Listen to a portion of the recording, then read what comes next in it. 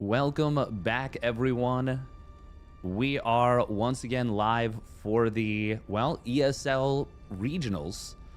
This is not the Asia Regionals. This is not the EU Regionals. We are coming to America, and that is why we have two North American commentators. I am not from America. I'm from Canada. And I am, of course, joined by Fear Dragon. How you doing, Fear Dragon?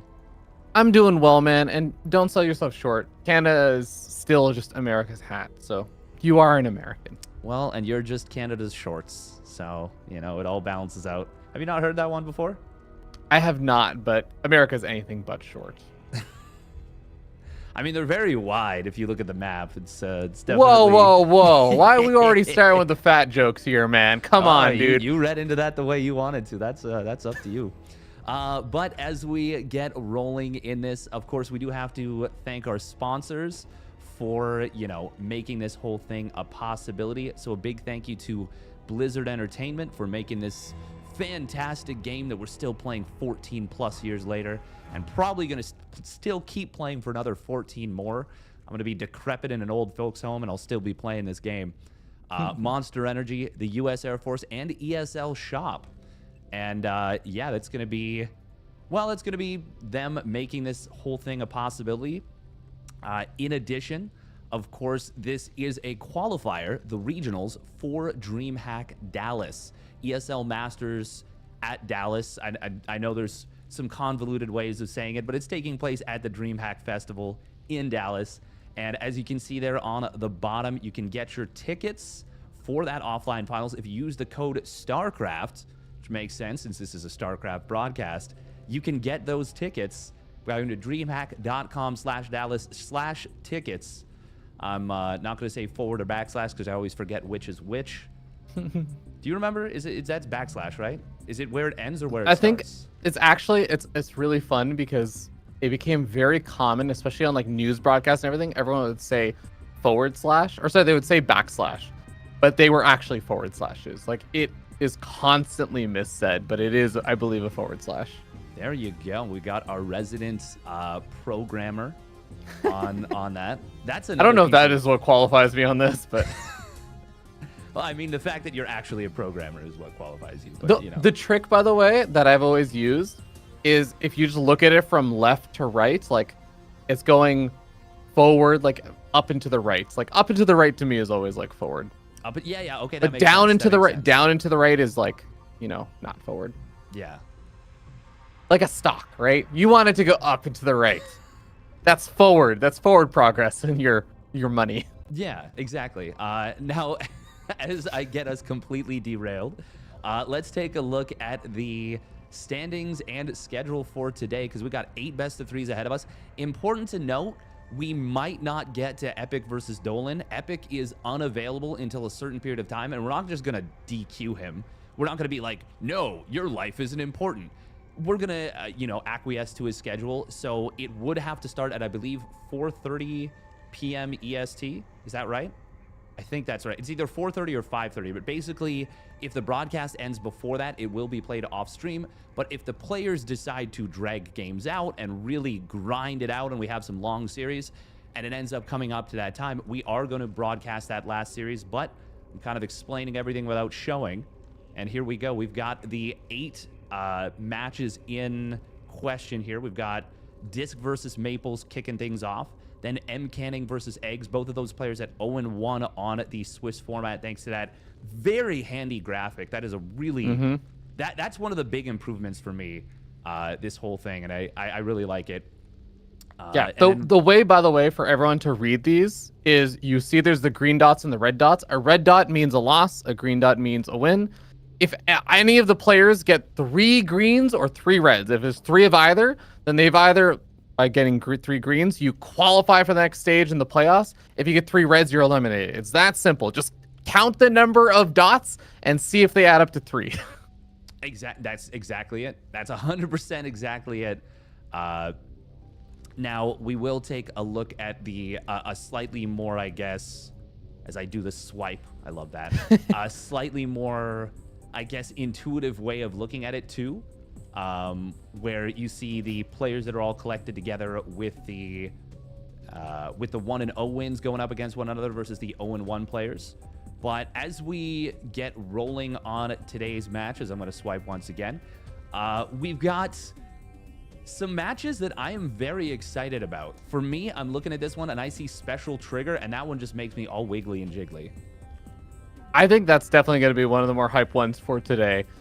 There's, I think, actually some pretty fun matches, and this is what the way I'm going to phrase it. I actually, you know that I'm a North American player bias person, but I think that it's not specifically just that we're going to have really, really top level competitive matches, Cyril, all that kind of stuff.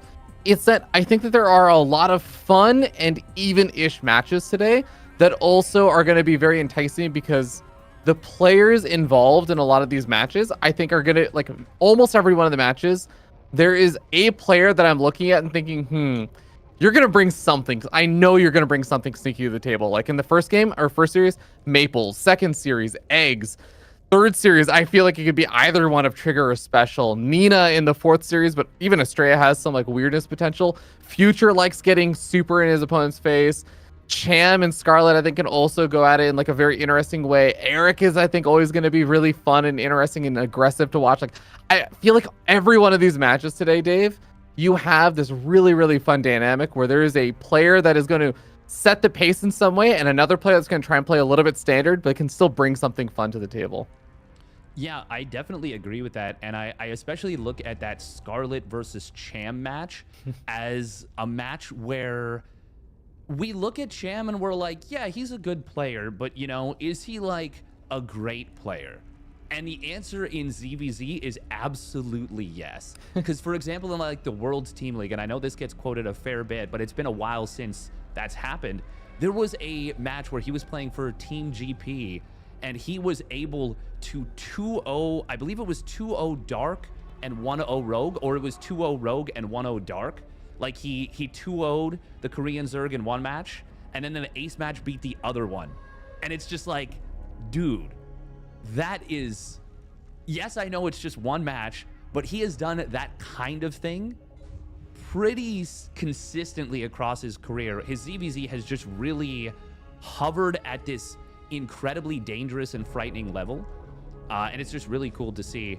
And he's actually done that to Scarlett specifically a couple of times. So I wonder if we'll get something similar to that once again, or if it's going to be, Scarlett kind of, you know, reasserting herself a little bit. Yeah, I think we'll have plenty of time to talk more about that series later on in the day, as we do have still a lot of games left over. But our first series, Maples versus Disc, I think this is going to be a really fun one. We'll talk more about this game, I'm sure, when we're actually just getting started. We're in the beginning stages of this PvP. But to me, this is really fun because I think Disc, he was that player that if you looked at him maybe 3 years ago, 4 years ago or something, he was a player that if you looked at most StarCraft fans, I think they actually didn't really know Disc that well. He was that guy that was maybe streaming sometimes, and you'd see him with like somewhere between 30 to like 60 or 70 viewers or something. And then over the course of that kind of past couple of years, Disc rose up and was actually not necessarily like one of the top 3 or something players alongside Neeb and Scarlett and Estrella and stuff, but he got very, very close to breaking into that. He was very competitive with a lot of those top players. And I think he is going to be an interesting contrast to someone like Maples, who has been around in the scene for a while, but the furthest Maples has ever made it is literally top 16. It's basically where he's at right now. He made it into a single season of DreamHack back in 2021. He has never been able to advance really further than that. So for him, I think this is going to be, again, like that second big proving ground he's ever really had to say, hey, I'm not just a player that qualifies into DreamHack. I can actually win some matches. I can get more than just top 16. Rogue, or it was 2-0 Rogue and 1-0 Dark. Yeah, it's it's going to be really interesting to see how that kind of shapes up. For now, yeah, we're still at like an interesting position. Sorry, I just gotta mess around a little bit. Yeah, I'll let you handle all this stuff as we are trying to figure out, getting sure everyone's in the lobby and everything. But yeah, I think this is going to be a fun kind of match between two players at sort of different stages in their career. But I feel like Disc was not that far off from where Maples was just a few years ago. So it kind of goes to show you that even in North America and stuff, like there's still that opportunity to rise up. We've seen players in the last couple of years that have risen up like a Disc or even like a Trigger. So Maples, I think he's definitely got a lot to prove over here, but if there is a matchup that you can kind of pull off a really, really sick kind of upset in, I do feel like PvP, a fun one for it. We have the new balance patch that we've already been seeing shake up PvP, especially in Europe, maybe a little bit less so in, it feels like in Asia, it's been a little bit more par for the course in how PvP was going, but in Europe, it's definitely changed. And in North America, I have for sure seen some players like a mix of going for the same old kind of PvP style, and then some players saying, yeah, bring on the Warp Prism Sentry drops and force fielding my enemy's probes and picking them all off. So I think it's going to be a lot of fun to see how things go in this one. Yeah, I think it should be a blast. Oh. Okay, well, looks like Niall is here, but we will have to wait until the next series, I think, to actually get him in. And that is just fine. All good. Niall, hard worker. He can take one game off for today. We're giving him the break at the beginning of the day. Get it out of the way. Yeah. And a quick note, again, as the standings page did show earlier on, both these players are 0-1. This is that somewhat uncomfortable spot where neither one of these players will be eliminated from losing this series, but you will go to an elimination point if you lose this. If you lose this, you cannot afford to lose any more series for the entire rest of the whole round. I always forget the name of this format. It's like Swiss. Not round robin. Swiss, yeah, sorry. Swiss format, yeah. Pseudo Swiss, whatever we call it. Pseudo Swiss, yeah. Yeah. All right, well, here we go. Starting things off in the bottom left for Team Gosu. It is Maples. And up here in the top right-hand side of the map, we have our blue Protoss player from Apprentice Esports. He is Disc. And yeah, I know that the term must win is, well, when you think of must-win scenarios, you think of actual must-win scenarios where a player genuinely has to win the game or, you know, they're legitimately out. But I do think of this match for both of these players, it kind of is a must-win for them. Because these are the kind of players that each of them, I think, has to beat if they want to have a chance of making the playoffs. Obviously, you know, it's not quite that simple because, yeah, you do have to just, you know, win against whoever's in front of you. But I really feel like if either player loses this one, they're just going to have such a difficult time trying to actually make it through. Yeah, I do think that you're right in the sense that there aren't really super weak players like relative to this level of play around anymore. So you do need to be able to compete at this kind of level in order to win any of the series, like including even the next one. So you're definitely right there. This is going to be a fun little start as we have Maples on that bottom side of the map, actually throwing up a proxy over on Disc side of the map with that single pylon, but the probe has already left. We aren't going to be seeing any buildings coming out of that or anything just yet. And he's just kind of poking around, getting some additional scouting information. We'll see if he decides to return back with that probe and do anything a little bit cheekier. Yeah, I think it's just a fake proxy, but it's in such a strange location.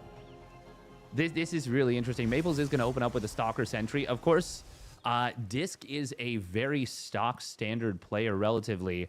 Oh, that's what Maples did. Oh my goodness. I missed this. He mined out the minerals here as a fake out. And now Disc is going to be looking all around the bottom right. He knows there's a pylon missing. Oh, this is such a great play for Alcyone. So Maples has sold the idea that he built a proxy Stargate or a proxy something by mining out these minerals. Oh, that is such a cool play from Maples. And Disc, he's just looking around. Maples, he's getting an Nexus. Oh, yeah. But there's the scout. Yeah, Disc is going to realize what's going on. He also sees that it's double Sentry, double Stalker, so that's going to be a pretty big reveal that, okay, there's a big gas investment. There's really unlikely that anything else is really happening besides this now. So Disc will be able to react appropriately. And I mean, Disc also got up his own Nexus behind everything. He is going to be going for his Robo, and Hallucinate Oracle pops on forward. Not going to actually be confusing anything, but both these players are pretty in the know about what's happening now. Yeah, I do like Maple's setup just a little bit better. The Twilight Council is better tech, and his Nexus is slightly ahead, and he's up 2 probes. It's all small, marginal stuff, but this is the kind of stuff that can springboard you into a successful mid-game. It's not going to win you the game, because it will come down to who has, you know, better Blink Stalker control, who is overall just a stronger player. But there are definitely... Well, it's just a good start. It's just a solid start. There's no other way to put it, really. No, I'm totally with you on this. And I mean, it is reflected in the fact that there still is no Twilight Council for Disc. He is really just going to be pretty far behind in that specific regard. So it will be kind of interesting to see how he's going to be able to try and compensate for that. If he's going to just try and get up a generally larger army or something, if he's going to try and just be more of the defender for a little bit. Time will kind of tell where things are going on that. But I will say, to exactly the point you were talking about, in a vacuum, outside of the context of this particular game, if you hand me both these players and say, who do you think is going to be stronger in the mid or late game? I would look at this and say Disc. Disc, yeah, that is his strong suit. He is a macro player, almost to a fault sometimes in the past, where he is just the player that wouldn't cheese. He's the player that doesn't like to get hyper aggressive in the early game, and I think he's gotten better about that. But that is something where I think it's going to be important for Maples to get those kind of edges in the early game. Yeah, I like to think of that as Gerald or Geralditis, where you know, they're when they can attack you, they're like, no, we go further. The old meme was, of course, Thorzane, the Spoon Terran. You know, kill your opponent with a spoon. When you're ahead, get more ahead. But of course, that's an outdated meme. The new hotness is Gerald. And I got to agree, I feel like Disc is a very similar player in the sense that he really likes to take the game late a lot of the time. And it does allow him to really have that sharp, extremely sharp late game. But it can lead to you being not super exploited, but a little bit. If you're a little bit predictable and your opponent knows that you're unlikely to go for a very aggressive timing, that can be exposed just a little bit, especially in a slightly preparation-based format, which we do have for these regionals. Yeah, now the positioning of these Stalkers moving forward is going to be really important to keep an eye on, because one of the observers for Maples did get picked off. He made 2 of them, so he does have a second one, and even has the Warp Prism over there trying to get some scouting info. But if he can find an angle to try and blink around and be annoying, he's going to be able to find some good damage. But look at this defense over here from Disc. Yeah, he's losing a couple of probes to the Adepts, but overall, I mean, really, really solid handling of the fact that there were 2 different angles that there was the attack coming in from, and the Stalkers just get completely pushed back. Yeah, that's really nice right there from Disc. Ooh, great force field to snag that Stalker. That would have gotten away otherwise. Yeah, it's the Observer. The Observer got sniped by Disc. Disc was able to gain control of that vision. He saw where the Stalkers were at all times. He split off a perfect number of units to deal with those Adepts. It does still put Maples ahead, but it could have put him way further ahead. Like, it could have put him way further ahead. And he already started with a small marginal lead. We're still in a position where neither player is in a dominant position, but Maples is slipping further and further ahead with that fast +1, with that what looks like is going to be a faster 4th Nexus. There's all these little marginal advantages that Disc is just kind of letting slip. But will it matter if he just is better in the late game and always takes better fights and always has control of the map? That's the question. Yeah, I think that's something we're definitely going to have to be keeping an eye on, because I think you're absolutely right. If we just look at things on the production tab, as opposed to the little army skirmishes and stuff, I feel like Disc was doing a really good job with the army skirmishes so far, as we once again see him kind of trying to ambush these units over the zone like a watchtower. Disc is doing a great job with all of that, but on the production tab, you're absolutely right. +1 weapons finished up there for Maples. Disc did a little bit of a move out, and he doesn't have +1 weapons. He doesn't have charge about to finish up. He doesn't have as fast of a 4th base. He doesn't have a Templar Archives on the way. You're absolutely right. And actually, almost to the opposite end of it, Disc is even investing into, you know, photon cannons and stuff for the defense. He was the player that earlier on in this game was also investing into shield batteries when Maples was completely skipping them. Disc is kind of doing this funny thing where he is setting up for a late game and also investing in defensive structures, even though he's not necessarily getting like attack super hard or anything. All of these defensive structures so far have not really been paying off. Yeah, and this is almost a little bit of a reputation type of move. It feels like that Disc is going for. Like, he builds these cannons, and they make sense in the mid game of PvP when you're in a good economic position. But I think this is a little bit early for standard, especially with him being slightly behind, because this is like this is an anti-DT play. Obviously, these cannons and shield batteries everywhere. But Maples is he's just leveraging his advantage into bigger army. And if he hits a +2 timing with charge and a bunch of Archons against an opponent that has very few Zealots, is trying to go into Disruptors and no +2 weapons, and I don't know, this could be a super devastating timing. I love that he's moving out right now. I am very scared for Disc on this 4th base. No, absolutely. I'm 100% with you. Robotics Bay about to finish there for Disc, but he needs another 30 to 40 seconds to get those first 2 Disruptors out. And they're simply just not going to be here in time for this push if Maples goes. Maples at his front door. He's done his warp in with the Warp Prism. The Zealots are ready over here. +2 weapons about to finish, like you were saying there, Dave. A blink forward there from Disc. An interesting blink forward. A shield battery overcharge on the back shield battery. But you can see Disc is getting obliterated on that front line right now. All 3 of those Immortals getting caught by the force fields. Those were perfect force fields for Maples. And he is just going to absolutely crush through. We do have these Stalkers trying to retreat into the corner. Maples needs to get on top of them, but even if he doesn't and they do get recalled out, this is a dead 4th base. This is a huge fight going in favor of Maples. What a start for him in this group. And now behind us, he starts his own Disruptor transition.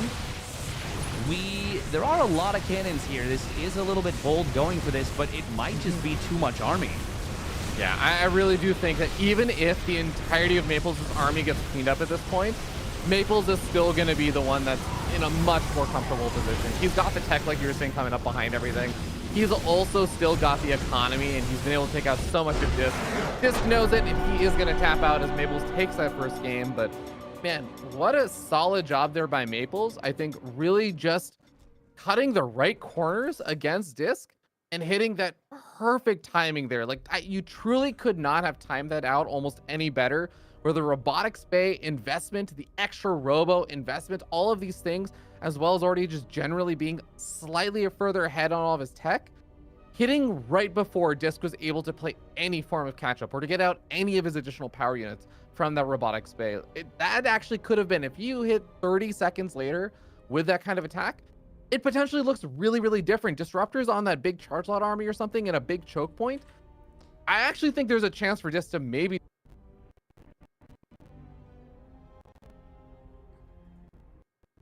I apologize. I just completely cut off Ravi. I went rogue there. Adding Niall to the call. Yeah. But overall, just all good. Overall, a very, very solid kind of thing there from we saw Maples. Like, Maples, he got the lead. He was able to exploit that lead and find the exact right timing. I think it is an underrated skill to be able to hit that kind of find of a timing and to know, okay, I have a lead. When do I capitalize? When do I cash in on my lead? Because if you wait too long, then things like Disruptors, power units, can actually give your opponent opportunity to like reclaim it, right? There's suddenly like a power unit there that, yes, in theory, if you play perfectly, you'll still be winning. But there's just this opportunity you're giving to your opponent to like make their way back into the game. And Maples just played that out perfectly with the timing of saying, okay, now is the absolute last second I can cash in this lead before things get a little bit dicier. He did a great job with it. Yeah, that was a fantastic game plan and setup from Maples, and I'm really excited to see if he can keep that going as we are going to be getting into game number 2. Yes, sir. Heading on to Golden Aura. Yes, we are. Spawning up at the top left for Team Gosu. It is Maples in the red. And down here in the bottom right-hand side, we have our blue Protoss player from Apprentice Esports. He is Disc. Kind of interestingly, I mean, I really did come into this series thinking, okay, if there's a player I'm favoring, it's going to be Disc. He just has the name recognition behind him. He has that experience. Maples, it's literally his second season qualifying into the North American regionals. And I mean, Maples is already starting off really, really strong after that first game. I'm really liking what he's bringing to the table today. Yeah, me too. I'm a huge fan of how he approached that. And you said that best, I think, because you can get yourself ahead. That is not a crazy feat at this level of play to be like, oh yeah, you know, your +2 timing is faster, your Archon timing is faster, you have more charge lots. Like, that is not necessarily the most difficult thing to do, although it is obviously a sign of great skill. But what really makes the difference between like a good player and a great player, in my opinion, is what you said, which is recognizing that and being able to take advantage. And you looked at the timer on the right side, it was ticking down to 3, 2, 1 seconds as his units got in there. That was about as razor sharp of a timing in terms of hitting it as you can get. And it worked out really well for him. And I'm just excited to see that. Maples is going to get the probe kill there. Oh my goodness. He starts off with a game 1 victory and gets mental damage in game 2. Yeah, it's really annoying to lose that scouting probe like that, because that scouting probe is a thing that can sometimes maybe move around and maybe throw up like a pylon somewhere so you can warp in adepts later on, or you just get an idea of what are the first 2 gateway units. Are you going for double stalker? Are you going for double, you know, adept, which is another really common thing that we actually see Maples going for, or even just Protoss players who've been opening up with sentries. PvP is in a little bit of a state of flux in terms of what is the best way to open right now. So if there was any time to be annoyed with losing your scouting probe, it would be this time in the meta, I feel like. Yeah. And not to mention the fact that there was a fake proxy in game number 1. There's another fake proxy in game 2. It is not uncommon to set the table. Oh, ooh, nice scout. Okay, I was going to say, he definitely wants to... Is he really going to return for it? No. I think it might be worth it to deny the scout on the Nexus. Yeah, yeah. That is a cute little pylon there. Doesn't achieve anything. I don't know what the goal was there, but... actually, yeah, was there any positive benefit to building up? I don't think there was. I think that was just one of those things he did. Oh my god, okay. That was actually such a cute attempt there from Disc. He tried to pull his stalkers back, because you remember, Adept Shades don't have a super large vision radius. So Disc tried to pull his stalkers outside the vision radius of the Shades so that they would complete. Didn't end up working out, but this is going to be working out quite well for Disc. He is nearly going to be able to get his kill on this first stalker. He does secure that kill. 4 stalkers versus just the 1. Warp Gate's finishing up. Oh no. Denies the full wall in over there. Picks off some probes over here. Might be able to kill off another stalker. There's only 2 Warp Gates available. So Disc could actually very well end up potentially doing game-ending damage here, Steadfast. Oh my god. Yeah, this is kind of crazy. Oh, that's a great force field right here. Still, that's all of his Warpins using. The Stalkers were able to shoot from the low ground, so they actually find way more damage on that 1 Stalker than they should have been able to. Disc is going to be able to get in here once again. He's already killed 7 probes, and just like that, Disc has turned this one around. There is a Dark Shrine trying to be completed. We've already got a robotics facility on the way. Oh, and that is an Artie Mictosis pylon. Where are the Warpins? Okay, there's Maple's Warpins. I was like, where are Maple's Warpins going? We're going to see an attempt to surround these Stalkers, but they just skedaddle on out. And at this point, I'm willing to call this one. I'm willing to call this on time of death, I think. Yeah, I mean, the reality is, even though the Dark Shrine finished up, there's no pylon right now. The pylons are being built, but almost every single probe is going down, and a Robo is finished. An Observer is halfway done before the DPs are warped in. This truly, I don't blame Maples at all, because he doesn't know that the Robo's finished up. It's possible the Disc has forgotten about it. Why not try and play it out and just see what we can get done? Realizes it's not going to happen. GG is called and just ties up the series with such a strange game number 2. Yeah, that was a really strange game number 2. That was super bizarre. Cool, very cool, but one of the weirder games I think we'll see. Yeah, I kind of chalk it up to like a couple of things. One is that the way that, and again, it's a calculated risk when you do stuff like that as Maples, where the double adept opening is nice for getting scouting information. You also try to keep your opponent at home, because The Adepts have the potential to try and zoom into the main base and be annoying or something, but if you get that full wallop off, you can try to just be aggressive. And it's the fact that Maples did that, plus also doing the fast, calculated tech up to Dark Shrine behind it while foregoing a lot of the follow-up units there. He really only got up that extra, like, Stalker Sentry, which is, again, not a super great fighting combination. He doesn't have any shield batteries or anything, and it's a 4-Stalker opening there from Disc. Like, everything just that Maples was trying to do as a calculated risk did not work out well, and Disc just saw the opportunity and pounced on it so quickly.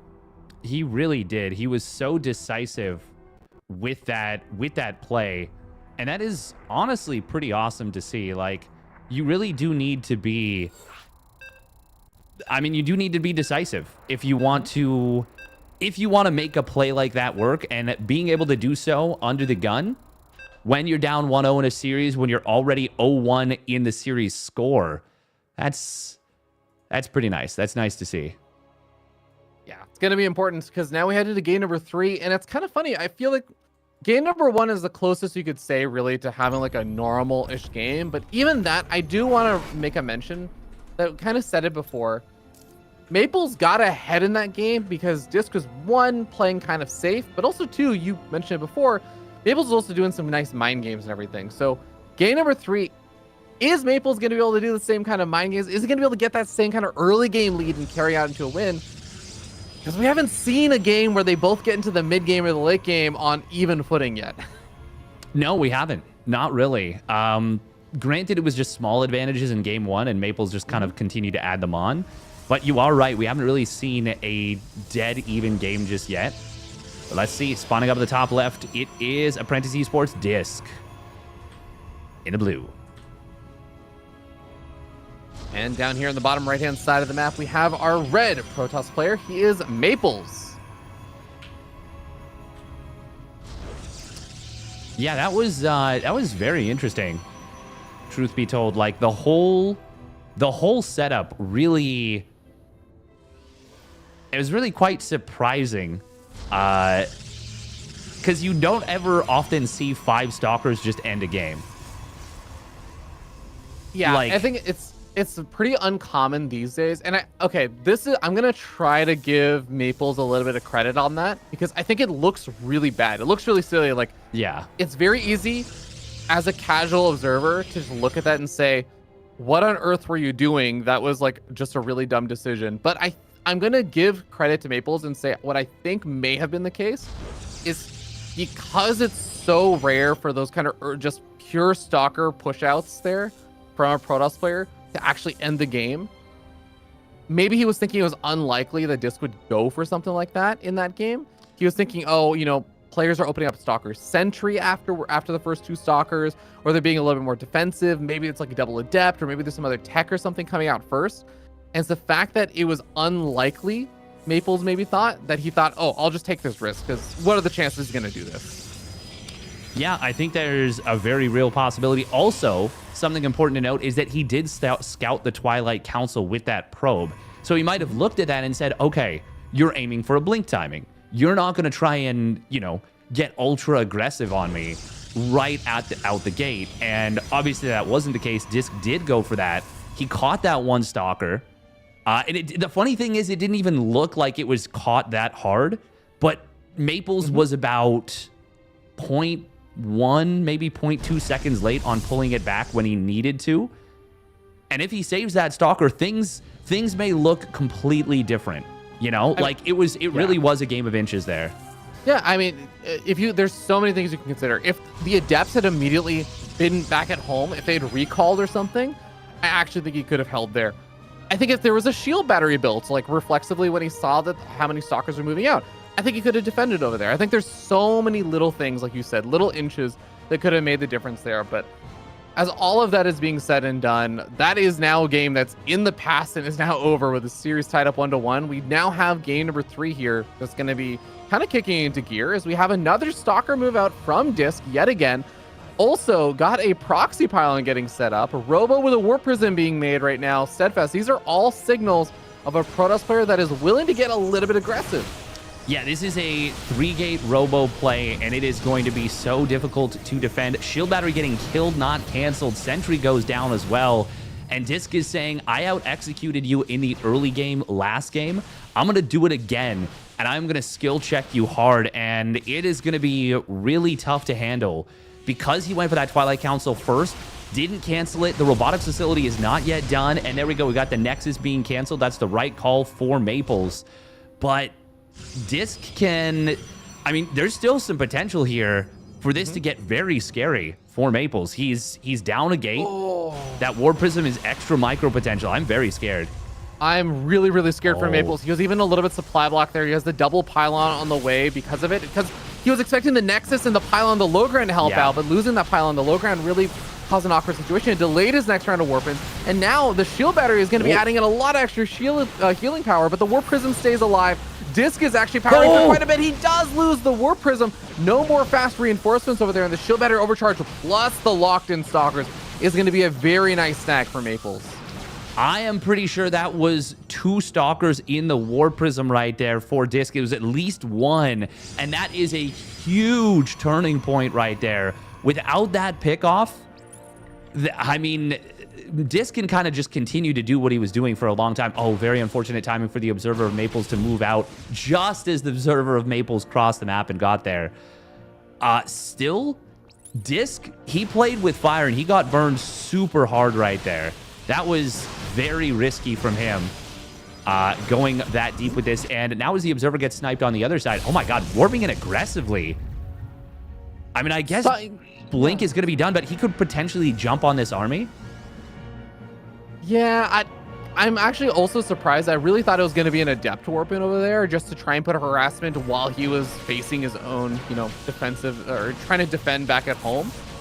But yeah, Stalker warping is going to be interesting. Like you said, Blink is going to be really, really helpful for allowing him to just be offensive and out on the map. And I really do think this is now going to be Maples' game to lose. Like, he can be aggressive. Now, the real question also is, can Disc put on a little bit of pressure with that Warp Prism while defending back at home without his own Blink? Yeah, that is the question. I mean, Maples should see that there's no Nexus, and he should just chill out. Oh, another Observer is going to go down. That is... Oh, nice little Blink. Almost grabs a Stalker on the counter. Losing the Observer, obviously, is painful for Maples, but I think he should just chill. I don't think you need to be on the map right now. You're the one with the probe lead. You're the one with the rebuilt Nexus, and you know that your opponent doesn't have a Nexus unless it's hidden somewhere on the map. Granted, he might not be expecting this Warp Prism. Oh, but that's a very quick recall. Nice job. And do you just... Yeah, I guess you just sack... No, okay, he's going to be able to save the Adepts. Feels like Maples was a little bit late on the Blink there. Yeah.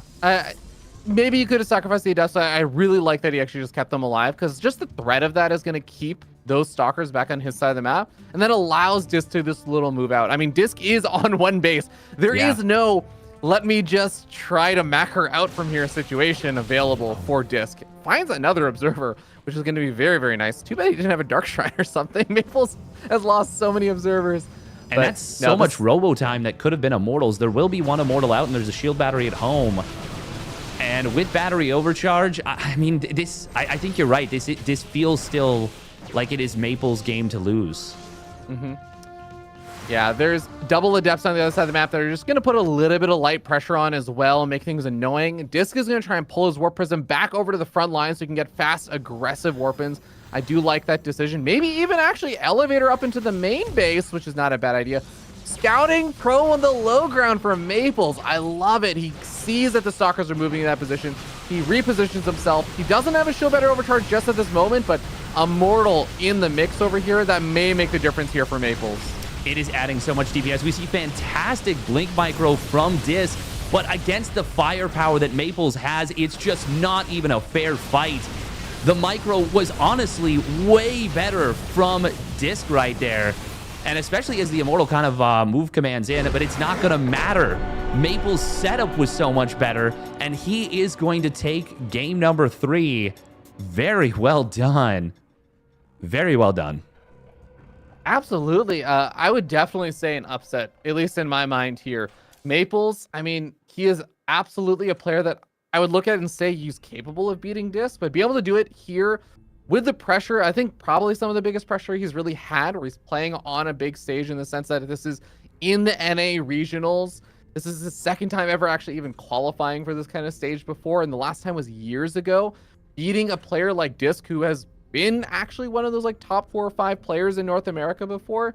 This is a really, really sick result over here from Maples. It's not over for either one of these players just yet in this group stage, but this is something that Maples can absolutely be proud of. Yeah, no, he absolutely should have. And it should be very well done, because Disc, it feels like after game 1, he was like, I'm just going to kill you. And game 2, obviously it worked out for him, but game 3, Maples was able to get the snipe on the War Prism. For me, that was the key moment, the TSN turning point that allowed him to survive. And from that position on, he made a lot of good decisions, got that Immortal out, and that was the MVP of the fight. And now he's taken his first series. I'm really impressed. And we are going to head to a quick little 5-minute break, and then we will be right back with our second series of the region, which is going to be Mcanning versus Eggz. Stick around.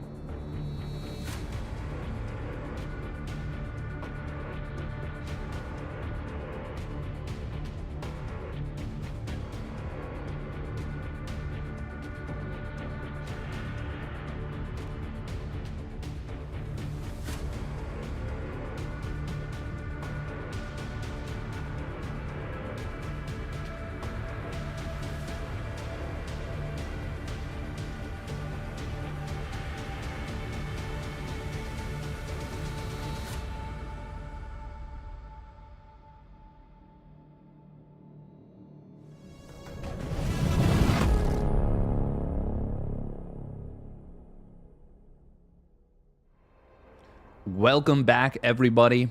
I am once again Steadfast, and I'm joined once again by Fear Dragon. We talked about this one a little bit before we got started off. Eggz versus Mcanning. This is going to be really fun.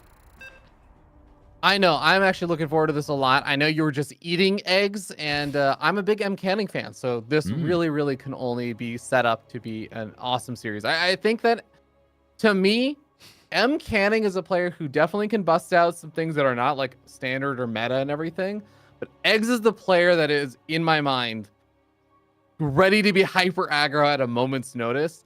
And Mcanning, I think, is the player that I think if the game goes longer, I'm going to start favoring him a little bit more and more and more. So this should be a fun one, man. I'm looking forward to this. Yeah, in terms of comparing the two players' accolades, I think Eggz has one obvious moment that really sticks out in his career, where he defeated Special in the Copa America back when that was a thing. To be honest, that hasn't been a thing for a hot minute, but that was a really awesome accolade for him. And we'll see if he can kind of channel that once again as we get into the series.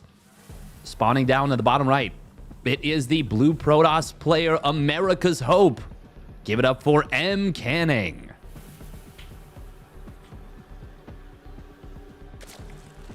And up in the top left-hand side of the map, we have the red Zerg player. He is Eggz. He's going to be representing Platinum Esports. Platinum Esports, a pretty cool org. They are an organization that kind of sprung up as a result of the World Team League, allowing you to send a second team. Now, they are technically a different team from Platinum Heroes, but they are... It's kind of like now I guess Talon. Is it? No, not Talon. What is the team that Offside or Onside Gaming became? Didn't they become like onside or... Oh, I know what you're talking about for the World Team League. You know, I'm so bad at remembering the names on these things. So there's Offside is the team, the new one. By the way, we've got Mcanning faking a cannon rush, and Eggz sent his Overlord a little bit too far forward, didn't have it actually covering the back. Mcanning will cannon rush you. He is one of the players that will still do it, and he's real good at it too. So he does force Eggz to pull a drone. It might not seem like much, but it shows that at least Mcanning, I guarantee you he's got just the tiniest little smirk on his face, like, ha, got him. just the littlest smirk. I will say, if we're talking about skill sets and things amongst players, one of my favorite things about Mcanning, it's I think something that makes him really fun to watch. And this is, I think, one of the reasons he was very successful as a streamer. But as a player, he's also a lot of fun to root for, because I think if I had to say his two strongest points are, one is, of course, I have to just say disruptors. His disruptor control is just really fun and really solid, which also always makes him really fun.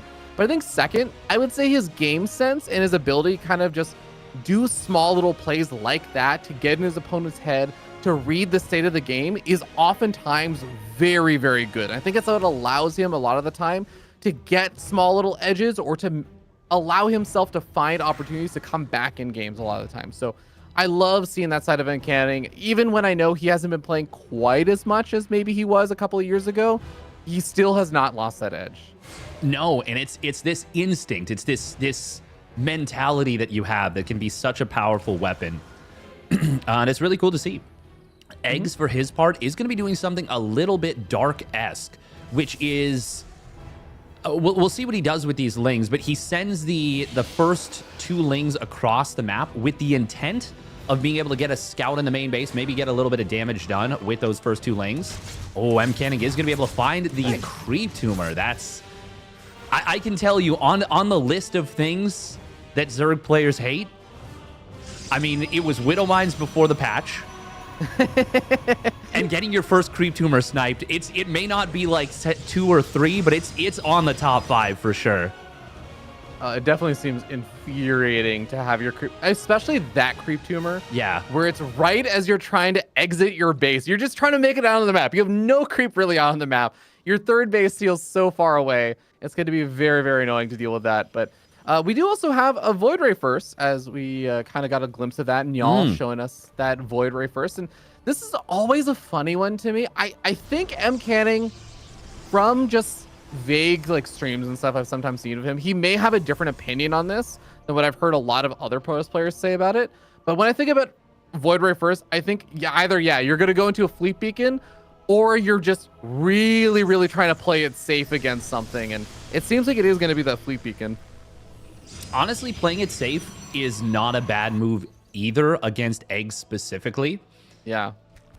And we do have this Baneling Nest. It looks like it's actually defensive in nature, which is kind of strange. Eggz is going to come in here. Might have been able to get a cancel on the Nexus, but instead just settles for the probe. And I think it probably would have been a waste to go for that Nexus, because even if you get it, it's like it just started. You're probably going to lose all your lings. So I actually like the decision to get the small thing, especially since he forced that Oracle's Pulsar beam to be used.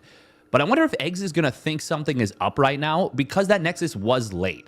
It was about 40 seconds later than we'd normally see. And that has to mean some kind of tech, whether it's aggressive tech right away, or it's something like, 2 Stargate Carrier, or in this case, 2 Stargate Tempest. Yeah, this is going to get really funky. Pylon snipe with a Baneling. I mean, I guess if you made 6 Banelings, you might as well use them on something, but yeah, I don't know if that was necessarily going to be worth it, but at least it does supply block Mcanning. It actually does delay the next Tempest, which is surprisingly nice. He's very supply blocked right now. So, and Tempest also revealed. It means oh wow, that's actually huge that the Tempest is revealed like that. That was, I think that's actually a big mistake to show it right there. Because now there's going to be so much time to respond to this. Mcanning is going for just 3 Tempests?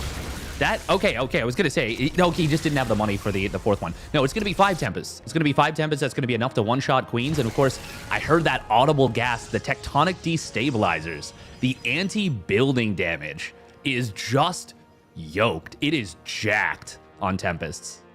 It is really fun to go for it. Now, it is going to be fun to see how Mcanning decides to make his journey across the map, because he is on a very small set of units right now. It's basically just the 2 Adepts, a Stalker, and a Sentry back at home to deal with all these little Lings and Baneling run-bys.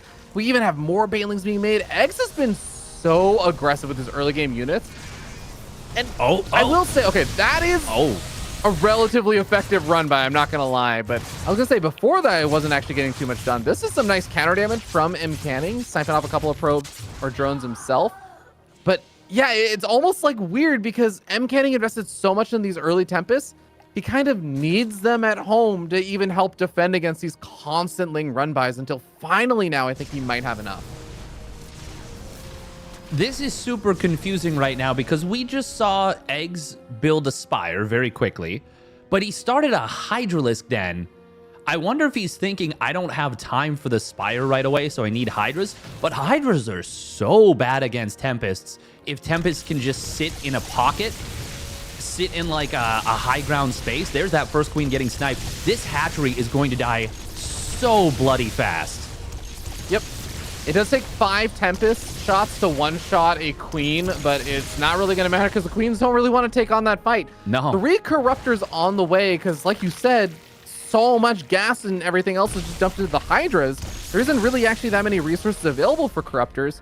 And I don't know, this gets really weird, because there's even a couple of Void Rays out. There might actually be almost as many Void Rays as there are Corruptors. Yeah, I gotta be honest, I do not like this response from Eggz one bit. I think that Hydras are just not the answer against Tempests.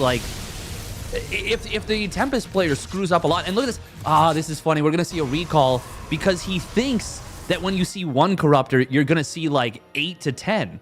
And that's actually a very valid response, a very valid read. But in this case, because like you said, so much gas was put into those Hydras, there actually wasn't enough Corruptors to fight the Tempest there.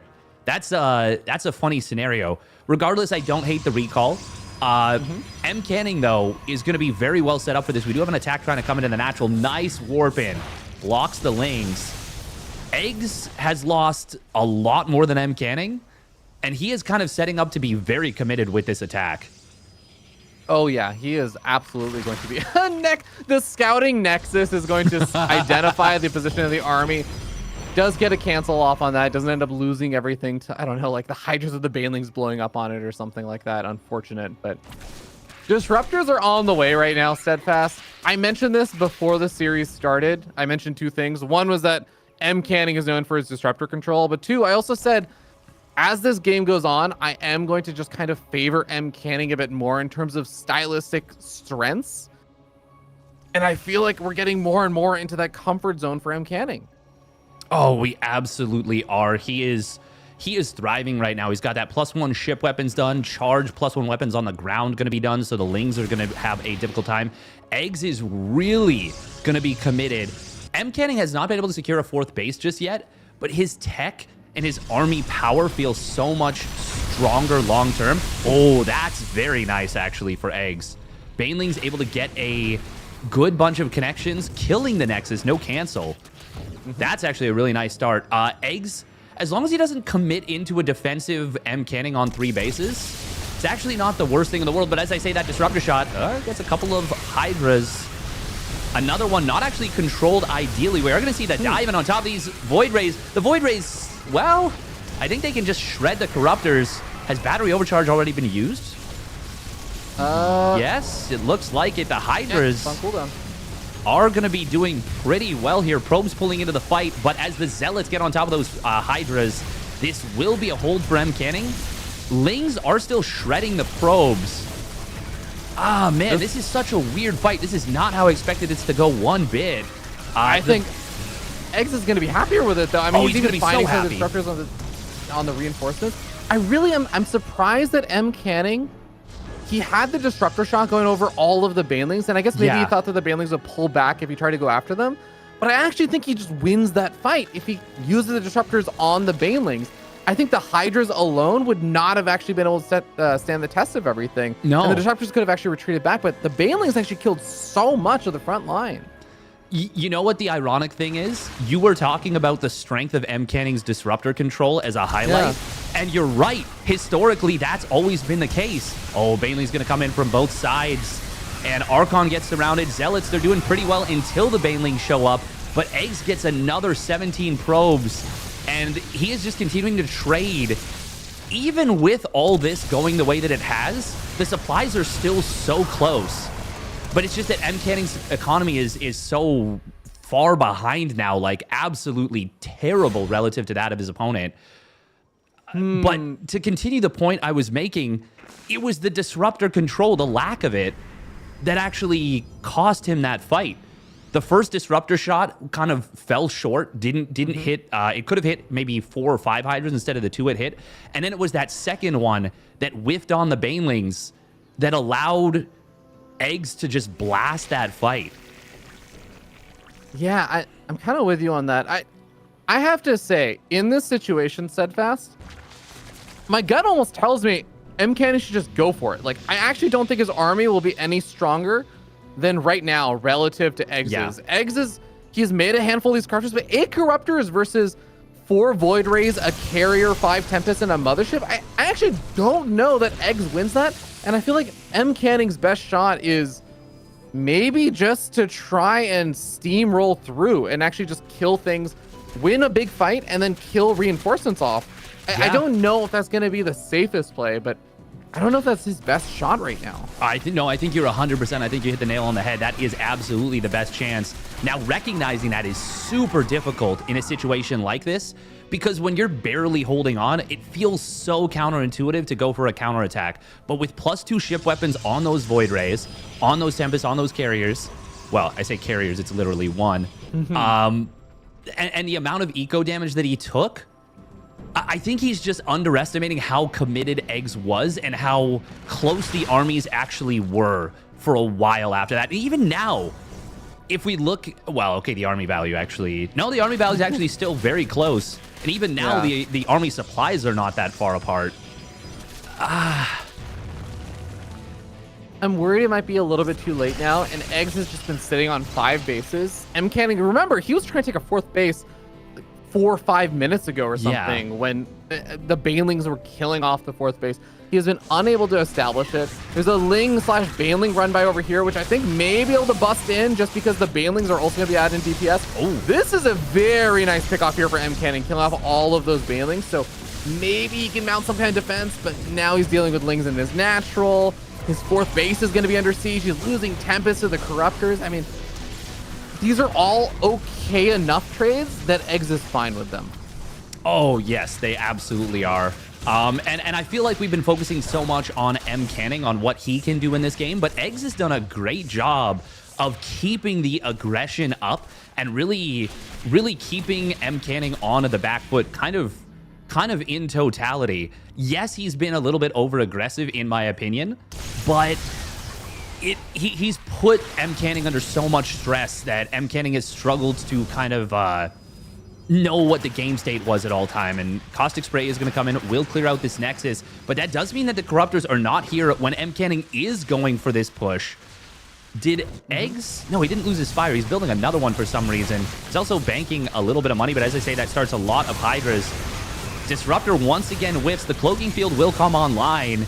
There is a Spore Crawler here to provide detection. Corruptors are going to come home. This is still such a scary army to deal with.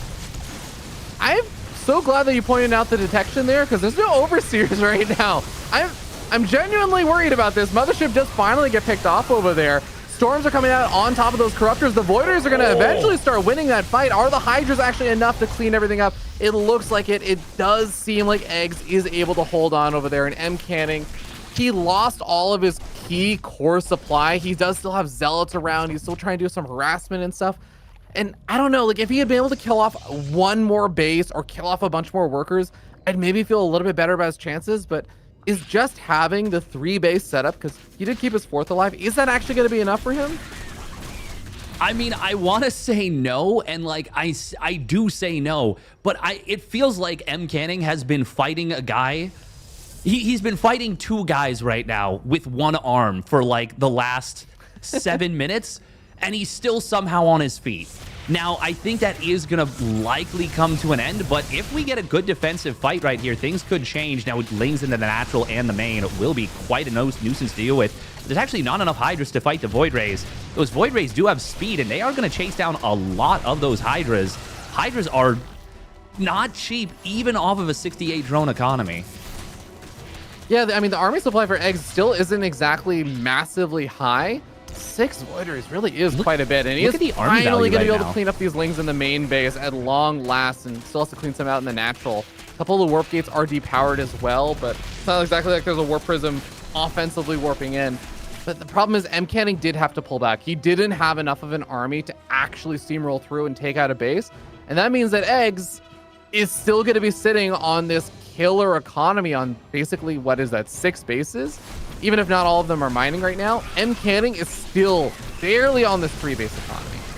Yeah, and basically every trade that is even is so good for Eggz right now. Now, Mcanning is not letting him end the game, but as the Nexus in the natural got like knocked down, even though there wasn't a lot of resources there, now Mcanning is on 1 leg and 1 arm. You know, like he is continuing to just get hobbled over and over again, while Eggz is comfortably mining off of 6 bases and a 30 worker lead. Like if you look at the income advantage over the last, you know, like 7 minutes of this game, it has just been all Zerg. Eggz, I think the big final piece that he was missing against what his opponent has is those ultras, because now it's going to mean that High Templar, like you can basically run like 4 ultras into the army, clear out the High Templar, and then the Hydras kill everything. Yeah. As long as those High Templars are not able to get off magnificent storms on the Hydras, Eggz's army should be able to steamroll through. Parasitic bombs on top of the Voiders as well. A big recall as well. That is going to leave the parasitic bombs behind, I believe. Oh no, it recalls the parasitic bombs too. It recalls, yeah. But you get to the shield battery and then battery overcharge heals through it. Yeah.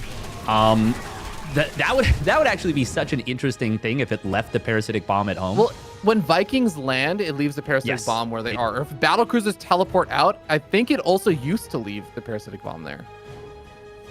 Oh. I don't think so, but I'm not actually 100% on that one. I'll have to double check my 99% right about the Vikings fact notes, like at some point. Yeah. Oh yeah. 99% useless facts. I should know this, but yeah, it's been a while since I looked at it. I did always love the interaction of Vikings cleansing Parasitic Bomb by simply just not being in the air anymore. Yeah. Fun fact, when you Phoenix lift a Baneling, if it dies in the air, the splash damage still goes through on the ground. Yep, only on the ground. And we do have a lot of Banelings on the ground. Going to be storming on through. Ultra's also here. The army was over by the top right-hand side. Mcanning is not going to be here in time to actually save the Nexus. Can he at least punish the army? Can he at least find some kind of value from this? It doesn't look like it. The High Templars just a little bit too slow to actually get a whole lot done. And nice split off over there on the Void Ray. High Templars, though, oh, they're getting chased by the Ultra Steadfast. Ugh. Yeah, this has just been the longest death animation. And granted, it wasn't a death animation this whole time. Mcanning's been behind for a lot of this game, but he hasn't been dead for all of it. But for the last like maybe 3 or 4 minutes, he's been pretty dead on his feet. Yeah, it was kind of crazy to watch because Mcanning really was making Eggz work for it, but at the end of the day, Eggz only had to work a little bit for that just because he was so far ahead at that point. So nice job by Eggz, of course. I was crediting Mcanning a lot and just being able to win things out in the late game situation. That did go to a inarguably late game situation. And I'm kind of with something that you said earlier. I do wonder if you put that in the hands of like us, you know, just so that it's like not insulting this, how I say this, like if Cyril or someone was controlling that and you're just a little bit less aggressive, could you just still win there without having to like be as stressed about it? Because it did feel like Eggz was actually sacrificing and attacking in a lot more units and losing a lot more there. But that's, I mean, I know that that's also like theoretically maybe what some top European Zerg player or something would say about that game. But at the same time, I just appreciate that that's kind of what Eggz does. This is just the way Eggz plays. This is his style. This is his comfort zone. Sometimes maybe he's not always getting the most cost-efficient trades, but it is stressful to play against that kind of style. It is really, really tough. And you saw that earlier when we were talking about that moment. Mcanning looked like maybe his best shot was to just go counterattack across the map. And you pointed this out, Steadfast. Like, attacking when you're just constantly getting battered down is really tough. It reminds me of like if you're in an actual physical fight, you know, what's the saying? Everyone has a plan until they get punched in the face. Yeah. When someone's punching you in the face, it's actually really hard to find that kind of courage and muster something up to attack back. A lot of the time, people just kind of turtle up, and that's almost what it felt like Mcanning had to do in that situation. And that's, I think, one of the most powerful things Eggz always has going for him about his playstyle. I actually really love that that's kind of the way he went about it. Yeah, no, it felt like to use a Dungeons and Dragons term, because yes, we are all, not all of us, but I'm a big geek and I'm a big fan of Dungeons and Dragons. It felt like a monk, just constantly flurry of blows, just exactly what you're saying with these unending attacks that gave no quarter, no space, no opportunity to ever really breathe.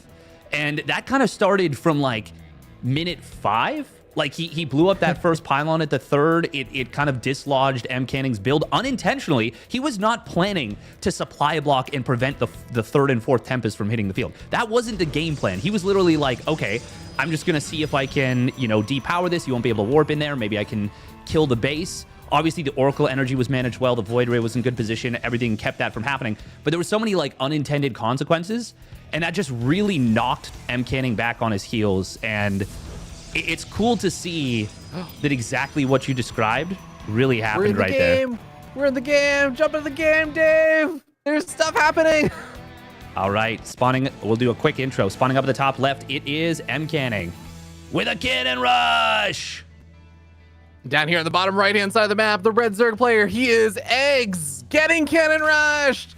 Dave, I live for this. Oh, the Overlord's going to scout this, but I want to note that even if you scout this pylon positioning, this is my favorite type of cannon rush because it's the kind where even if there was a 12 pool or something, your pylon and your gateway and everything is far back enough that you can actually still just get up this cannon. There is a drone. You know, this is kind of a weird drone pull because it's 5 drones. yeah, you can't really deny the actual cannon over here. You're not really going to deny a whole lot, but you're losing a lot of mining time from this. It's so much mining time that you're losing, and it really undercuts the ability to defend. We are going to see Eggz getting a second gas on the main base. He will be going roaches for the defense. But the drone pull, it feels like it achieved nothing right there. It feels like all it did was just make this defense for Eggz 10 times harder.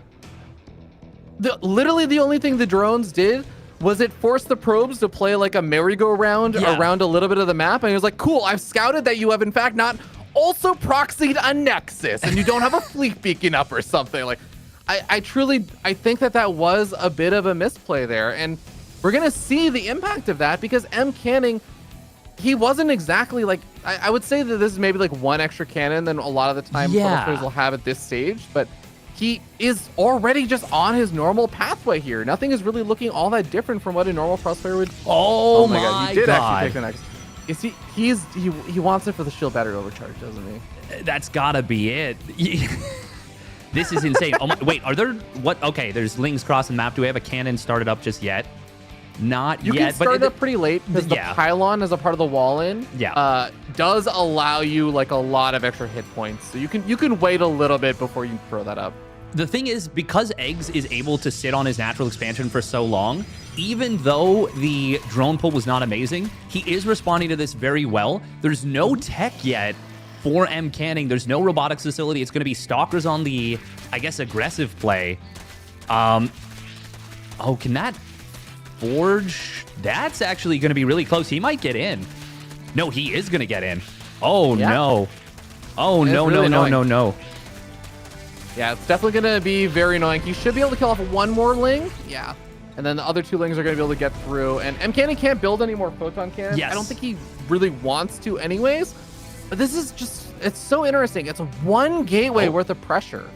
One Ling just went down.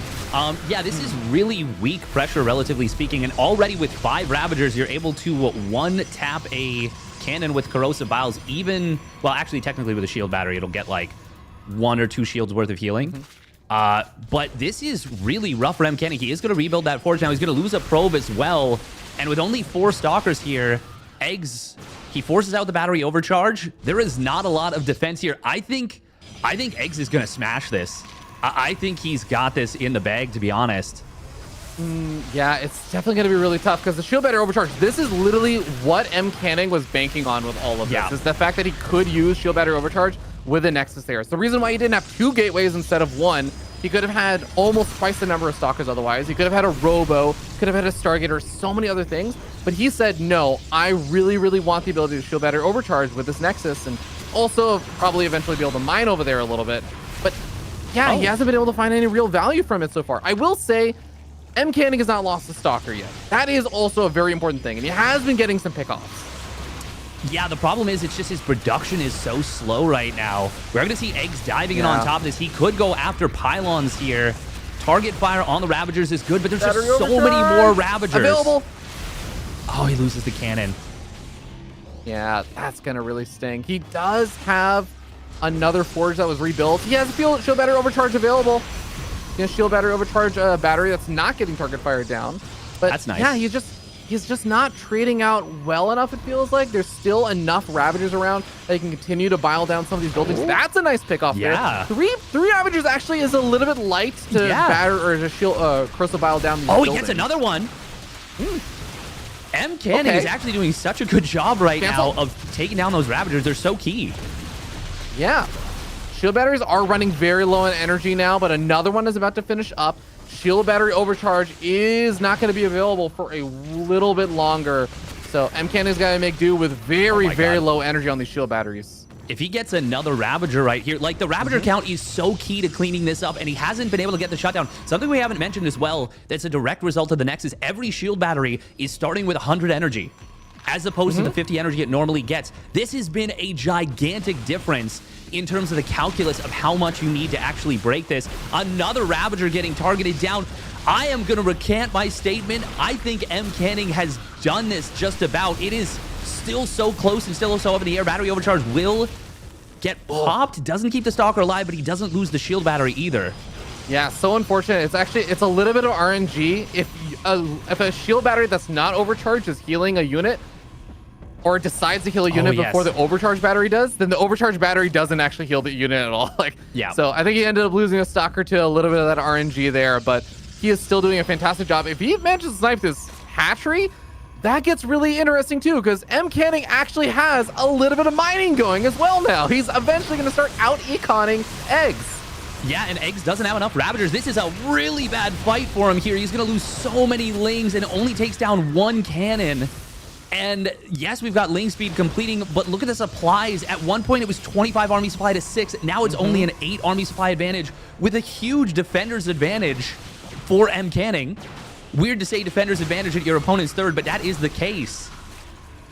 Man, I don't know what to think about these Lings running across the map. I guess, remember, Eggz did see that he had knocked down the Forge earlier. He didn't know that a Forge was rebuilt over there in that exact same location. So I get it, but that is also going to be painful because he was actually losing some time. That he's trying to do a big fight over here. He's trying to break through, and he doesn't have a bunch of his Lings. He's able to maybe slow down a little bit of things, but that's enough Stalkers right now. Dave, I think he's going to get the hatchery in the next volley or two. Yeah, this is becoming an inevitability at this point. There is so much static defense here for Mcanning. Oh my god. Get a Dark Shrine. Oh my god. Mcanning. My man. Waving his American Protoss flag wildly in the wind. Hair's just sweeping back. He's got, you know, his Pabst Blue Ribbon. Oh man, this is a beautiful game from Mcanning. Yeah, that Ravager count is getting built up a little bit. I'm going to say it's not 100% over just yet, but it's looking pretty bad for Eggz right now. He's going to try and break through a little bit. That is enough to kill that cannon. And there really aren't that many cannons left over, so if he could actually deal with the Stalkers and push things back, maybe he could have some chance. But what's he really falling back to? It's like we said before, Mcanning's actually getting up additional tech. He's not even just reliant on the Stalkers anymore. And that is the biggest concern to me right now. If Mcanning had no additional tech behind this, I would maybe say Eggz is in a bad spot, but maybe he can make some miracle happen by breaking through with all the cannons gone. But that Dark Shrine is getting so close to finishing now. The one thing I will say, with only one gateway this whole time, the production is really rough. Stalkers are going to get caught a little bit here. Yeah. All the Lings are down, though. Oh, this is actually... Oh, my God. This is still so weird. Now, if he warps in a DT, there it is. Spore is coming on in, but it is going to be a powerful DT. Where is the Spore? He can actually just click the hatchery. Just click down the hatchery, yeah. Oh, and this is exactly what I mean. Imagine that there wasn't a Dark Shrine there. Then Mcanning was actually losing a surprising amount of ground. There's a very real chance he'd lost a bunch of probes there as well. He's going to be recalling probes. But again, he has lost most of his shield batteries over here. This actually looks a little bit dangerous, but the DT changes all of the math. It makes everything so much more okay.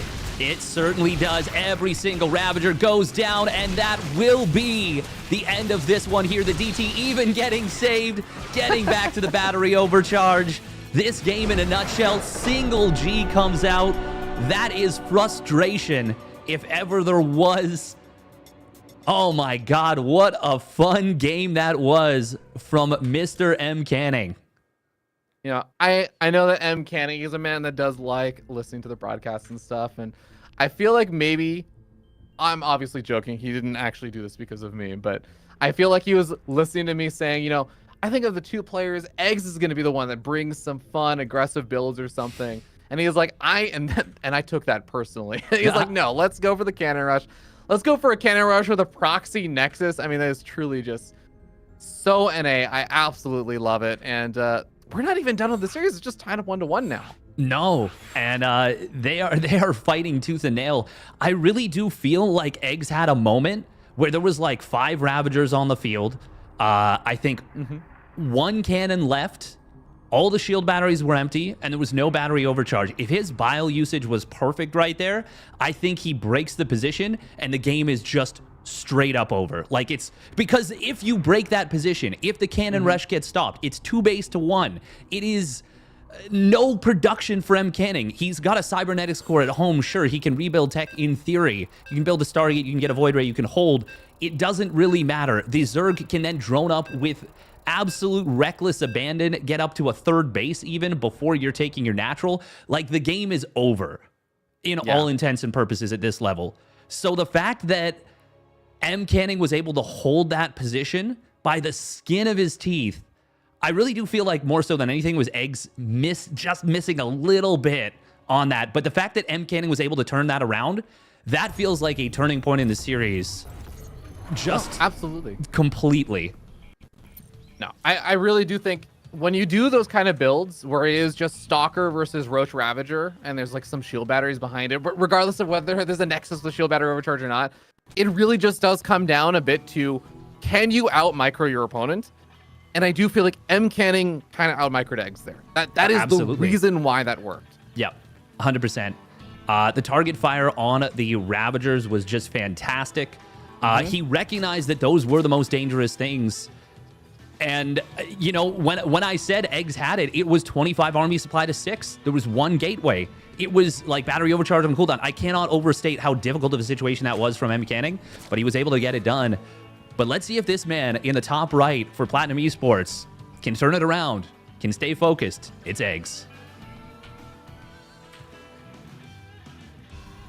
And down here on the bottom left-hand side of the map, we have the man, the myth, the legend. He is the can man himself, Mcanning. In the blue.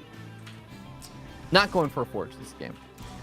Man, I got so excited that last game, Dave, because not only did I see the Forge last game, I saw a Forge that was not on the low ground. Yes. It wasn't just like, I'm going to do a light cannon pressure play. I'm like, this is a main base Forge. This is a true proper cannon rush. And I love to see it. And kind of leads us into a fun place where we go into game number 2 or 3. And we've had some really, really strange variety of games so far already. Yeah, this has been, you talk about like the European mantra. I think you were mentioning like, oh, you know, if Cero played it out, blah, blah, blah. This would be a game that if this were on, you know, like a Hearthstone game show or something, and you asked every player in GM if this was a European or an NA game, every single one would say this is an NA series. Like this is as NA as it gets. Yeah, this has been such a fun series so far, and I'm really enjoying it because both players are giving it their all. But I want to go back a little bit to the mental state of Eggz right now, because a game like that, so anyone who plays StarCraft 2, anyone who ladders, knows that the game is frustrating. It is frustrating to play, but there are some things that are more frustrating than others. You know, when you lose to a player who, you know, like they really out control you, whatever, like it's like a 35-minute macro game, and you know, you get some hits in, they get some hits in, they narrowly edge you out, you know, you played well, you're like, okay. But when it's a cannon rush and you know you've got a hold on it and it just slips through your fingers, that is one of the most difficult things to recover from mentally. I can hear it in your voice, Dave, because I've seen your ladder streams, and I know there's a little bit of personal feelings in this there one. is. This is where I'm able to contribute the most as a commentator, is that true feeling in your gut where you're like, Gah! I'm not going to be creative right now. To see it.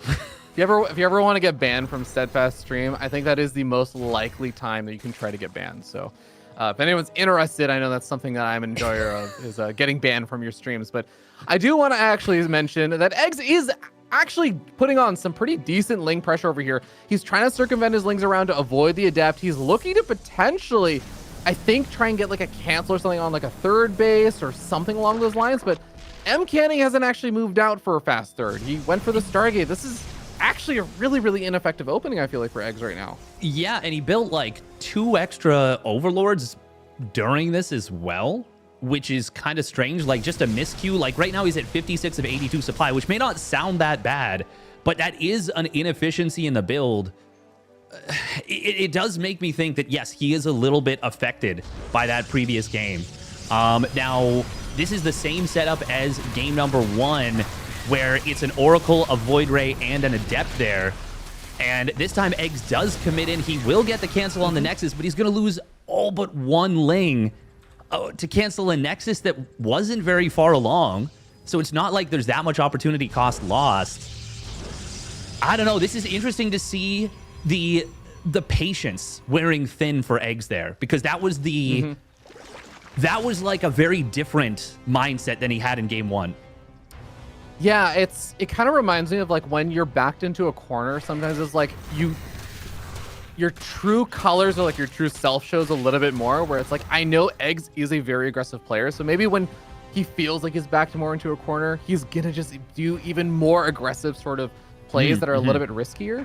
I don't know if I'm overreading into that. I may be doing like over psychosomatic like analysis, like I'm a Redditor or something right now, but I think it is kind of interesting to know that Eggz is going to be in a rougher spot. He already had like kind of rough opening. He committed super hard for that kill on the Nexus, and that kind of feels like it put him even further behind now, because now, yeah, he has been able to drone up a little bit, but he has to be able to deal with, say, 2 Adepts moving across the map and putting on a little bit of pressure and making sure he doesn't lose drones that way, or the Oracle moving around. Like, there are other uses for those links as well. Yeah, to be honest, I actually do think Eggz is still in a very good position right here, and he like, getting the cancel is nice. It's just a very different approach than what he took in game number 1. And it did throw away a lot of lanes, but he's droned super hard behind it. I think more so than anything, it does lead into him kind of falling into his own comfort zone a little bit, which isn't necessarily a bad thing, because playing to your strengths, like, it's funny. I was thinking of it as a negative, but like, I'm looking at his macro, I'm looking at what he's setting up for, and I mean, Hydraling Bane is a very aggressive comp that can do very well. Mcanning is going to be playing Blink Stalker. +1 Blink Stalker is like a much more standard opener than we saw in game number 1. Or game number 2, obviously. It didn't go to a macro game, but yeah, it's I kind of like where Eggz has kind of been pushed to, if that's a weird way to say, kind of piggybacking off your point. Yeah. No, I think I'm with you in the sense that I don't really mind it, because Mcanning didn't really get aggressive, right? There was no like, my force 4 gateways have finished up and I'm putting on a little bit of pressure with, say, like the Stalker super early on, or I'm warping in some Adepts and putting on pressure play or something there. There's no like Warp Prism that came out really fast and he was being annoying or anything. There's no early pressure that came out. Even the 2 Adepts that he made, he didn't actually move them across the map. So I do think in that regard, Eggz really didn't end up needing the Lings anyways. So things really did kind of work out in that sense. Yeah. We are going to see Eggz getting supply blocked at 120, but fortunately he's already at a decent drone count, and it looks like it's... block. Sorry? Oh, you killed the pylon, he counter supply blocked Mcanning. Oh, and actually Mcanning's not building any pylons right now. This is actually a brutal block, way worse than the one Eggz got hit with. He still hasn't started a pylon.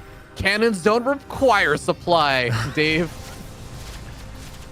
I am actually very scared. This timing is going to hit like a damn truck, by the way. Does he has... Oh, no, he doesn't have Bane speed. Oh, no, he's getting Bane speed. What am I saying? Absolutely missing the plot. But the Hydra speed, Hydra range is already done. It's going to be +2 melee, +1 missile, fully upgraded Hydra's Bane speed. And this is a big army supply for Eggz. Mcanning needs Storm, and he needs it now. Yeah, you know what's unfortunate? That's the pylon block there, or the supply block you were talking about. He only now alleviates it, and I think he wanted to warp in High Templars, start building up energy about 15-20 seconds ago. I actually think when Storm finishes, he may not have the energy for it. Yeah, and this timing for Eggz is hitting right now. He knocked down those rocks between the gold, the little debris. Stasis Ward not going to get what it needs to. Banelings, oh, that's a good Stasis Ward in the natural, but there is no static defense done just yet. Storm is completed. But I think we're just going to see the 4th base go down basically for free. And behind this, Infestation Pit already on the way. Ling's actually getting into the natural Storm. Oh, he hasn't been able to cast a Storm yet. Loses the Observer. And this is just looking so brutal right now for Mcanning. Yeah, the Baneling run by does finally mostly get cleaned up on that top side. And somehow Mcanning, I mean, he loses the 4th base for sure. He is in a bad spot, but he is still technically alive, and he finally should have some Storm energy available on at least one of the High Templar. There is a beautiful Storm, but is that even enough? The Immortals are getting surrounded. So much of his army was just picked off between the natural and the 3rd. Yeah, I think you hit the nail on the head with that supply block. Oh, we even see an Artosis pylon getting picked off there. Eggz is just going to crush this one in game number 3. he committed even harder to the aggression, and I gotta say, it worked out in spades. And with that, Eggz takes the series and pulls himself to 1-1. Mcanning is now facing elimination the next time we see him in this Swiss format. That's going to be really brutal, man. And yeah, that supply block was really unfortunate, especially because there was the supply block that happened because the Lings killed off the pylon, and Mcanning didn't already have another pylon or something coming up. The Nexus also, this is another thing, is like you'll make the Nexus and expect when that finishes, that will also provide the supply. So the Nexus dying also reduced the supply. And then the third thing that happened was that Mcanning lost the Void Ray and like an Adept or two. So the warp-ins that normally would have alerted him that he was supply blocked before those High Templar would have been warped in the first place, those didn't get supply blocked because he was losing just enough units that the only time he got the alert was when he needed to actually warp in the High Templar. It was like a series, I won't even say of unfortunate events. So like a lot of it was because of Eggz's good plays and everything and those nice pickoffs and some of the mistakes from Mcanning. But that series of unfortunate events does kind of cause like the worst case to happen there. Yeah, that's a rough one. That is a really rough one there. And with that taking place, man, that was one of those situations where not only did he get supply blocked, he didn't notice it for such a long period of time. And I think if he has like 3 storms available with that big push and he holds that 4th base, we got ourselves a completely different game. You know, he gets up to +2 weapons. He's going to be on a few immortals. His opponent is, yes, on a good setup, decent drone count, not crazy low, like 72 drones is pretty solid. But no hive tech just yet. Not the greatest creep spread. Like, it's a game. It's absolutely a game. But that supply block just, it just ruined him. It just completely ruined him and left him in the lurch. For now, we are going to be heading to a quick little break, and we will be back with, I think, the match that probably everyone is most excited for going into the next one. It is, or in this region, it is going to be Special versus Trigger. Don't go anywhere. We will be back after a quick 5-minute break.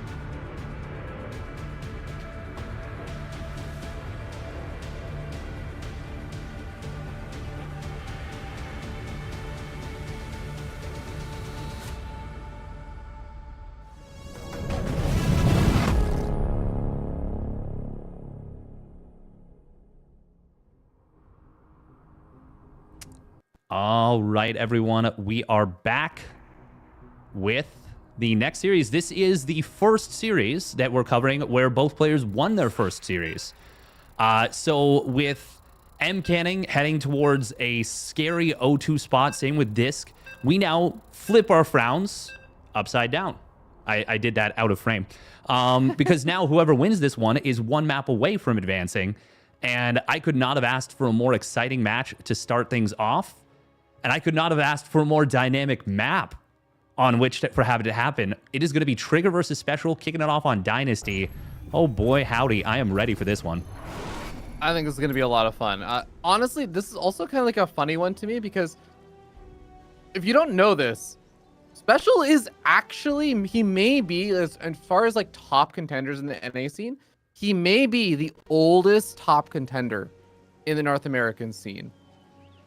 He actually, like, I think has been around and has been playing since Brood War. He's been around longer than, say, even Scarlett and everything, who came up in like 2011. Trigger is the newest person. He literally picked up the game like a few years ago at this point, like 4 or 5 years ago, I think it's something at this point now. So this is like the oldest versus the newest top contenders of North America. Yeah, it's really cool to see, and I'm excited to see how they match up against each other because they're both such good mechanical players, and they're both such brainy players, too. But without further ado, let's intro. Up in the top right for Basilisk, it is Trigger. My Canadian lad. And down here in the bottom left, we have the blue Terran player hailing from Mexico and representing Hyper One. He is Special. He's also the man of, in the past, many names. So maybe you didn't know that he used to play in Brood War because he used to go by Major and Princess and all sorts of other names that, like, the list is too long and some of them are quite weird. So I'm not even going to name them all. But he is an experienced veteran who's got some experienced builds, including a good old in-base 2-racks. Yeah, this is funky. I wonder if this is going to be 2, 3, 4 Reapers. I think it's just going to be 2. We'll see, but it's something that just hits at a funky timing. Could be 3 Reapers even. We'll definitely have to pay attention for that. Trigger is going to check, sees that it's not a 1-racks expand. Obviously, you're expecting that it's not going to be because there's double depot, and that would be weird to do a 1-racks expand. This looks like a quick factory opener. Okay, it is going to be at least 3 Reapers. So that will be enough to two-shot probes. I'm used to seeing like 3 to 5 Reapers, I think, when I see this kind of stuff. And it is just like an annoying thing. It's also going to be very, probe gets recall, but it also sees the command center coming down. Yes. That's actually very helpful for him to identify exactly what he's up against. It's pretty cool, yeah. The build that I'm thinking of, the 2 Reaper variant, is actually something Raynor came up with, but it is very different in its objective. So you go for the low ground 2-racks, and it allows you to kind of set up defensively. Now, look at what Trigger's got against this. He has blocked off multiple of the jump-in points. His pylon is brilliantly placed. It allowed him to put a gateway that blocks 1 jump-in point, and the cyber core blocking, or no, actually the gateway does not block the jump-in point. It's just a cyber core, but it lets him hide his tech really effectively and put his gateway, I guess, a little bit closer to the ramp. Here comes the Reapers into the main, though, and they are going to find quite a bit of damage. Yeah, Adept is going to have a really hard time catching these Reapers as it just moves too gosh darn slow. You can afford to lose a couple of probes to this kind of Reaper opening because it is an investment. You're delaying your command center and everything, but 4 probes is already kind of on that borderline of how many you're really willing to lose to this. And, I like the split up. 1 Adept on each one of these Reapers. Can he actually get that other Reaper? Nicely done. Thought the line of sight blocker might have actually stopped him for a moment. Yeah, I was wondering if it would. It was almost a perfect sweet spot timing. Oh, he gets 1 more probe. Nice job from Special getting the max value there with that last Reaper. But Trigger does clean this up. Now, as far as information is concerned, Special did get the scout on the Twilight Council with this. Trigger did have the gold base up and running uninterrupted during this whole thing. So if you take a look at the income advantage, it is still a little bit more for Trigger.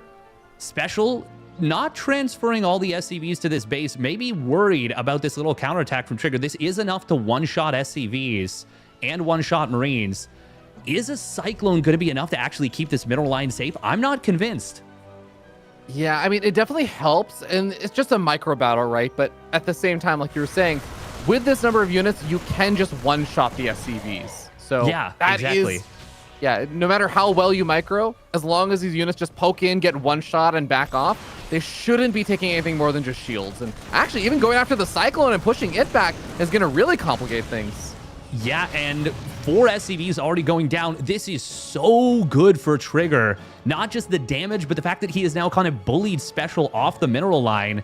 And now Stalkers, they're going to be out of range. They can set up out of range, basically. Oh. This is 4-gate blink too. This is actually like a really aggressive kind of style here from Trigger in general. But this, especially on a map like this, is going to be extremely effective. He is going to be able to keep that Stalker alive as well. Blink is close to finishing. Third base timing is scattered there by Special, and he may get that SCV into the main base to identify who he's up against. This Liberator, I mean, this Liberator has to get so much damage done. It has to delay things at a minimum, because otherwise, I'm actually really worried. I don't know what Special is really going to be able to do to compensate for how many losses he's taking. Yeah, and the siege tank is in a good position, but it is the only tank right now. And if Trigger is able to get that pick off, it is going to be a nightmare to deal with here for Special. Now that Liberator has a very good time. Unironically, if he hadn't, I think he could have just left it there. I don't think it was ever going to be like, because you can't warp in under it. You could blink over the minerals. Yeah, but you're going to have to... He would have had to warp... Okay, there's 4 Stalkers here. He would have had to get 4 Stalkers either around it, or he would have had to blink through warping into it. Like, basically, I think it would have been maybe better to just stay there, but now... I mean, this is just so much damage. Where did he move? Oh, he's just trying to do a push out now. Trigger caught him as he was trying to do the push out, so... All the siege tanks are unsieged, and that also is the biggest alert ever you could ever ask for, wait, you had a siege tank, you had all these units, they're all gone, you just abandoned the base, like, clearly you're about to attack me. So, Chrono Boost the heck out of charge, I imagine, at this point. Chrono Boost out some Immortals, and just try to buy time, because as long as you hold this push, Trigger's got this game in the bag, but he has to hold this push.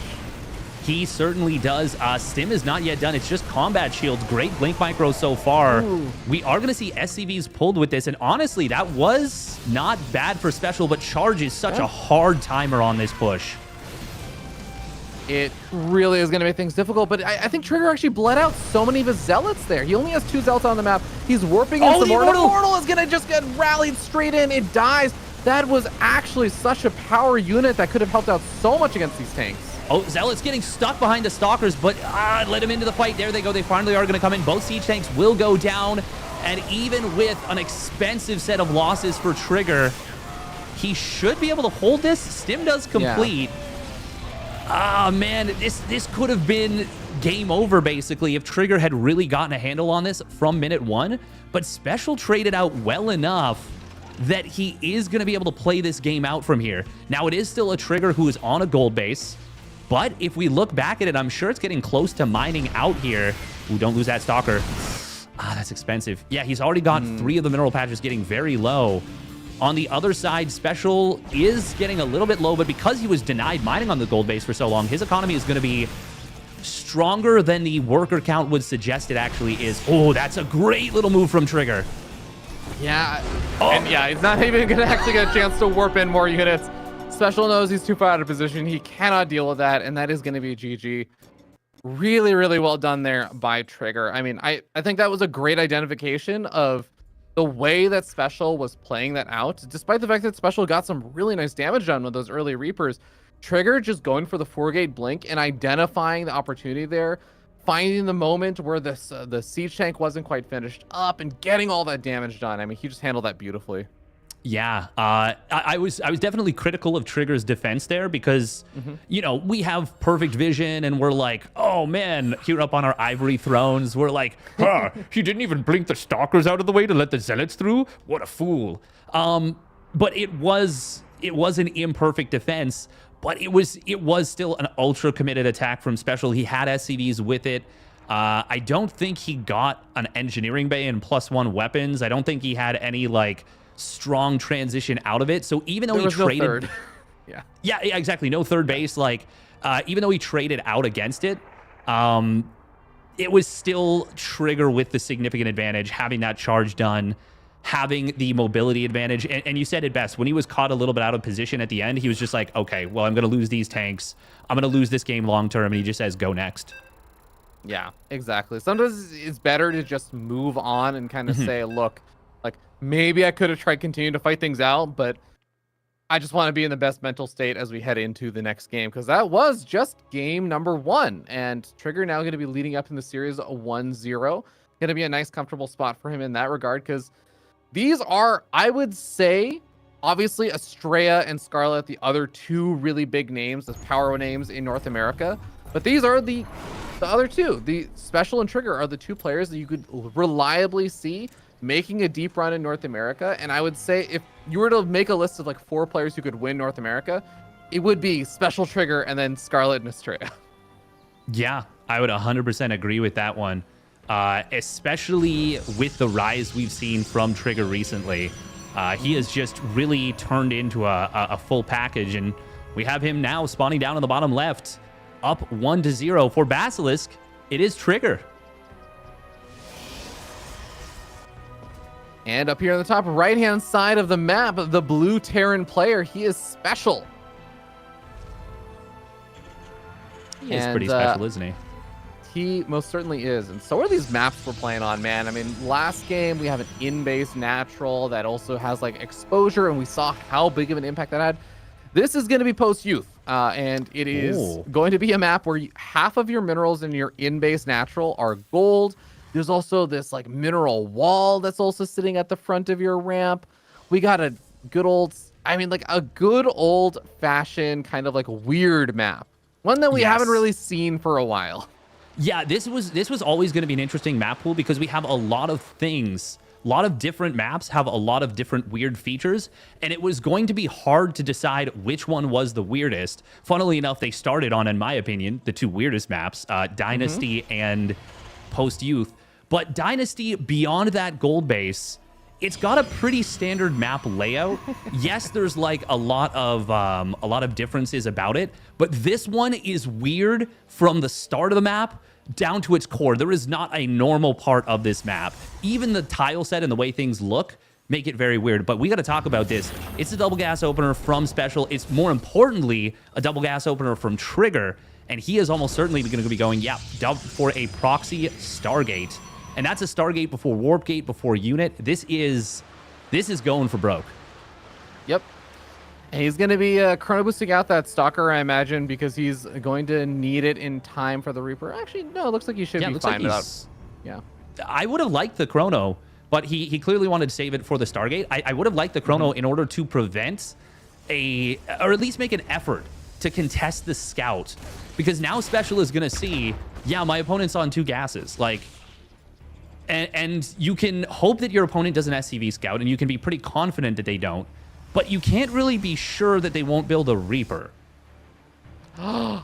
It's a Void Ray, Dave. It's a Void Ray and a Gateway. Oh my God. I love it. I love it. I love it. Trigger, he wins my heart, man. I mean, Juanito, he's been around in StarCraft for such a long time. He's always going to have a good place in my heart as like one of those NA hopes for such a long time. But man, Trigger, he knows how to get straight to my heart. Yeah, this is such a, for a while, Proxy Void Ray was the thing to beat Terrans with. Like, it was just so obnoxiously powerful.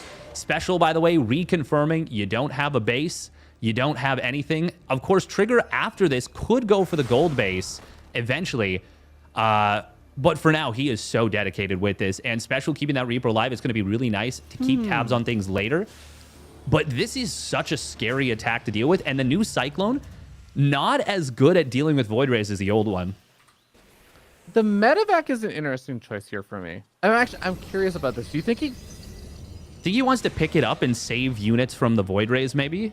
Because like, I actually was wondering if he was going to try and load up the Widow Mine and just be aggressive with it. Looks like he is going to just, for now, load up a single SCV as a misclick, and he's going to be losing 2 depots over the front. This is going to supply block him. That is disastrous, actually. He starts up a siege tank already, but he's going to be blocked on his next round of production for a long time. There is that medevac to enable the micro, but so far Trigger's getting some really great pickoffs. And the siege tank is in a good spot. But I feel like that supply block alone is already such a disaster. Nice job, gets the bunker. No cancel either. Cyclone will get distracted to the left side. This is going to force a lot of lost mining time, but he will lose those 2 adepts inevitably. Yeah. They'll end up going down, but they are at least starting to now focus fire down a couple of these SCVs, so Trigger's finding some additional value. I also want to note that the next round of supply depots is still not come out here for special either, so he's going to get supply blocked again. Oh, the Viking gets absolutely deleted. So too will the siege tank and the Cyclone. Void Rays actually did change their targets from the siege tank for a while, not allowed it to get like 1 extra blast that was really good. That just turned so quickly. Wow. There was just enough Marines.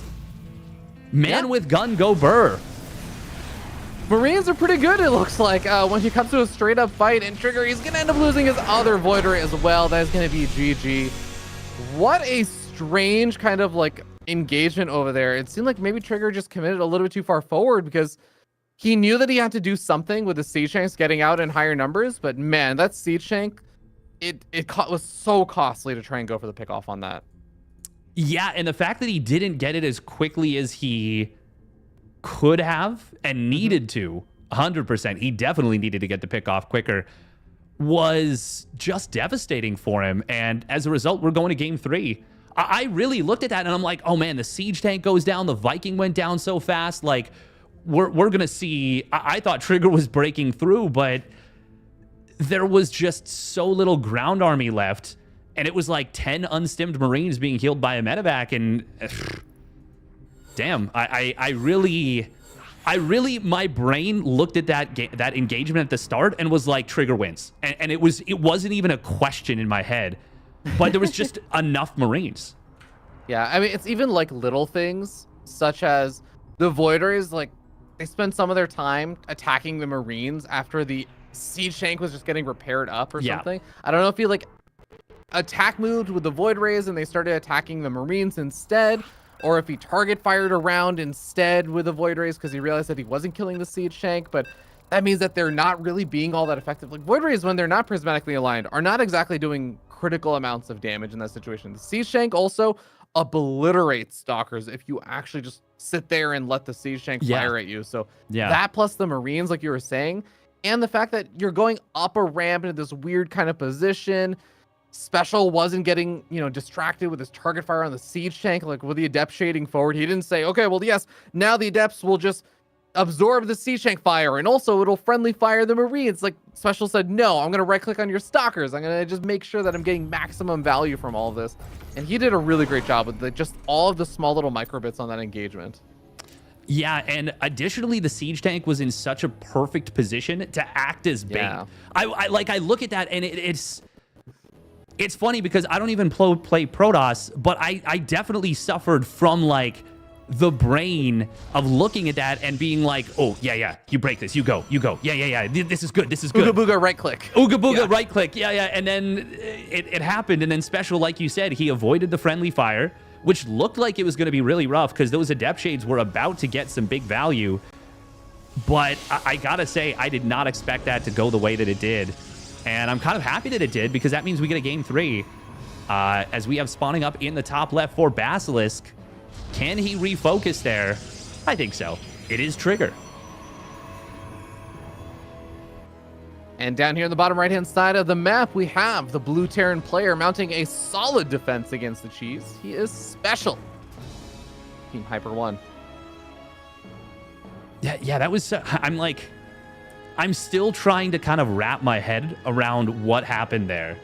Like, even after I rewatched the fight, I was like, oh, okay, like... Because I saw at the beginning, he used prismatic alignment to kill one of the Vikings. Or no, to kill the bunker. To kill the bunker that was trying to be produced. And I was like, okay, that makes sense. He had prismatic alignment on cooldown for a while. But I really just think it came down to underestimating the Marines and not having enough gateway units in general. I wonder what would have happened if instead of shading forward with those 3 adepts, if Trigger had just kind of kept them with the army and used them to soak tank shots, or at least force Special to target fire. The other thing is keeping the 2 adepts that he shaded into the backline. I wonder if those 2 differences would have been enough to change the fight enough that it comes out with a Trigger victory. Yeah, I also just wonder if he just kind of pushed in a little bit more than he really needed to. Because yeah, think about it, like that, in a sense, that was possibly one of the best kind of starts for all of that Trigger could have asked for. He got like a massive supply block on Special. A Special also didn't actually resolve for quite a bit of time. He delayed additional units and stuff coming out from Special. Like Special got supply block twice for many, many seconds during all of that. And I don't think that's something you could even really reliably ask for. So I think the fact that it still didn't work, it made me wonder if maybe just going after the reactor or delaying things in that way would have worked out a little bit better. I say all this and we do see it. It's, you know, a little attempted engineering bay block to delay some mining, kind of be annoying over here, but nothing major happening in this game. So that's why we're spending so long talking about last game. Oh my God, that dropped to, I think, 1 HP before it got canceled. It was literally, I'm pretty sure it was literally at 1 HP. Mechanics, man, he's just so good. He's been doing this for 14, 15 years, man. But I saw it at 30 HP, and I'm like, surely he cancels now. And then both units got another attack, and he must have known the math that they do 29 damage combined. But that is just a funny thing to kind of like know on the fly. Yeah, because it feels intuitively like you're just it's a little bit crazy. We are going to see a reactored Cyclone opener. We haven't seen that as much recently as we've seen, you know, in the last, I guess, before the patch. But it is still a setup that can be really scary to deal with, especially with no shield battery. It is going to be 4-gate blink once again, but this is really scary. Oh, yeah. If you don't have a shield battery, this is so annoying. Nice micro over here. I want to note that we're seeing a bit of the impact also from that balance change there. We're seeing a massive impact. Yeah. I mean, when the Cyclones lose their lock-on, when you actually break their lock-on, there is a short period of time where they don't attack. And that is exactly what Trigger was able to abuse. A third Cyclone showing up over here did look a little bit dangerous for a moment, but 2 additional Stalkers show up and also target fire down on the low-health Cyclone. And suddenly Special actually looks like he might be in a little bit of trouble here, because unless he has the support of that high ground, I actually think it's possible for Trigger to just continue pushing forward with no bunker. Yeah, he doesn't need to because he's getting his 4 gates online right now. Yeah. Special hasn't started a siege tank yet.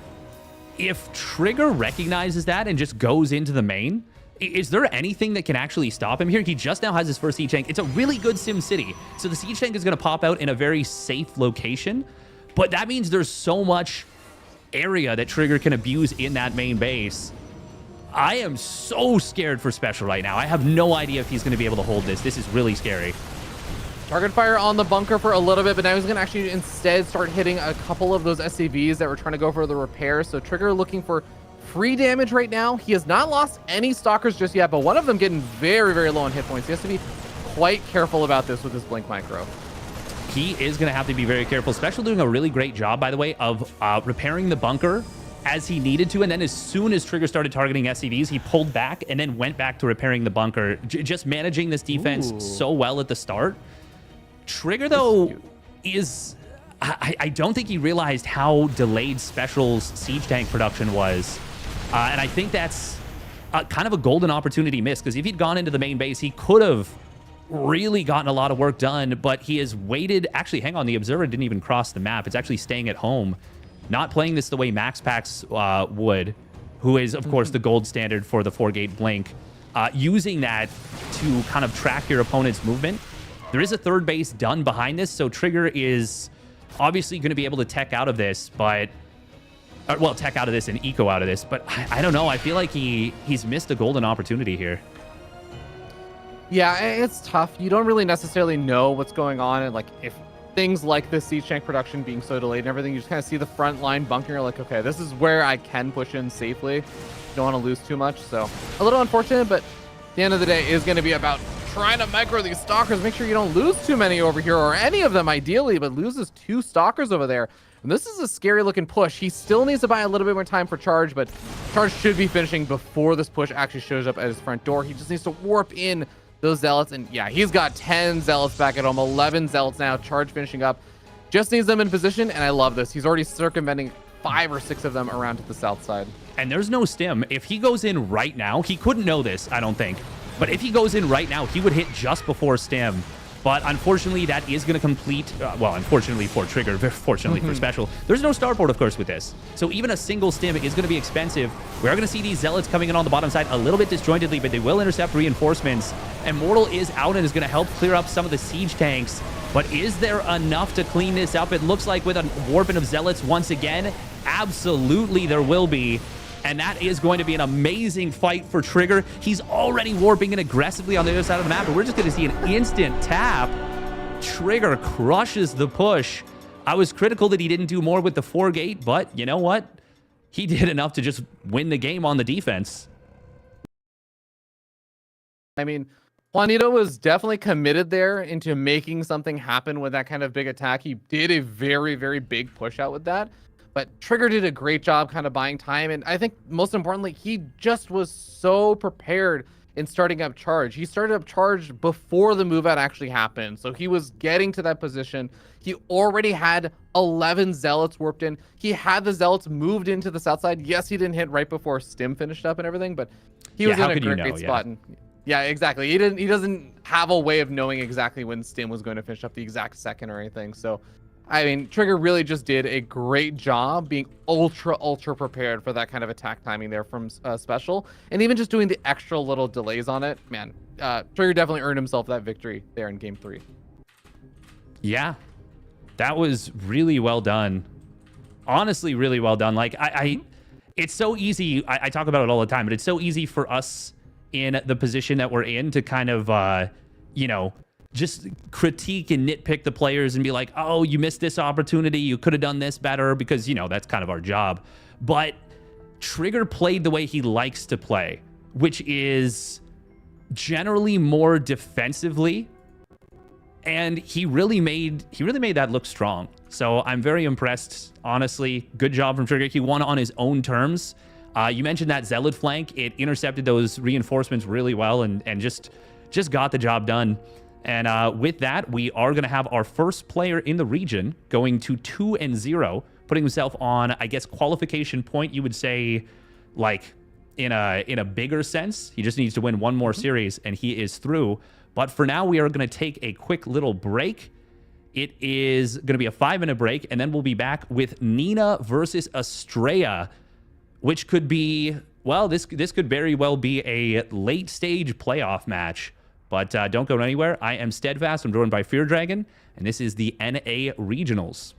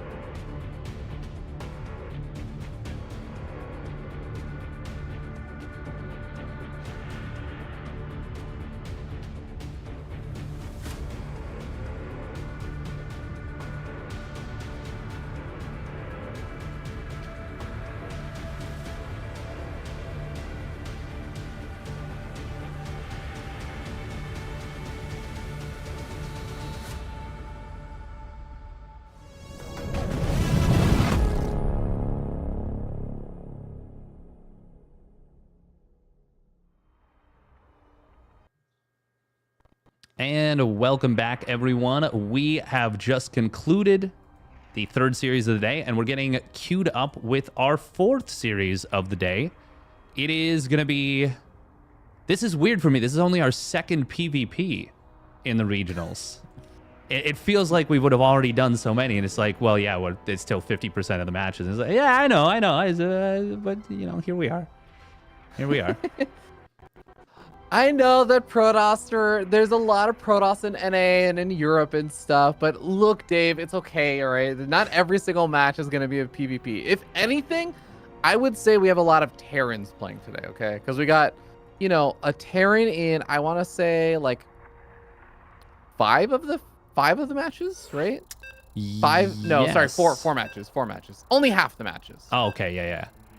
We do have as many Terrans as Zergs playing today, though. I believe it's 6-6-4 on the breakdown. Yeah, 6 Protoss, 6 Terran, 4 Zerg. And of course, all the players are playing today, so it makes sense. We've got as many TVTs as we do PvPs today. That is a weird thing to have in the regionals, because obviously there's always so many Protoss players playing. That is really intriguing. I feel like that might be a first for me in at least a very long time. NA TVT, I actually think, is so chaotic and so fun to watch. I feel as though there are some points in time where, you know, Korean and European TVT, there's a lot of interesting things that happen, and there's a lot of very refined timings and things, and there's a lot of cool stuff that happens in the late game. But NA TVT, man, it's just... my adrenaline is just pumping the entire time, because I feel like at any moment something massive can happen, because people are constantly so aggressive with each other. Yeah, there is a lot of aggression, and because there's not this crazy solid core of Terrans in the region, there's none for them to like sharpen themselves on. You know, there's not like a Gumiho, a Maru, a Cure. You know, like there's so many in Korea, and even in EU now, you've got Hero Marine, Spirit, Clem, and like even a bunch of developing players. But we've got a match in front of us that is a PvP, and these are two of the best in the region. Spawning down in the bottom right for Maturino, it's Estrella. And up here on the top left-hand side of the map, we have the blue Protoss player. It is Nina. I always love seeing how far we can just delay the player intros as just Nyal waits there. This time we made it to 57 seconds. I'm hoping we can make it to 1:30 today at some point. 1:30. I mean, as long as we pay attention and there isn't a situation where I think I conditioned myself from the previous game with the Mcanning start where he went for the cannon rush. I think you had me being like, oh, we got to rush. But you really don't have to rush in most games of StarCraft 2, especially PvP. There's probably not going to be too much variance to start things off unless you have like a Max Packs or any map that has a low ground ramp, which this map pool, there are so few maps that have low ground ramps. I think there's only 2 basically really in the map pool where you might go for a 1-gate expand, like both players might go for a 1-gate expand, and it's Site Delta and Post Youth. But because there's so few, if one player doesn't want to go low ground expand, they can just veto out the maps. They can make sure it doesn't happen. Yeah. I do want to quickly make a mention of kind of the decisions that these players are going for right now. We do have Nina going for a pylon block over at Estrella's natural ramp, so just to identify what units and stuff are coming out. I think Estrella tried to hide it a little bit, but there was the sentry revealed, and it's actually going to be a second sentry as well. Yeah. I actually think this is so interesting. Estrella also a little bit supply block for a moment, but it's going to clear up soon. He goes for a third sentry. This is like the most Estrella thing ever, because before the sentry buff, I'm talking like 2 years ago, yeah, Estrella used to open up like 4 sentry. Yeah, and it was the most ludicrous, ridiculous thing now ever. And now it's like actually okay. It was so funny. He would do that in PV. I don't know if he did it in PvP, but I know that he did it in PvT. He would open up with like mass sentry before. Oh, Nina really wants this pylon. She will get it. Force fields. Oh, no. Oh, that is the worst. Ay. That is okay. For anyone who doesn't understand economics, You just watched sunk cost fallacy in front of our very eyes right there. That is the definition of sunk cost fallacy. You drop one force field, doesn't really work. So you drop a second to make the force field maybe work.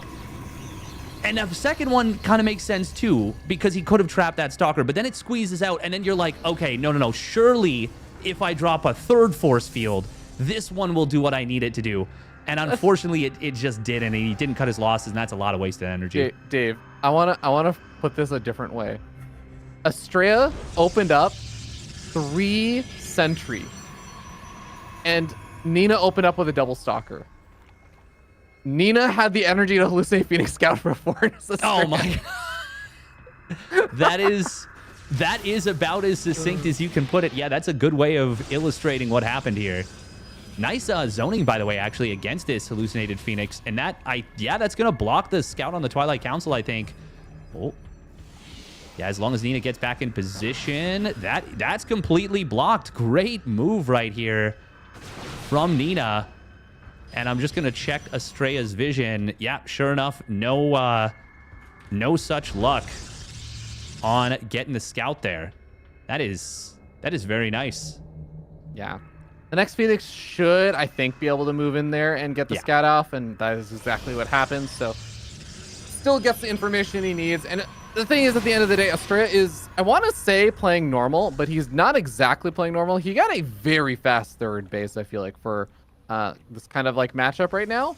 And he's just going for the robo. He's doing the nice defensive play, and Nina is looking to get aggressive. Yes. Nina's doing a much more run-of-the-mill type of thing. In fact, even going for a 5th gateway, 4-gate blink on an aggressive path off of 2 bases is pretty common in PvP. Oh, this is such a good Scout. That's going to be a dead Stalker. That's a really nice freebie. But the sentries are on the low ground. If Nina's sentries were just a little bit farther forward, that could have been such a disaster for Estrella. But as it turns out, Estrella's going to get back to the high ground, and Nina really needs to get some work done. She is going to use a hallucination Scout. Will get into the main base. But the quick response from Estrella does lose the Warp Prism, but there was no units inside. Estrella's supply blocked, but this is not getting what it needs to just yet for Nina. It's definitely not, and Nina has a time pressure, but I mean, depowering 2 warp gates, sniping off the warp prism, these are all very nice things for Nina. Is also going to be able to snipe off all these sentries, sniping off a lot of other units here. Nina just simply has a much larger army. The Immortals absolutely pack a punch. The shield battery absolutely going to find value. The shield battery overcharge also still available. But Nina is at least finding some little openings here and there. It's just, like you said, is it enough? Can it actually snowball from here? Because the timer is running. Oh, the hot pickup saves the Immortal, does lose the Warp Prism, but buys a lot of extra time for the Immortal to go to town. However, it's still 2 shots to the second Immortal, and it's 5 gates to now, I think, 4, but still, this is so many more Blink Stalkers. The Immortals really were the linchpin there. Estrella was so far ahead in workers, so he can pull probes into this, but I just don't think he's going to be able to hold. Nina's Blink Micro looking very strong, and the decisiveness is going to be huge here.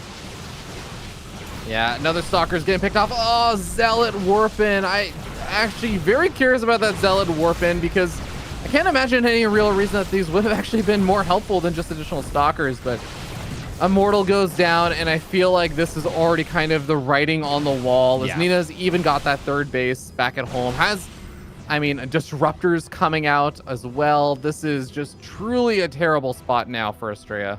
Yes, the probe counts have flipped. It is now Nina who is up 8 workers. Like you said, the tech is better. The Zealots, I think, were warped in. Estrella just didn't have the gas. He's on 2 gases right now. This was, the Immortals were it.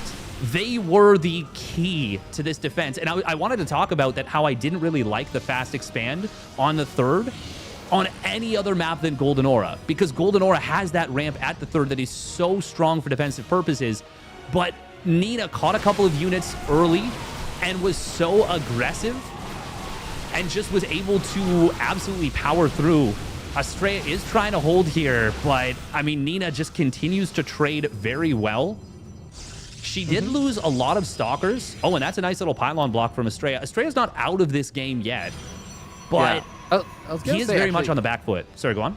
I was gonna say, actually, in that last set of trades, Estrella actually did a really nice job. Normally, you're trying to do like the blink back, right, with the weakened stalkers as they take damage, but Nina's stalkers were at point blank range, so they blunked back, and Estrella actually just right-clicked the stalkers that blunked back and was still able to just kill a lot of them off. So some really nice pickoffs there for Estrella, and Estrella's also just grabbing a 4th base.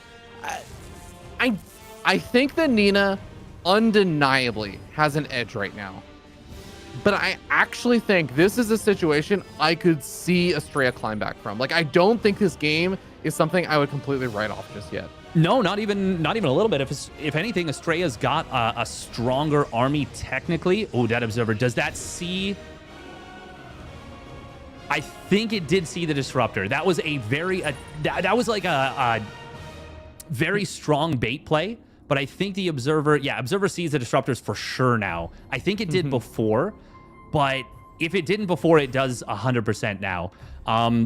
Estrella does have that +1 weapons though, and like I said, the army is stronger in a straight up fight, but of course those disruptors are such powerful weapons. Estrella's gonna, oh my god, he's gonna move out for a base trade. He sees the army is moving to the left side. This is such a bold move from Estrella, but with the information that he has, it's not a bad one. Yeah, you're right. This is a fascinating decision because he can just hold on with like the charge lots he has back at home and just having that extra vision of knowing where his opponent's army is. So now supply blocking Nina and also depowering 2 warp gates. Might be able to snipe off a disruptor, snipes off a pylon that's going to be powering potentially the forge. Needs 1 more for that, but might have to recall pretty soon now. I would have loved a snipe attempt on the forge, but he's actually going to depower it anyways, killing so much stuff. Disruptor actually clipping some of the stalkers as well as the zealots. Battery overcharge was depowered, but there are a lot of zealots here. Probe's actually kind of body blocking a little bit. Yeah. It's hard to say who this is better for, this whole situation.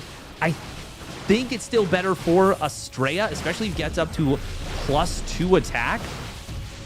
I like the idea of continuing to commit. There we go. Forces the recall out of Nina. Oh, now I love this for Estrella so much. Yeah. No, I mean, Estrella definitely getting the better end of it just because he depowered so much of the production. I mean, we have 2, 3, 4, 5, 6 warp gates depowered. Forge with +1 weapons depowered, charge halfway depowered. Oh, and now Nina has to invest not only in all of those extra production facilities, also going to be losing a bunch of those stalkers on the right-hand side. I mean, Estrella's going to be so thrilled about how all of this has actually gone in the end.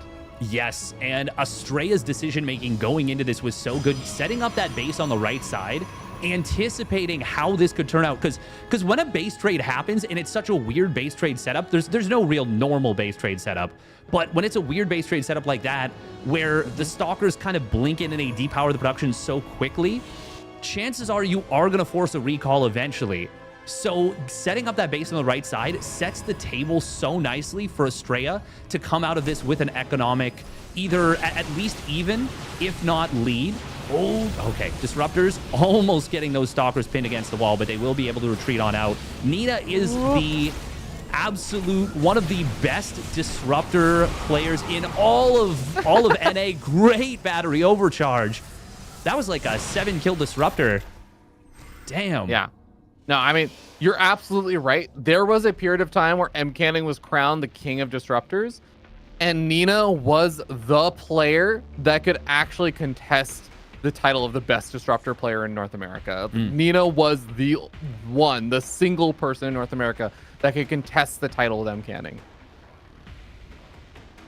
We are going to be seeing extended thermal lance a little bit strangely here from Nina. Estrella is going to try and get aggressive on the other side of the map. Estrella's got 2-1 upgrades, by the way, versus 1-0, which is just such a powerful upgrade advantage. But the disruptors are so strong if you can get up to a good number of them. We're going to see that War Prism in the main base. And how many gateways do we have for Estrella? Yeah, 8 gateways, getting into 4 more. I do like targeting down the shield battery. That's going to make it so that you can't keep this cannon alive easily.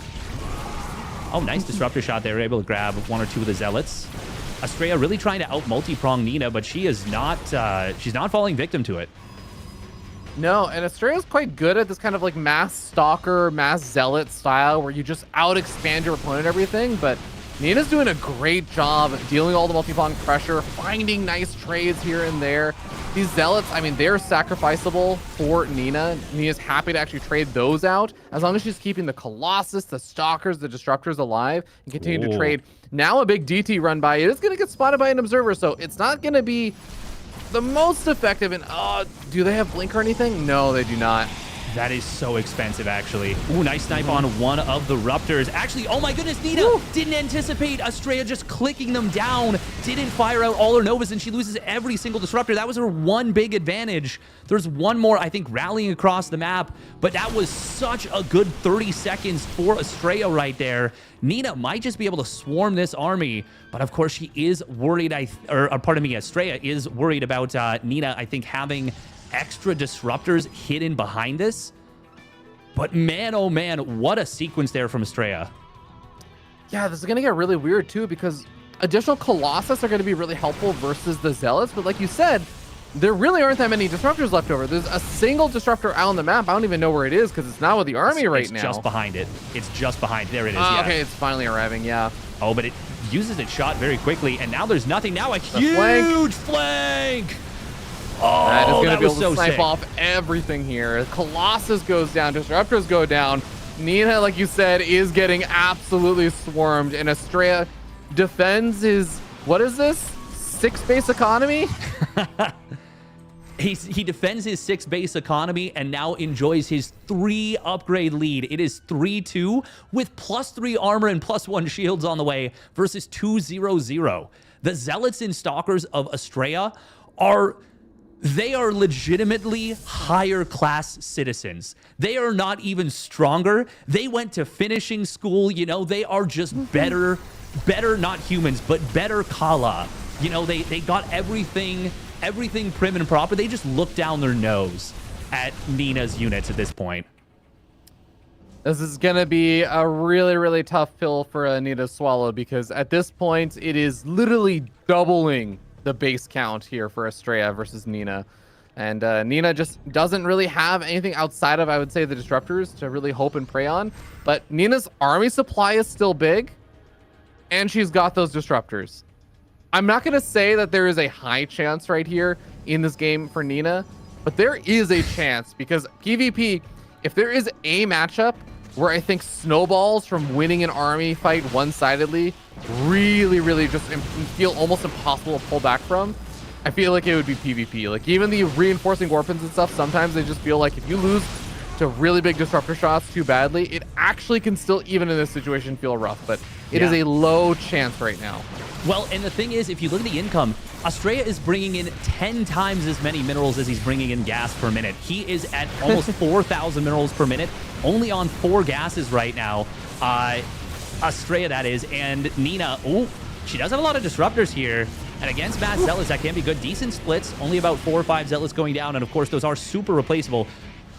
Estrella needs to either win the game pretty soon, or he needs to tech up, because it is going to be hard to contend with a higher tech army. Actually does take a big shot, and you mentioned the danger of losing a fight. We might have just seen it.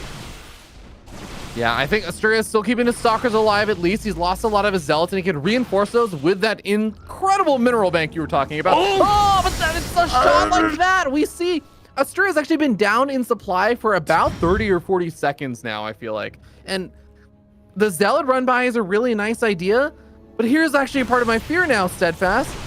That's a lot of Zealots that Estrella's already down 30, 40 army supply. Now he's evened up and stuff, but that's a lot of army supply that's not going to be involved in the fight. If Nina keeps pushing, I actually just wonder, she's actually going to recall back with some of the units here and pull back with the rest of the army. But if she actually makes it to the main base and just starts taking out production, forget the economy for Estrella. If you don't have buildings to use the economy, what does it matter?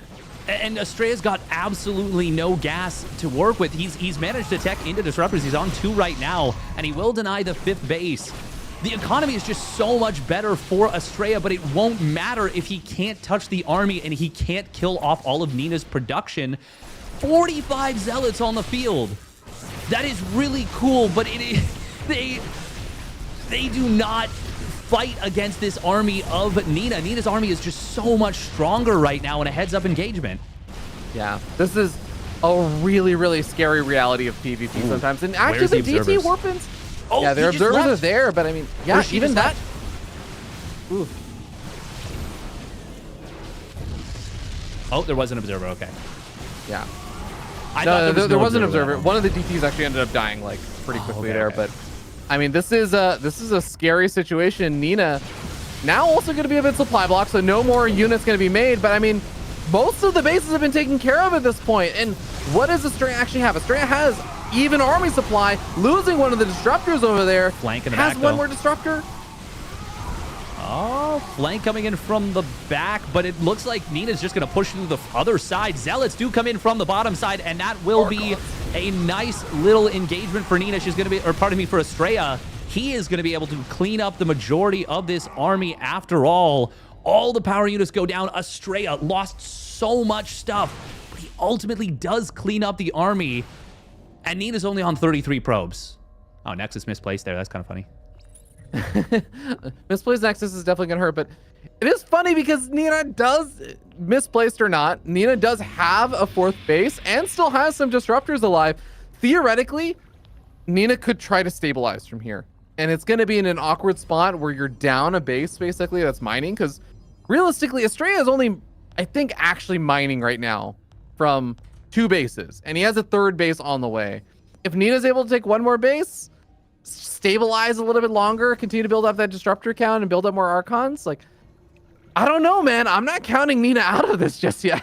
Yeah, I know. And it's crazy to think of that when you look at it's 3-3-1, for example. It is the DT! the DT. Oh, there's no detection in time, and that is going to be a dead Nexus. Oh, that is such a clutch pickoff. Yeah, I mean, there is another Nexus on the way that's about to finish up, so it's not going to be true in about like 20 seconds, but they're on an even base count right now. Yeah, exactly. And think about what would have happened in this game if that Nexus doesn't get sniped. Estrella's, you know, he's on just a massive economic advantage. Instead, it is going to be a lot closer than it quote unquote should have been. Let's say there's a shield battery in time. That's going to be an easy save. Nina's going to go for another Nexus snipe. There is no shield battery here either. And that is going to be another dead Nexus. Hold be damned. Is Nina the new Nexus sniper? Recall being forced out over here. The DTs and the Zealot actually buying so much time. Oh my god. The Zealot's attack moving will just target fire down actual other army units over probes, so they get chased out of the mineral line. Nina only taking 3 worker losses over there. It may seem like 34 workers is a really low number. Don't get me wrong, it is. Oh, disruptors! Oh, hold that thought. 2 for nice 0. Disruptor snipe there for Nina. Straight oh my up. god. Oh, a little scary there. that was playing with fire. Didn't actually get the disruptor snipe either. Nina's up 30's down. army supply. Yeah. Nina's up 30's army supply.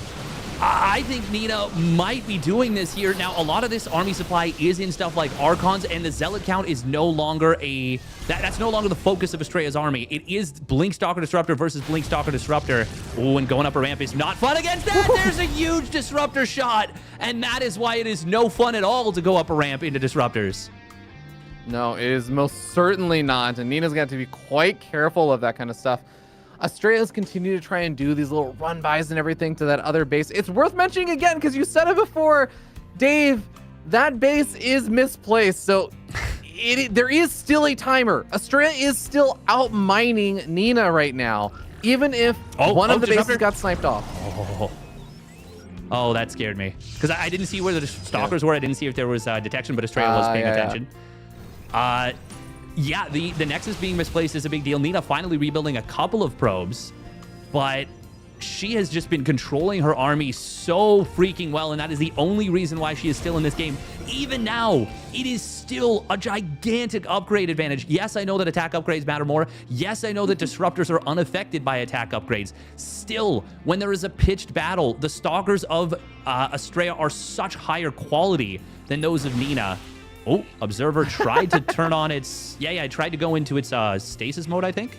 Or whatever. I just call it Observer Siege mode. The one that Surveillance makes it... mode. Yeah. Surveillance mode, that's the one. I like Siege mode better. This base is going to mine out real quick. Yeah. But... Nina's going to try and help with that a little bit and just soften up that base, potentially deny it so that it won't mine out quite as quickly. environmentally conscious. Oh, interception on a disruptor in the back. Estrella finally getting a positive trade in the disruptor wars. Nina, nice job right there on the left side, keeping that disruptor alive by just turning it around. Disruptor shot, it's huge! Oh, Nina getting a massive disruptor shot right there. There's only one left for Estrella. We do have more stalkers here for Estrella, but with no disruptors on the field, that's a problem. A slow warp-in pylon, not going to be able to contribute here. Nice sniper and observer there from Estrella, but Nina is fighting her bloody heart out. Nina does not have high ground vision, so she has the observer there, but she cannot really see the depth of how many more disruptors are there behind this for Estrella. So she didn't know there was literally just one observer there. That it's very possible she could have just charged up that ramp and potentially just ended the game right there. But she may still very well get her opportunity in a second. We do have a recall being forced out over at that 4th base again, as a couple of stalkers just getting a bit of damage done. Nina recalls and immediately just sends those units back over to the fight because she needs to have her army situated and continuing to be aggressive. But I actually like this a lot because Nina just being aggressive along this right-hand side, she is covering her bases while also being offensive on that right-hand base there for Estrella, because Estrella really does have a slightly more mobile army. Nina is the one with Archons and sentries and disruptors and everything else to also protect with this army. You know what's funny? Their positions have somewhat flipped in terms of how they're mining. It is now Nina who's out mining in terms of minerals and Estrella who's out mining in terms of gas. We are going to see that change a little bit as Nina takes the gases at this freshest base. But that is a really funny reversal of, I don't even know how far back at this point, 10, 15 minutes, where it was like 4,000 minerals and, 300 gas per minute for Estrella. Very funny to see the script flipped here. Estrella is continuing to warp in just mass stalker. So he is the one now going to stalker disruptor, and it's Nina on the charge lots. This is so funny. They've actually switched comps a little bit here. And that will mean that the Archons of Nina are nowhere near as valuable as they would have been. Estrella, though, has struggled to end this game. He has been in a huge lead for a long time, and it is now Nina who I think has the advantage. Yeah, Nina's been looking pretty good for a bit now, I think, and it's a scary spot. Estrella still has some tools available at his disposal, and I would say the biggest one is just mobility. This is what he's had as his advantage for a lot of this game, and I think he still continues to have that advantage. That is what is going to complicate things the most for Nina, because StarCraft is a weird game where as the game goes on, you have to expand further and further out. So mobility becomes more and more advantageous as the game goes on, because simply put, you are covering more space. You are having to defend more bases that are more spread out. And there's going to be more opportunities for Estrella to exploit that. The funny thing about that, though, is that Nina was able to mine quite a bit from that vertical 4th base with the disruptor shot. Nina's still gobbled up enough resources to, despite being outmined, I think, very significantly, things are not so bad here. We have both players with 2 army groups at once. They're both going to end up trading. This is such a funny soft base trade because neither player has their whole army committed to the base trade. Yeah. We are going to see the gold base. Actually, it could come down to these corner bases. They're both trying to take the corners. Nina will find the kind of, I don't even know, what is this, the 630 base? Oh, nice cancel on the warp in and depowering that battery overcharge. This is going to be a lot of dead probes. Meanwhile, the counterattack is going to get deflected, but can Estrella at least keep the Nexus alive? The answer is going to be no. Nina gets out with the Stalkers, which is really nice for her. Meanwhile, on the other side of the map, there is another attack happening. This game is one of the most chaotic I've ever seen. True chaos right now as both these players are micring their hearts out. Stalkers getting blunk on, the recall forced out. Finally, a little bit of calm, at least for another 10 seconds as Estrella is moving out yet again and seeing a couple of probes that are transferring over toward the top right-handish side. And, disruptors! Not going to find their mark there. Estrella is paying attention, but you were saying both the corner bases are being taken, but it's Estrella that has a gold base. The top right-hand base on this map of Golden Aura is not a gold. It's only the bottom left. Yes, but all that really means, it's still a similar mining rate. It just means there's actually less resources in total, which is worse long-term. and the mining rate is only a tiny bit more off of a gold base. It's worth like 16.5 or 16.8 mineral patches or something like that. And you get it for less workers, which is really good because Estrella is way down in workers, but this is a huge find. Estrella is going to be able to get this top right base, and that is, of course, a massive pickoff. Nina will lose this base as well on the left side, but it's less so about that base. It's more so that now there's going to be less vision over there. And because there's only 2 mineral patches, or sorry, 1 mineral patch left, and there's like barely any resources. 1DT going to deny this gold base from mining. I can't believe this game has happened the way that it has. The resources lost is so close. Both players have lost nearly 100 probes each. We were at 102 being lost for Estrella and 80 for Nina. This game is bonkers. You know what, NA haters, eat your heart out, all right? This is the kind of stuff why I love NA. We got players like this. We got amazing games that are happening. This is just game number 1, by the way, Dave. We aren't even in like a deciding game just yet. This is the first game that these guys are playing. And, well, we are seeing a little bit more skirmishing around and everything, but I think things have stabilized a little bit. You know, as much as I can say things can stabilize in this game, but I do think that if this game continues forward just like in this way, I have to bring it back to one thing that I think is really nice Estrella has. It's the upgrades. Yeah. Estrella does have better upgrades and also, well, had fewer workers. I think Nina is actually sacrificing some workers. So I was going to say Estrella had a larger army supply available. Ooh, Estrella going to go for a move into the natural with the smaller army group. We'll be able to take down both cannons rather quickly. And Nina has been recalling very well to try and deal with this. She's actually going to try and chrono out a disruptor to handle this, but this is not going to pop out, just barely getting denied. Is there an observer with the army? It doesn't look like it. We will see. Ooh, disruptor wars. Oh! Estrella, Nina thought that shot was going to get denied. It did not get denied, and it ends up getting a big connection on Nina's army. I do want to point out, by the way, it is 9 disruptors to 3, and there is now no robotics facility on the field here for Nina. Estrella able to recall out with the majority of the army. Is there enough for Nina on the top right now to defend this Nexus? It's going to be so annoying, but Nina does still have a disruptor available. It should be able to buy time because it is just about sending the army all the way around. Another disruptor shot. Again, buying time. It's not necessarily about having enough to defend.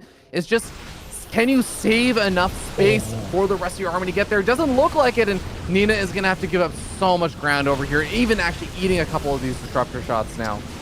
Yeah, and those are some big Novas coming through, connecting on Archons, connecting on Stalkers, and this is going to be the decisive fight. I am nearly certain. We do have units coming in from the back for Nina, but Estrella just has so much stuff right now. Billing Ford coming in will cancel one of the disruptor shots. Second one being split against very well. Is there enough for... No, there's the reinforcement coming in from Estrella. That is going to be the final nail in the coffin. What an absolute bonkers game between these two. But Estrella takes it down after the ultimate chess battle. Oh, that was awesome. That was fantastic. And I love that, you know, obviously it's a mirror matchup, and we saw that things were flipped around in terms of who had like a bigger army and all these other kind of things. But I think at the true essence of things, both of these players really did feel like they were playing their kind of game of StarCraft. Estrella is the kind of player that is, I think, almost notorious for doing these kind of mass zealot stalker well upgraded styles where you just out econ your opponent and flood them with things. You're really just throwing numbers at your opponent. Nina, I think, very, very good with that disruptor control, highly microable units and things along those lines. We saw them battling it out back and forth with all that kind of stuff, and even toward the very end it felt like that was so heavily what that game was about. Absolutely love it. Both these players are just truly playing their versions of StarCraft, and it's actually just fireworks in the making. Yeah, if that is not the best game of the Swiss format across all regions, well, it's going to mean that the game that beats it is a game of all time, like an all-time great game, because that was so entertaining with so many amazing moves from both players. And even the way that it ended with units being recalled in to the natural for Nina that allowed Estrella to make moves on the top right base, which Nina then tried to contest with some great force fields, and then Estrella microed through it, sniped the disrupt. Like, it was so many. It was just such a great set of micro moves and decisions from both players. One of the most dynamic fights to end a game I think you'll ever see on like a non like ultra late game spellcaster type thing. Because, you know, in like ZVT, you'll have like parasitic bomb, fungal growth, EMPs, snipes, liberators, like siege. Like, there's so many things happening at once. But with a relatively basic army that doesn't actually have high, like super late game spellcasters, to see such a complicated fight at the end is so cool. It's an absolute treat. And again, that was just game number 1. And this is kind of like the fun. This is one of those feelings that I feel like if you just watch StarCraft, it's really hard to convey this strange feeling when you have a game that's not just like a long game. It's a game where it's long, it's chaotic, and it just sucks you in.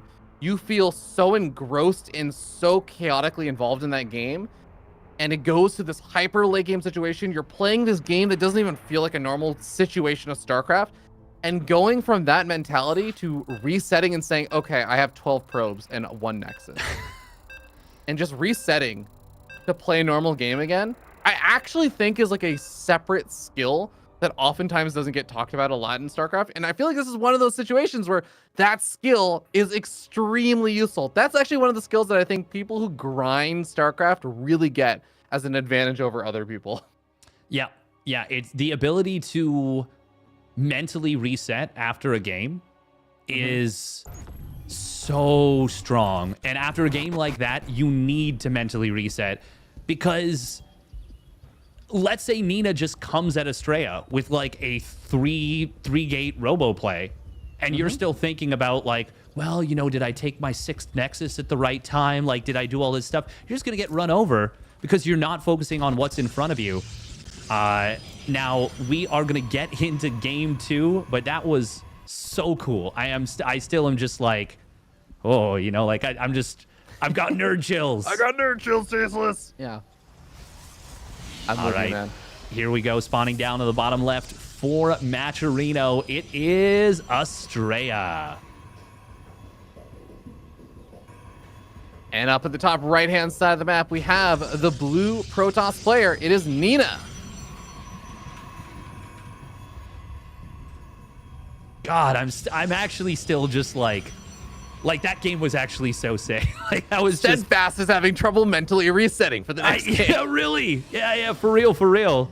Yeah. Like, I'm thinking about all of the things that happened, and after losing the amount of stuff that Estrella did, the ability to stay focused and like calm down is so impressive to me. Not to mention the fact that Nina had to kind of change her game plan after the game state changed. Like, they just both did such a good job of adapting. Obviously, in a game like that, especially with how many different decision paths are there? There's hundreds, thousands in that particular game. Maybe, honestly, that was probably approaching tens of thousands of different decision paths.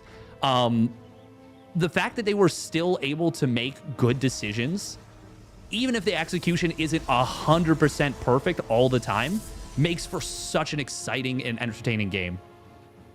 No, I'm totally with you. And I think it's weird to say this because I think that Estrella is the more accomplished player, and I think most people would agree, he is the player that I think has the biggest claim right now to say he's the best player in North America. Like, I think many people would agree with that. So it's kind of weird to say this, but I actually expect that skill you just talked about to come more from Nina, because I think that is really one of Nina's strongest suits, is playing from weird situations, playing in chaotic games, playing in situations where she's maybe playing even from behind or in a very odd spot that you've never seen or rarely seen before, or really rarely played from before. I actually think it's Nina's comfort zone a lot of the time. So I almost expected to see something like that out of Nina, and Nina to really hit her stride there. And I'm really, really just delighted at how well Estrella also matched that energy.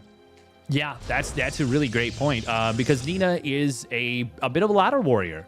Obviously, she's very good in tournaments, but like playing games, just constantly grinding them out can help you a lot. And especially when you play on the NA server so much, you are going to see a lot more weird game states, and you're going to be a lot more used to it. Speaking of weird game states, Nina going for the gold base, Estrella with the Stalker Sentry expand. We'll see this gold base almost instantly. Now this raises a big question. A, do you want to try and punish this? And B, if you do, can you? I actually think there's this really weird, scary thing that could potentially happen here, where Estrella, having gone for this 3 sentry opening, will have this really weird opportunity to do the kind of, you know, the drop that we've been seeing more and more Protoss players do with the Warp Prism, where you just force field in a bunch of like Terran SCVs or like drones or something like that, or actually a lot of time it's just PvP. Sorry, I don't know why I'm talking about those. It's like PvP is actually the example that most people think of, where sentries just right click down a bunch of these like probes because they do the extra damage versus shields. I feel like we could see that, but with the gold base where you don't even need the Warp Prism, right? Like, that's actually super scary. What I was wondering is, were we going to see a robotics facility come down from Estrella in response to scouting this gold base and trying to hit like a 2 immortal or even 1 immortal sentry stalker timing before Blink was completed for Nina? But instead we see that Blink in response, double adept getting into the main base, and sometimes you defend a gold base because you're thinking that is where my opponent's going to attack, but that is not where these adepts came in. They come in to the main and they are just blasting workers. Oh my God, 9 probes going down is an utter disaster for Nina. All right, Dave, I have 2 thoughts. One is that it's a reminder to me that my least favorite part about PvP is how 2 adepts can just feel like they can end the game sometimes. And the second part is, well, at least Nina's really good at playing from behind. I feel like that's her strength. So you know what? Nina's in her comfort zone now. That's my optimist viewpoint here. That is a very optimistic viewpoint. I've got to agree with you on that. It's a super optimistic viewpoint. Nina is going to have Blink for about 10 seconds before her opponent, but Estrella, I think, was very diligently chrono boosting that as well. And it's hallucinating units to like scare Nina off from actually attacking. Yeah. Look at that. It's working. They actually soak quite a bit of fire as well. And now Blink is done. Estrella might be able to blink forward. There are a lot of stalkers here, but looks like he wants to just kind of play it safe. Guardian Shield and Shield Battery is going to help. Nina is probing up behind this, but I mean, look at the income advantage. It's actually not so much minerals, it is gas, because Nina doesn't have that gas at the gold base, and even if she did, it would only be 1 gas compared to the 2 that are at the natural of Estrella. Yeah, I'm feeling that this Dark Shrine is a little bit of a Hail Mary play. Just, it's tough too, because Nina probably knows, like, yes, there is going to be a robo out. Like, an immortal just popped. And, like, the chances of an observer being there is actually quite high. And Nina doesn't exactly have her own robo to snipe off her opponent's robo or like an observer. So she's going to really have to try very, very hard to find ways for these DTs to be effective. It's going to be super difficult to do so. Where is that observer right now for Estrella? I think it's... Okay, it's out front of the pocket third. Oh, another observer just popped, and a third one's being built. So it's, it's there is a plethora of observers right now. Estrella, of course, faster into that 3rd nexus as well, and that gold base, while it does keep Nina's economy relatively close despite a significant worker disadvantage, and in fact, there's even a few more minerals coming in for the moment, it is going to mine out, and then what does Nina do? Nina's going to be in so much trouble. We've already got 3 of the mineral patches dropping below 400 minerals. Observer will spot the DTs. The Hail Mary is going to get intercepted here. And that's all the DTs also, by the way. It was just the 2 DTs warped in. It's brutal, man. It's really brutal. There really is only one small advantage that you can say is kind of going in Nina's favor, which is just she has more stalkers, but that's obviously compensated for by the fact that charge is finishing up. +2 weapons is on the way, but +1 weapons already finished. Like, the gateway flood and everything else is coming out here from Estrella. The third base timing, like, all of these things are still in favor of Estrella. And Nina is going to be overtaken in the stalker count very likely in the near future. If not, the only reason why is because Estrella is just going to be flooding out zealots and doesn't need that many stalkers. Yeah, exactly. I was just going to say the only reason would be if Estrella chose to go a different path. But off 4 gases, unlike the 2 in the previous game, I think we're going to be seeing a much heavier focus on stalkers and on immortals and on, you know, those higher tech units. Man, once again, the hallucinated stalkers. Nina has not been able to afford a robotics facility, so she can't see that these are fake. And that is going to mean that they just soak a fair amount of damage before they are taken down. That's just very helpful from Estrella. And Nina, she's got her own +1 on the way, but that's going to finish up basically as Estrella's +2 completes. So it's going to be a same upgrade advantage behind this. I really just struggle to see how Nina can make something happen in this game at the moment. But she needs to find something. Honestly, I do feel like, and I don't know if Estrella's going to even let this happen. I don't imagine Estrella will. But I think Nina's best shot is doing what she's doing right now, get up the robo, and just survive playing from behind until you are able to get up the power units. And then the power units in PvP are able to make such a difference if you're able to find an effective use for them, that you can mount miraculous comebacks. That last game was very close to being an example of exactly that. Yeah. The problem is she's very far away from that, and I imagine Estrella is not going to just wait around when he gets maxed out supply. Like, there is going to be a point where Estrella is looking to trade out. He's going to be looking for opportunities. That's where the real big question is going to come from. But that's the best idea I can come up with for Nina. Game paused. Yeah, I think that that's probably her best chance. We are just going to swap away for the moment here as Nina asking for a little pause. Man, this is a tough situation for the American Protoss player here. Nina, I guess they're both American Protoss Yeah, I was players. like, I was like, wait a minute, what have I done? The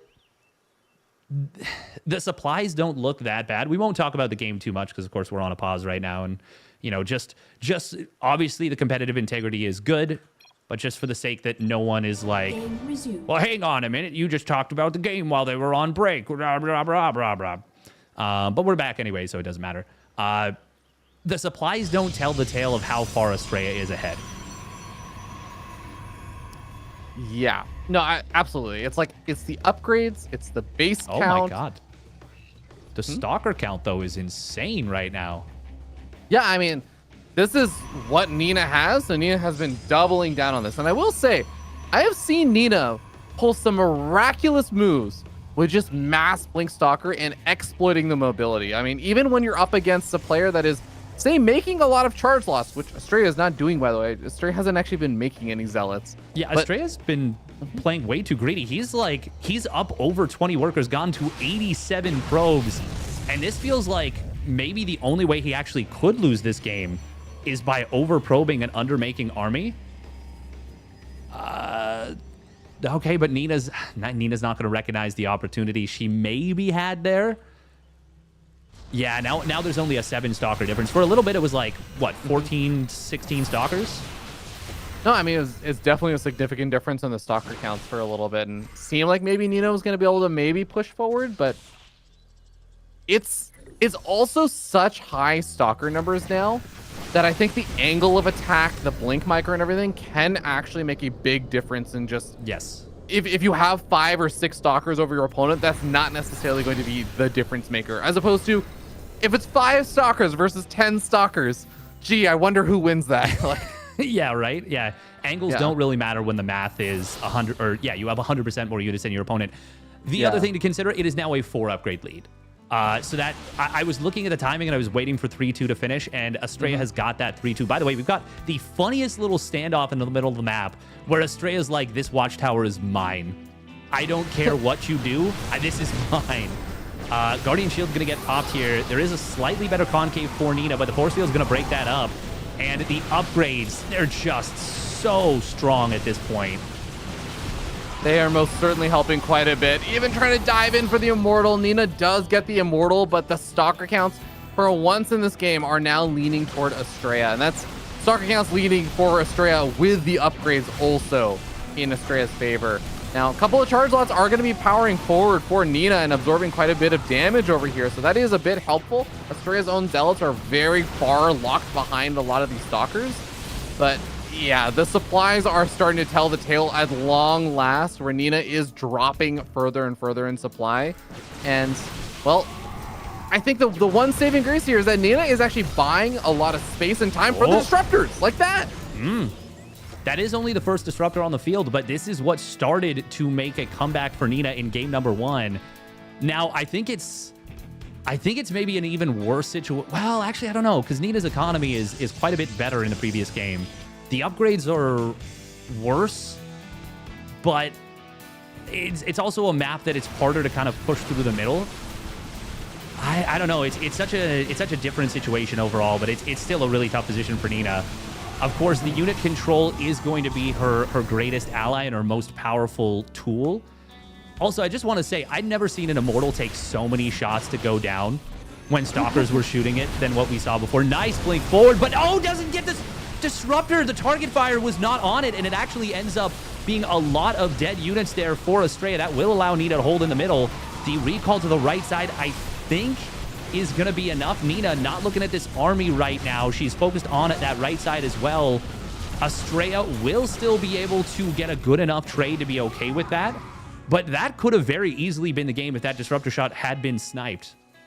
Yeah, I mean, this definitely, I feel like, has gotten a lot more complicated for Estrella. I know that the upgrades have been so heavily in his favor, even getting +2 shields, which is beating the upgrades that he had in the last game. Yeah. But Nina is also like getting up to +3 weapons. That is the key upgrade. The armor upgrades are helpful a bit, but they're not the big thing. The difference maker a lot of the time for these PvP fights are the weapon upgrades. And once Nina ties that up, things do start to even up more and more. The disruptor count is going to continue to rebuild.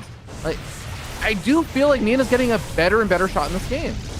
Absolutely. Nice usage of the blinks here on the DTs, not blinking all of them, so they're able to go after 3 of the cannons very quickly. The 4th cannon will hold for a little while, but not long enough. Disruptor, almost hitting her own DTs. Meanwhile, a jump in the middle of the map. Estrella will take a big disruptor shot, but is going to be able to still get some trades. And once again, trades are absolutely favoring Estrella. And meanwhile, the Nexus on the top side goes down. Nina has held on so valiantly for so long, but Estrella is starting to take the pieces of the puzzle apart and starting to dissect Nina. Yeah. One of the biggest pieces of the puzzle are those disruptors, and another big disruptor shot on a handful of these Zealots. But even then, even with these big disruptor shots and Estrella having to back off, sniping off the robotics bay was a very, very nice move. And now even going after the Dark Shrine doesn't look like Estrella will get it, but slowing down disruptor production and sniping off the additional disruptors that were there. There's only 2 left on the map right now. A 3rd one about to pop, the last one for a little bit until another robotics bay is made, just confirming. Yeah, no robotics bay out of the map anymore. So I actually think the fact that Nina is not rebuilding that really, really means that Estrella has a lot more leeway to play with. Yeah, absolutely. It's man, with only 3 disruptors on the field against such an overwhelming economy, like if Estrella just keeps taking fights or keeps forcing engagements, as long as Estrella's not fighting into a bunch of defensive battery overcharges, like it's just going to be so hard to keep from getting drowned in Zealots and Stalkers. No, absolutely. I mean, Nina is like a anime protagonist who's down to the last leg and is realizing I only have 3 bullets left and I have to beat the final boss somehow with this. Like, it's tough. How do you actually make it work? The Zealots are starting to overwhelm these Zealots over here of Nina, and just even forcing the army to move to that position means, okay, well, this gas geyser is not going to be mined from anymore. The forward base, which not only was obviously mining and isn't really mining minerals anymore, but it also provided vision for where exactly Estrella's army was. It's all these little things as Nina is just starting to lose more and more ground. Yeah, Estrella is just slowly but sure. Oh, that was an unfortunate little blink. Didn't save all the stalkers. Still only 2 stalkers going down is fine. Just funny to see the like hold position micro. Yeah. Every unit and structure that gets picked off is more and more influence that is being shut down on the map. And it's a long, slow, tedious process, but it is working. It is inevitably working. 18 probes, meanwhile, did go down. We're going to see another Nexus getting sniped, potentially. No, looks like the DT is just trying to escape, actually. Ooh, Disruptor's going to get blinked on. One. Oh, no, they didn't even get the shot off. Great pickoffs for Estrella. Now there's no Disruptors on the field. And now this should just be a matter of nothing Nina can do as long as Estrella just continues to build units. By the way, 5,000 minerals, no gas in the bank for Estrella. Yeah. No, I'm with you. It's a matter of Oliveira until Nina is going to have to start facing the reality that there are not those power units around anymore. A handful of DTs available for Nina is not going to be enough. And Estrella takes the 2-0. But my God, did Estrella have to work so hard for that 2-0. Yeah, that was not just working overtime. That was working, you know, triple overtimes through Christmas. That was not seeing your family in 6 months. Like, that was a very long, drawn out kill. And kudos to Nina for giving us one of the most entertaining series. This was so much fun to cast. I really can't overstate that. But Estrella will ultimately get the job done. Took a very long time, but he now moves into qualification point. Just one more series needed, and we'll join Trigger on the top of the table so far. But for now, we are going to head to a little break. I believe it is going to be Kelazhur versus Future next. Yeah, I want you to guess, according to our official schedule, how long ago was that series supposed to start? Kelazhur versus Future, without looking, I'm going to say an hour and a half. Oh, it was about an hour ago. Yeah, about an hour. Close. Okay. You were very close. All right. Yeah, we're only an hour behind schedule. We're only an hour behind schedule, but we will be back after this little break. Enjoy the ESL shop video, enjoy some tunes, and we'll be back with a TBT. Don't go anywhere.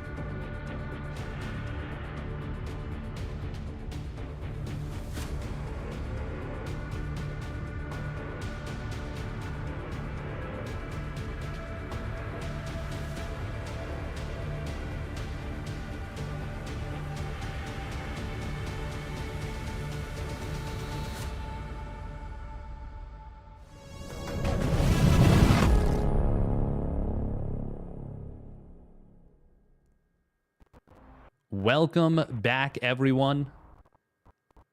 As my PC tries to digest that very complicated stinger. It does not like it one bit. It is really chugging along as it sees that. We are going to be getting into, our first TBT of the day. I'm not crazy, right? Our first TBT of the day. It is going to be Future versus Kelazhur.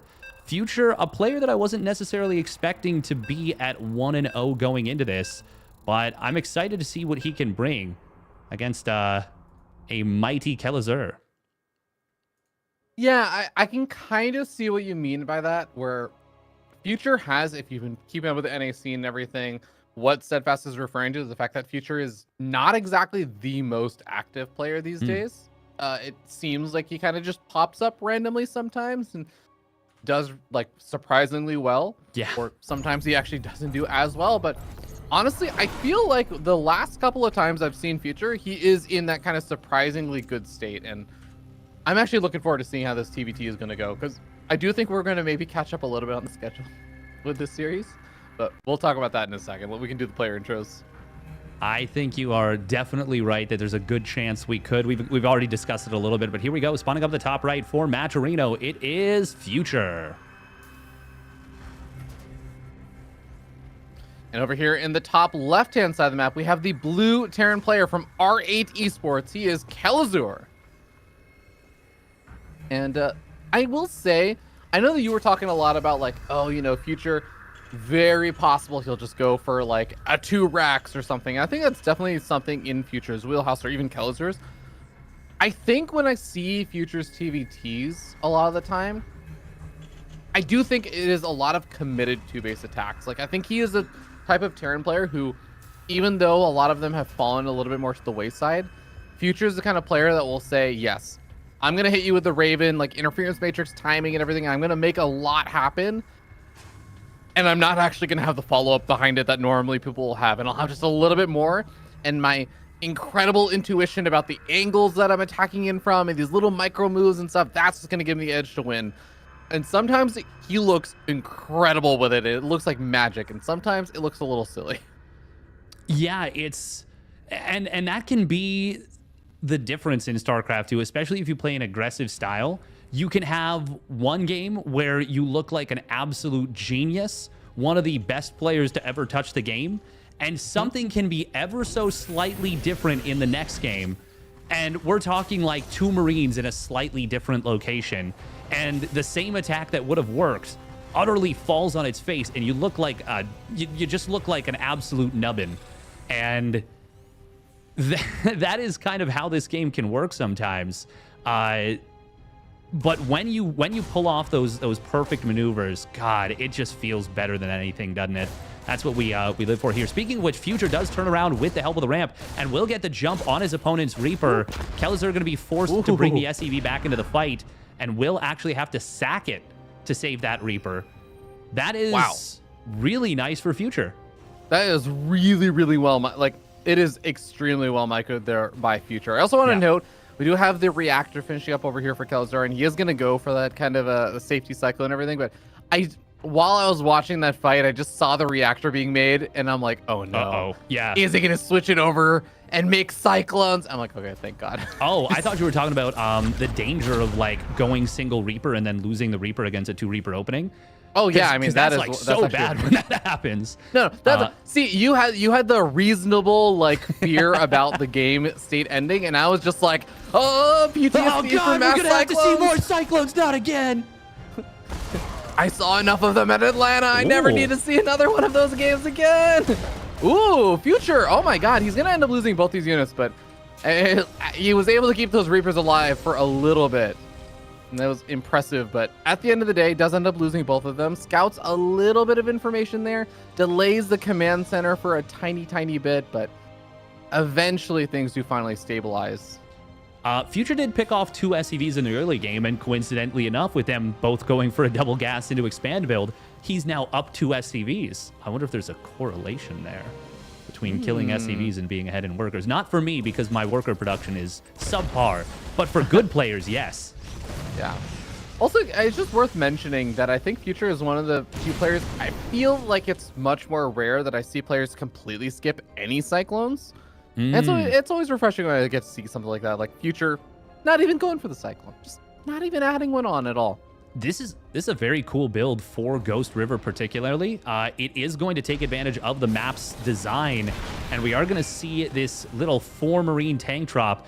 This was super common for a while in TBT, but it kind of fell out of favor because there are ways to deal with it, and especially the new, well, I guess now the old Cyclone, but for a while the new Cyclone would have dealt with it pretty darn well.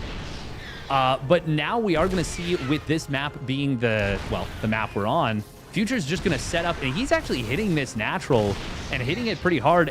Pardon me, the interference matrix is still a ways away. We're going to have to see a repair to try and keep this command center alive. And that's pretty annoying this early in the game. No, absolutely is. It's lost resources on the repair, but also lost resources on just mining time. Mining time, yeah. This is exactly the kind of stuff I was talking about, where I think Future loves doing these kind of more committed two-base pushes. Yeah. And he loves doing these little precise micro transactions, micro interactions. Raven gonna try and get jumped here. And honestly, even just the Vikings keeping this away, this feels very Gumiho-esque almost. This is a super awesome push from Future, and it started off so innocuous, but it is gaining steam and gaining momentum. Behind it, a second starport. I love what Future is doing right here. He started off with a really light, like, chokehold on the natural, and he is slowly but surely tightening his grip on this position. Yeah. Adding on a third siege tank over here. A scan does come out. It looks like the Ravens are ready with interference matrix coming on forward. 2 of the siege tanks get disabled. The third siege tank is still alive and dealing some damage. It does finally get taken care of, though, and Future is at long last dislodged. That was a really good timing for Kelazhur to go for that, because the Vikings were not enough in number to clean that up before the Ravens got their interference matrices off. If one less interference matrix goes off, that is a completely different situation. We do see Future still saving the Vikings. I like that he didn't land them there, because his game plan is revolving around this 2-starport play. So if you lose air control, it does get difficult. But with only 1 and now a second siege tank on the field, this is really scary. This counterattack could get a lot of work done. Yeah.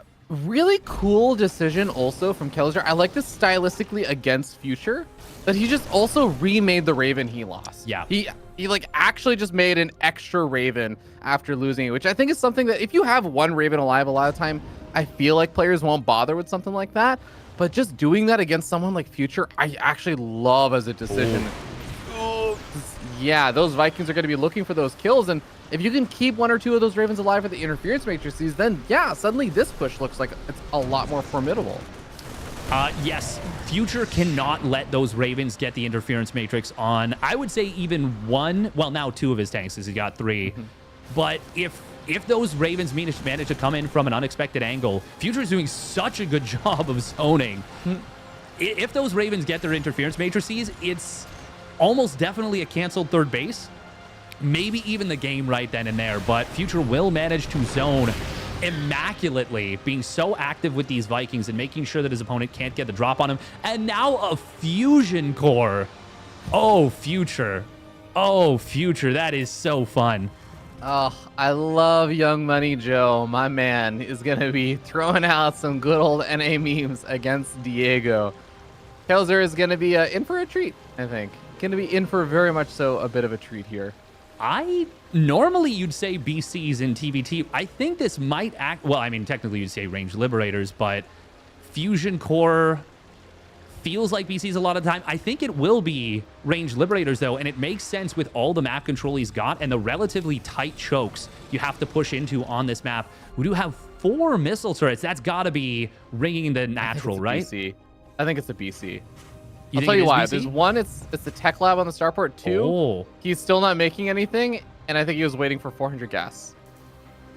Or 400 minerals, 300 gas? 300 gas, yeah. 400 minerals, yeah. 400 minerals, 300 gas, yeah. Yes. You are right about that, and that is going to leave him very exposed. There's the interference matrices coming on in. The Vikings were out of position, but there are a few too many siege tanks to shut down everything. Still, that's going to be a cancel on the 4th command center. That's going to be Kelazhur getting position on Future, and Future will go for the BCs, and that is wild. Ranged Liberators would have already been pretty crazy, but it would have been a really logical and good decision. BCs are kind of bonkers insane. Oh, they are hilarious in TVT, actually. It's a lot of fun to watch them, especially when you get up against unupgraded Marines. Yeah. Like, it is pretty fun to watch, but we'll see how they're going to fare, because first two BCs are going to be popping out while Kelazhur is unable to really progress too much further right now. The Ravens sitting at fairly low hit points, and even a couple of those Liberators being added on the additional starports. Yeah, and there's no additional starports for Kelazhur, so he can't match his opponent's Viking count. He started building Vikings initially, but he's only gone up to 3. He doesn't have combat shields. He doesn't have 1-1. So those Marines, they're actually just going to get kind of annihilated by the BCs, and I like the Liberator first to drive the position back. That will keep the BCs hidden, and the BCs are not going to show themselves. They're going across the map on the top side. At least one of them is. That is very intriguing. Kelazhur has identified that it's mech, but he certainly does not know that it's BCs yet. Yeah, he is loading up a couple of these medevacs and might be running into a missile turret wall. Yeah, the Vikings also going to be joining the BCs to help protect them. Even the Liberator adding in a little bit over here. And this is the big reveal. What is Kelazhur's reaction going to be? I wish we had player cams, because I can imagine like a big exaggerated response. I can also imagine just like a very subtle eyebrow raise, like, oh, interesting. BCs are going to teleport home. They can target down that one medevac that has a couple of units inside, but they actually weren't shooting initially. Ow. That is kind of... No, they must have been shooting, right? They literally auto-shoot. Yeah, like, that's very strange. Maybe we can look back at the replay on that. And one of the BCs going down is really, really painful. Those are expensive units, and I mean, Future's trying to build up a bank of BCs. Now going to be losing a couple of these workers. He did get some counter damage done, also killed 5 workers of his own, but I mean, there is also a push at his front door that he has to be very, very wary of right now. Is actually Future prepared for this? Nice mass repair on the siege tank, but it is just one tank. It gets blown away. More siege tanks on the top side going down, and Kelazhur found the position. He drew his opponent away from where he needed to be. And now Kelazhur has taken a hugely advantageous position against his opponent. There's very little anti-air actually with this army, so the BCs can actually just fight this, and they will clean up everything.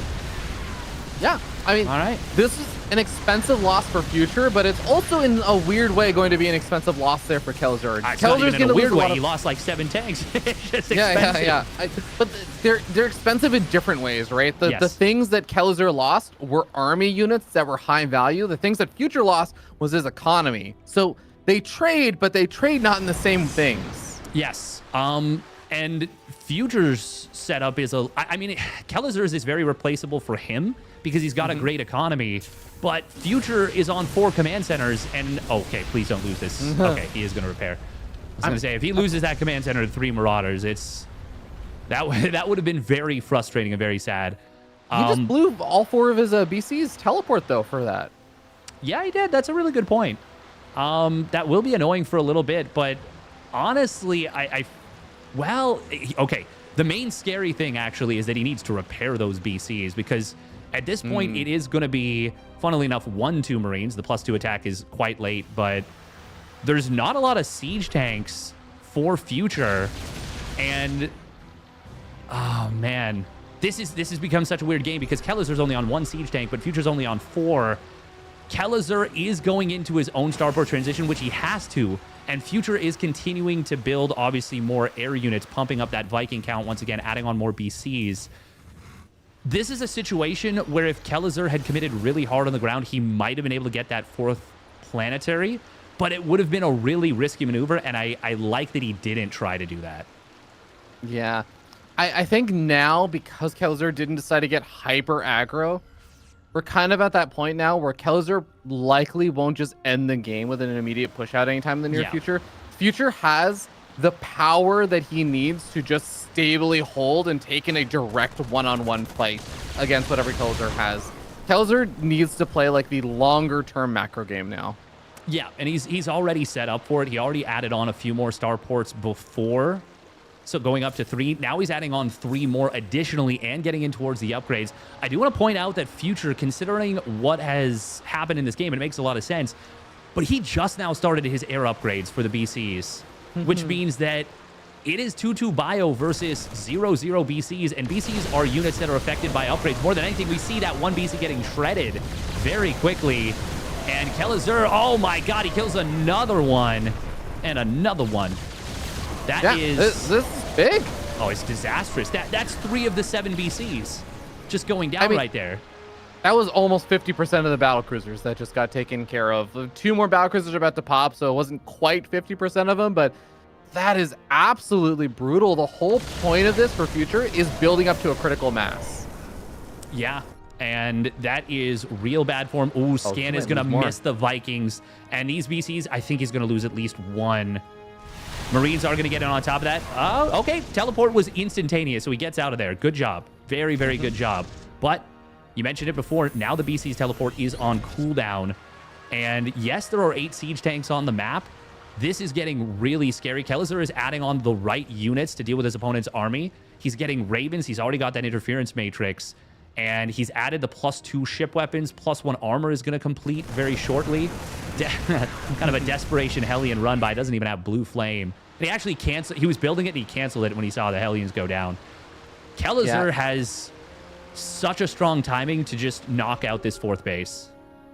I wholeheartedly agree. There is one thing I'm going to say, which is if Future can find a way to survive this attack, if he can survive, if he can hold out and trade even like okay, there is a really weird feature about this map. It is one of the maps that only has 6 bases for each player. Yeah. And if you're the slow meching Terran player that's just, you know, basically slowly expanding, Kelazhur is taking the entire map, and he's not necessarily always going to be trading out efficiently as long as he's trading out in general, like okay-ish, because he has enough bases to compensate for it. But long-term, Future's just going to have more stuff to mine, I think. Potentially, yeah. Kelazhur is in a spot where he could try and actually take that kind of, I guess, I don't even know how to describe it, the like pocket 5th-ish base, the one that Future's trying to land right now. Yeah, Kelazhur is going to stim forward and will try and get in here. Huge anti-armor missile. That was a lot of Dorito dust on those units. And, oh, I love this from Kelazhur going after the Vikings with the Marines. Just getting any opportunity he can, taking advantage of the immobility of his opponent's army. And yes, these BCs will clean up these Marines, but even a snipe. Oh my god, he gets BC. Very well done. I mean, Dorito Dustman +3 weapons. I mean, it basically was the equivalent of a +4 weapon versus like +0-0 battlecruisers, right? Yeah, base. Yeah, it was like 4-2 upgrades versus 0-0 equivalently. Yeah. When you like subtract everything down and you just cancel out. The math gets a little bit complicated, but that sounds right. I'm so glad I got you to do that math on stream, Steadfast. Oh, I will always do math on stream. You know that. You know I will never hesitate to do math on stream. Even if I turn out to be grossly, drastically wrong, I will YOLO in there like nobody's business. That's one of my favorite things about you. You're so easy to bait with that. You're like, haha, I baited you in. And then I'm like, no, I'll run through another wall just to prove you didn't. And then it's like, well, that was the real bait, actually, is you got me on the indignity. Yeah. You know, I'm actually surprised. I didn't even realize this, but I saw Kelazhur had added on some of the Thors and things like that. And I feel like that's not an uncommon thing to do, just to add in a few Thors.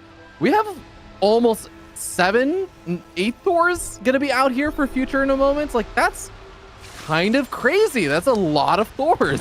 Yeah, but they don't have any attack upgrades, so they're not as good as they should be. And like, they do benefit a lot from the high impact payload. Now, Kelazhur also doesn't have that, but that's not like a core part of his army. It's just kind of an auxiliary part. Thors are going to blast each other in the middle. It ends up being a 1-for-2, but Kelazhur was able to get some other stuff done. We do see the missile turrets trying to defend against these BCs, but oh, okay, Kelazhur thought that, I think he thought all of the BCs teleported home, but obviously they teleport home afterwards. But that was really nice because Future was actually, he had this bottom left-hand base under fire. Yeah. Like a few units were attacking there, but he pulled the entire army back with that battlecruiser move. So he gave himself space. He allowed himself to resituate. He's now reestablishing some of these missile turrets, which he's very much so going to need because his entire army just got Dorito dusted again. Also, Kelazhur's army is 0 ground units. There are 36 Vikings, there are 18 Ravens. He's building nothing but air units right now. These Thors are actually a big problem. Now, with 18 Ravens, you can turn off just about every single Thor 3 times over. But Thors are not the only thing in the army. This is actually suddenly very scary for Kelazhur because he doesn't have anything to deal with the Thors. Yeah, well, not anything, but it's complicated. We're going to see a huge concave coming in. The interference matrices, well, there is a lot of them. Is there enough Raven energy to clean this up? The Thors are kind of uncontested on the ground. Yeah, I mean, the Thors are going to go uncontested for a little bit, but plus damage versus mechanical, Vikings are actually going to be able to shred through those, and Kelazhur looks like he is going to be able to clean up almost everything over here. Holy crap. I know that of course, those Thors are going to get interference matrix, but I'm actually a little bit surprised that Future left them in high impact payload mode. When you have that many, I understand when you have like 3 Thors, high impact payload makes a lot of sense. When you have like 8 Thors or 9 Thors or something along those lines, doing the splash damage mode against that many Ravens or Vikings, I actually feel like he could start one-shotting them before the interference matrices even came out. Maybe. I'm not sure. That is a lot of mules. That was honestly one of the weirdest fights you will see because the Thors didn't have any attack upgrades, like I said before. Yeah. The upgrades were so much better for Kelazhur, especially when you take into account the Dorito dust. Before it, there was only a 1 upgrade advantage. But Kelazhur also didn't have smart servos, but it didn't matter because he had such an overwhelming number of Vikings. And you mentioned the plus versus mechanical. That was so good for him there. Kelazhur is going to try and take this base on the right side. We are now approaching a point, you mentioned, it could come down to who mines out this, like we could come out down to a fully mined out scenario. And Kelazhur is ahead in terms of gas lost, which is actually, I mean, he's ahead in both factors, but I think the gas is going to be the big difference maker in this one. Yeah, this is such a crazy Kelazhur's game. definitely been trading more effectively with that last couple, like, trade or two. So I think that he still is in the favorable position. But yeah, it is just going to be interesting to see. Like, Kelazhur, in a weird way, he's, like, trading more effectively. But there's also still, like, a timer for him because he's not actually, like, mining, or he's not going to have that much more mining in, like, a little bit. Yeah, and he's building a lot of static defenses in the middle of the map that won't help him too much. I like this little split off here from Kelazhur, only sending 4 Vikings. Didn't get himself into trouble by, you know, over-committing to defending that BC. Easy, obviously it's very simple to, you know, say that, but it's easier said than done to send the wrong number. Oh my god, these Liberators just blasting that Thor, and they are going to just obliterate those 2 Thors. Jeez. +3 ship weapons does not mess around. Advanced ballistic liberators, man, they truly do not want to be messed with. Is that a okay? That's a planetary fortress. He's morphing. Look at the upgrades tab, by the way. Oh, hold that thought. We are going to see a fight coming in. Anti-armor missile on both sides. I think there's more Vikings for Future. This is great for Future. Yeah, it's so good for him. What? I'm so confused why Kelazhur took that fight. That's can't be in most of his army, right? He has a bunch of bio in the bottom right. He loses so much of his Viking control over there. I know that, yes, he cleaned up a lot of Thors and everything, and he did clean up the bottom right-hand base, but Kelazhur, I'm really worried about him now. Yeah, he just lost so many Vikings. He is trying to go back into Vikings. He does have a lot of production. 9 starports, in fact. But we are going to see this base on the left side. This is going to be the weirdest little base trade. Ooh, the mass repair coming on in. Is it going to be enough? No, just barely enough DPS with the 3-3 bio. And imagine building armor. If he has building armor right there, that planetary survives. This is actually hilarious. And now we have the Mule Hammer being dropped down the bottom right. I feel like a battle cruiser could teleport onto that bio army and kill the rest of it because there's so few Marines, there's no medevacs, and the Vikings are chasing after a lot of Kelazhur's reinforcements, but they're now getting chased back with a Bioforce there, and that is going to be a little bit too much. Kelazhur does manage to take that game in the end, but what a weird finish. Yeah. Weird really doesn't do it justice. Because, like, first we had that push that was like 7 Thors against no ground army and like 1 Liberator. And it got stomped into the ground, stomped into oblivion. And from that point on, Kelazhur had very strong control of the game.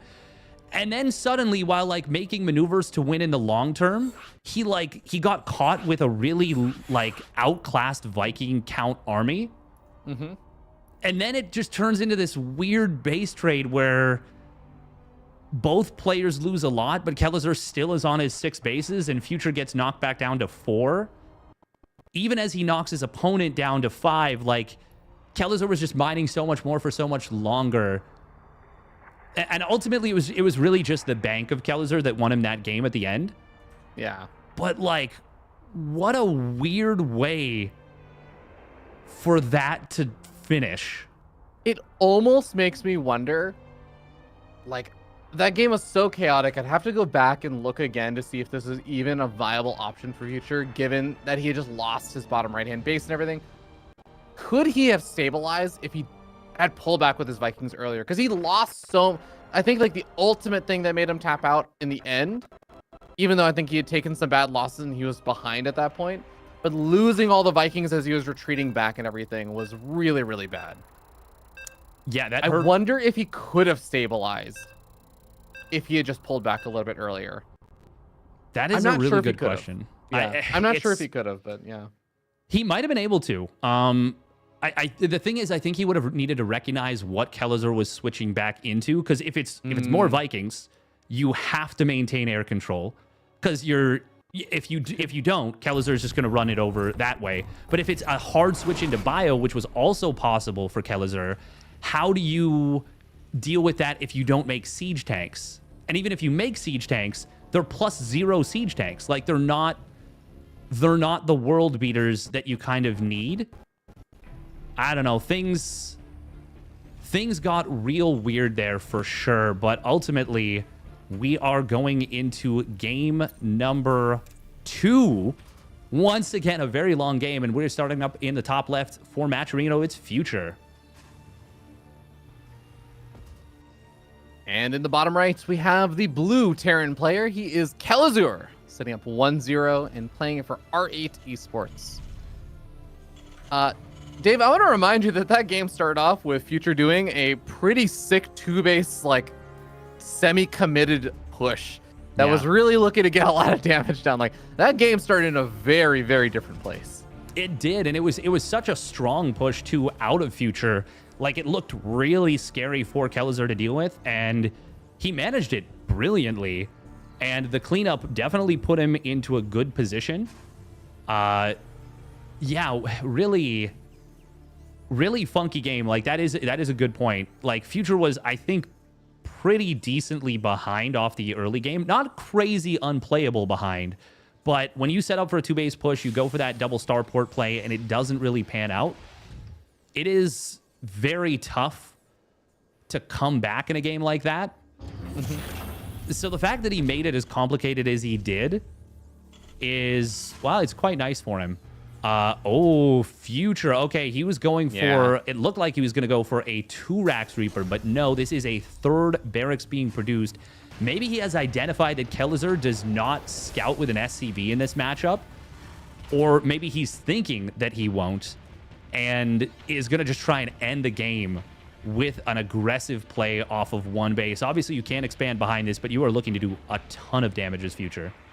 Yeah, I also want to make a mention that in the last game, this is the very beginning of the last game, Kelazhur moved across the map with a Reaper and an SCV. Future just had a Reaper. He won the fight, literally being down a unit. I actually think that gives me a lot of confidence in Future's ability to micro after something like that in the beginning. And maybe Future's also thinking, like, I might be able to just out-micro him a little bit in this early game. Yeah, that's definitely a very real possibility. We are seeing a quick Cyclone coming out from Kelazhur, and that is going to be good defensively, but it's not going to be amazing defensively. Ooh, Kelazhur is going to move forward with these 2 Reapers. If he is not super quick on moving back, he is going to get jumped and get absolutely stomped, and that's exactly what we could see happening.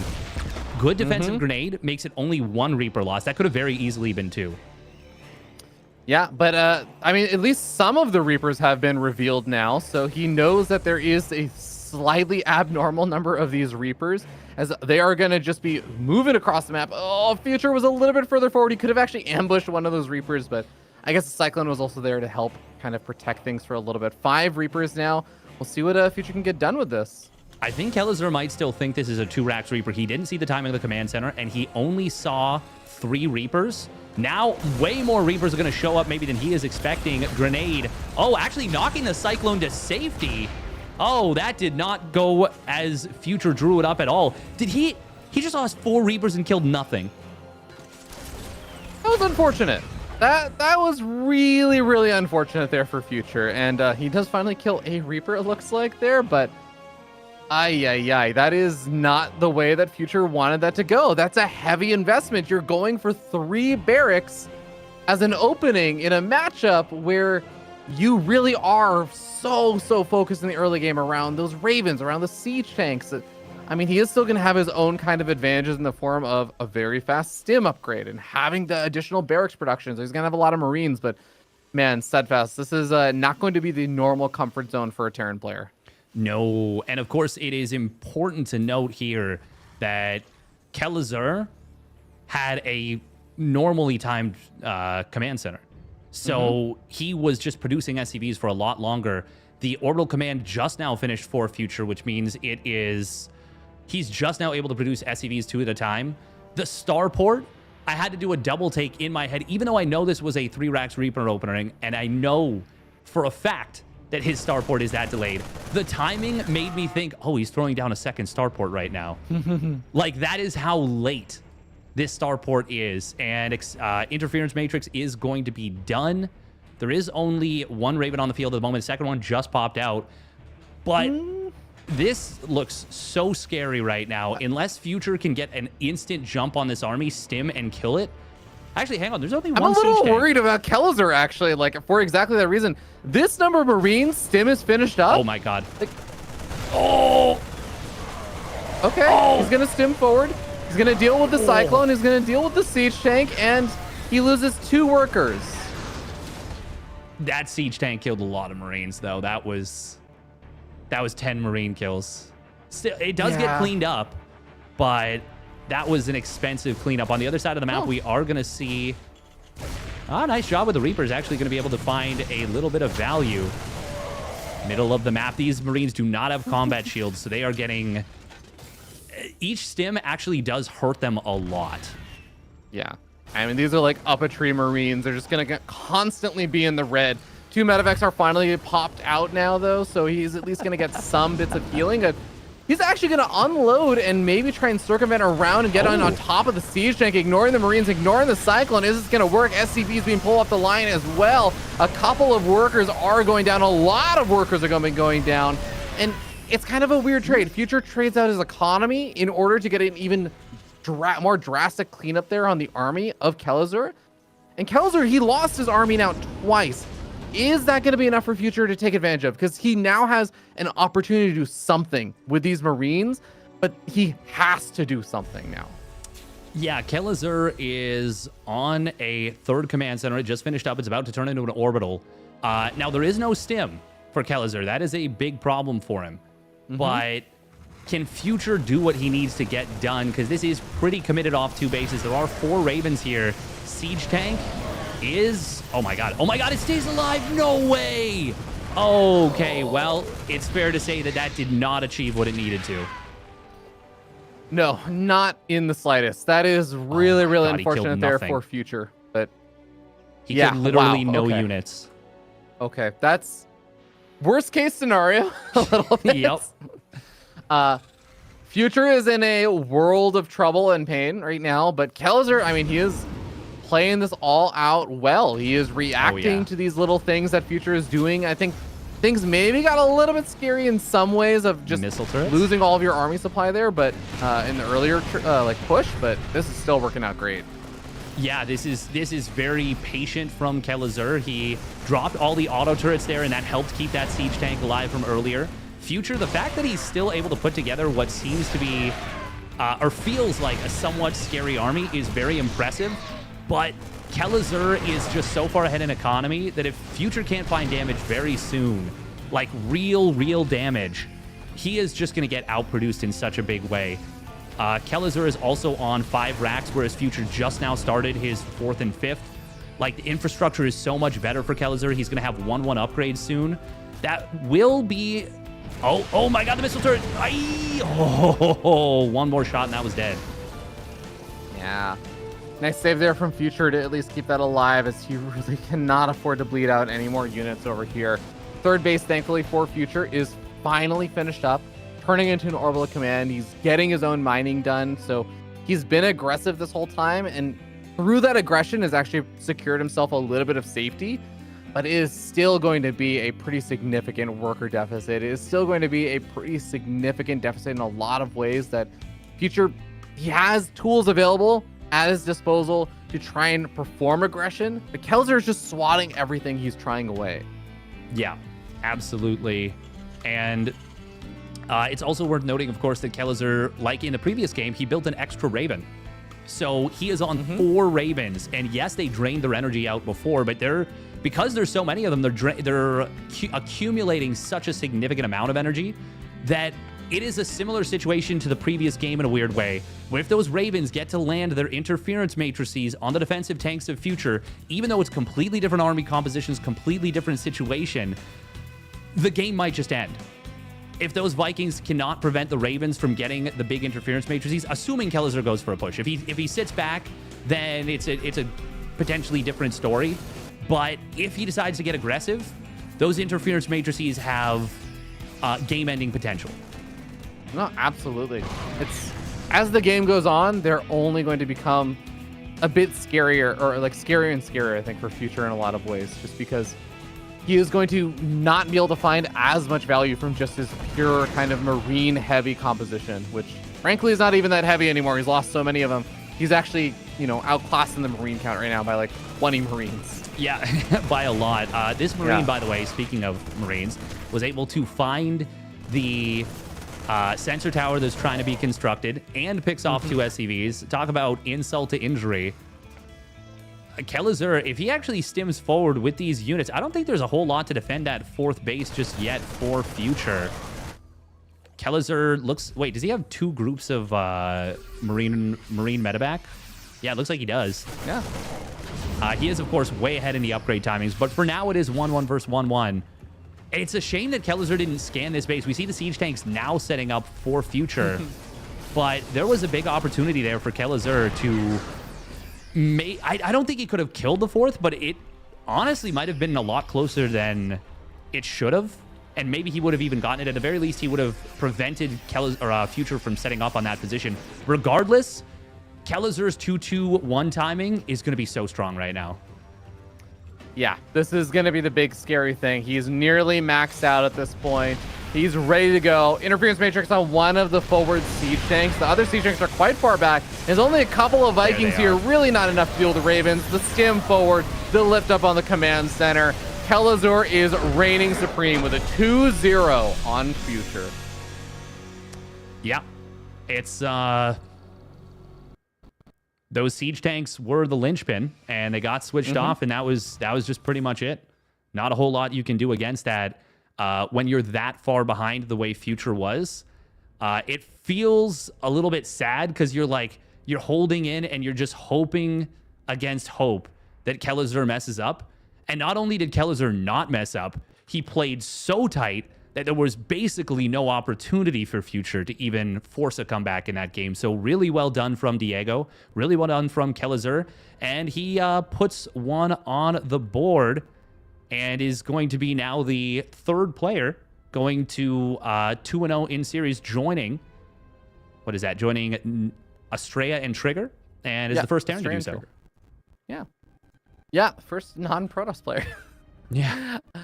But of course, guys, that is going to mean that another match down, and we have one more of those matches from kind of the winner's side of everything in the North American region. We have Scarlett versus Cham coming on up. Both those players also sitting 1-0 in a good old ZVZ, as maybe you're getting tired of Protoss and Terrans and you just want to watch a little more ZVZ. So we got you covered. We're going to be heading into that after a short 5-minute break. So don't go anywhere. You are watching the EPT Regionals.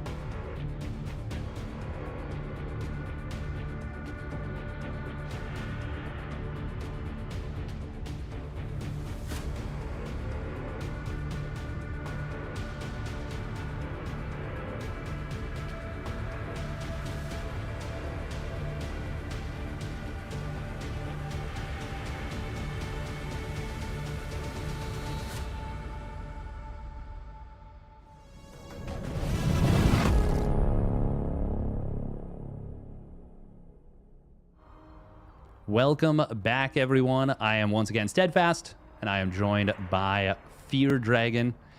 Fear Dragon, we got ourselves our first ZVZ.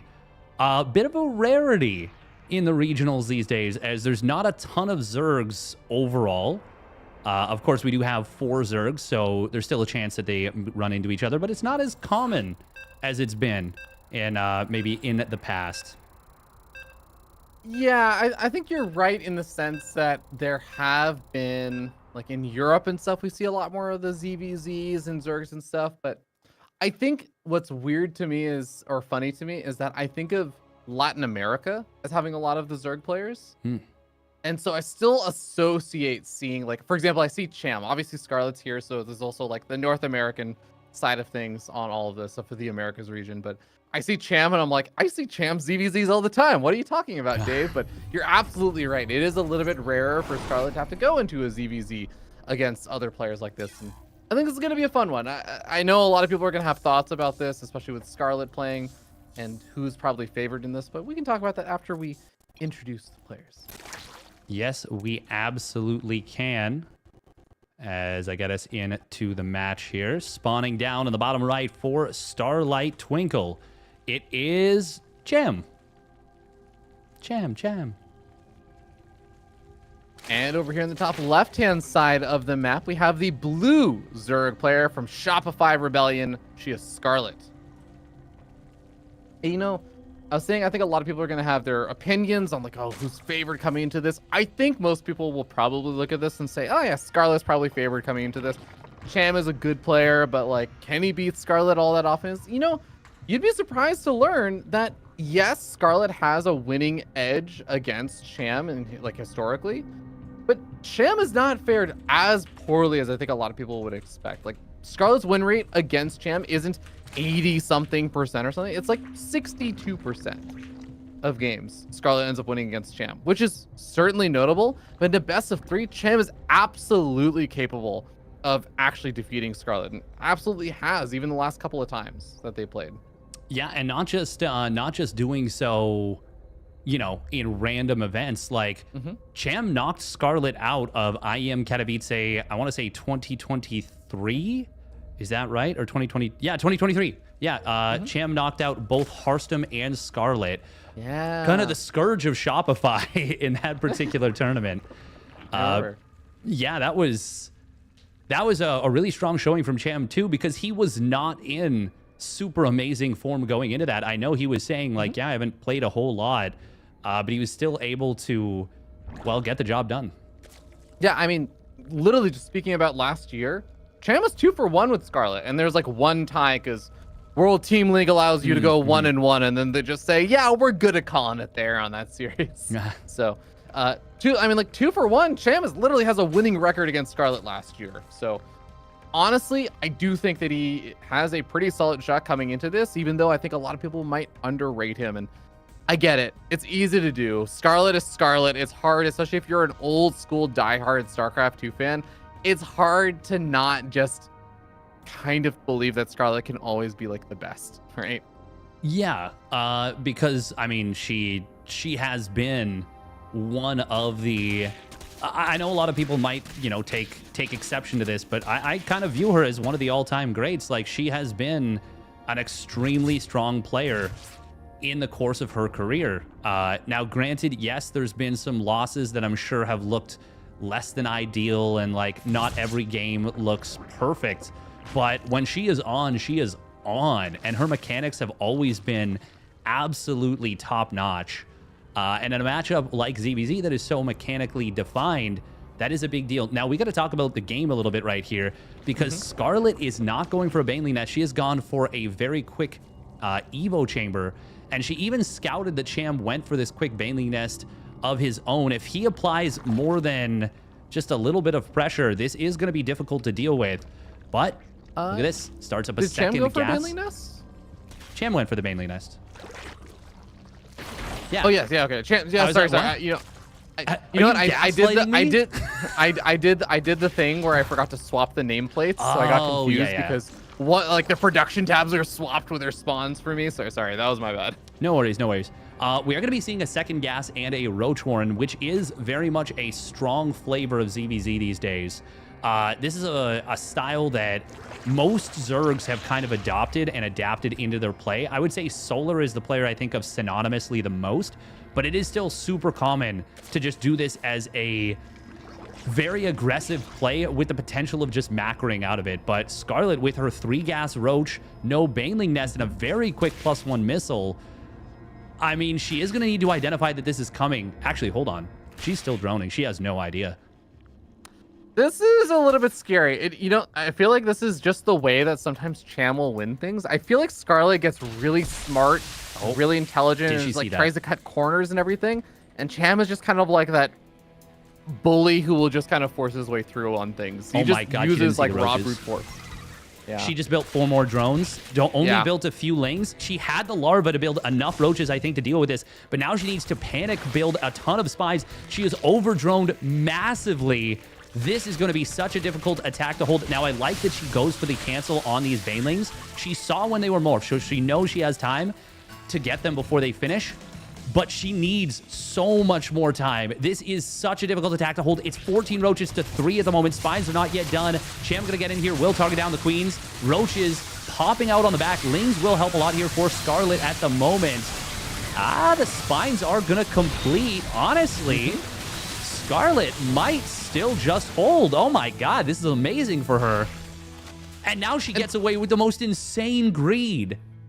Yeah, and the weird thing about that also is the timing of it is the attack gets pushed back as +1 weapons finishes there. Yeah.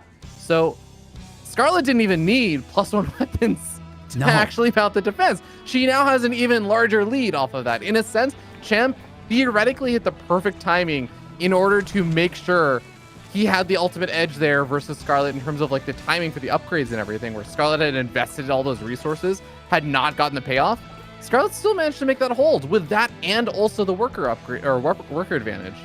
Yeah, that was a ridiculous hold given the circumstances. Scarlett, okay, she is supply blocked and she's pushing out on the map without roach speed. This is extremely unnecessary, but it might still work out anyways because you got the +1 missile. Transfuse, I think there was only 1 transfuse that was able to be used. Drones are going to pull into the fight and will go down, but they will allow Cham to hold. I do not know why Scarlett attacked here. I don't know if she misread the game or what, but that was a really ill-conceived attack. I'm also quite confused about that. I feel like in a world where she was able to trade out maybe a little bit more evenly, I can kind of understand. It's like, okay, either you droned or you made roaches. And if you made roaches, then we trade out evenly. And then I have more drones. I mean, she did have more drones. But Cham also has like more than double the number of roaches that Scarlett does. And he's investing in the Spire. And he's not even that far behind in drones anymore. So I'm also kind of confused by that maneuver from Scarlett. That just feels like it was, oh no, I got supply blocked, I have to attack. And she built 8 overlords during this. There is going to be overlord speed.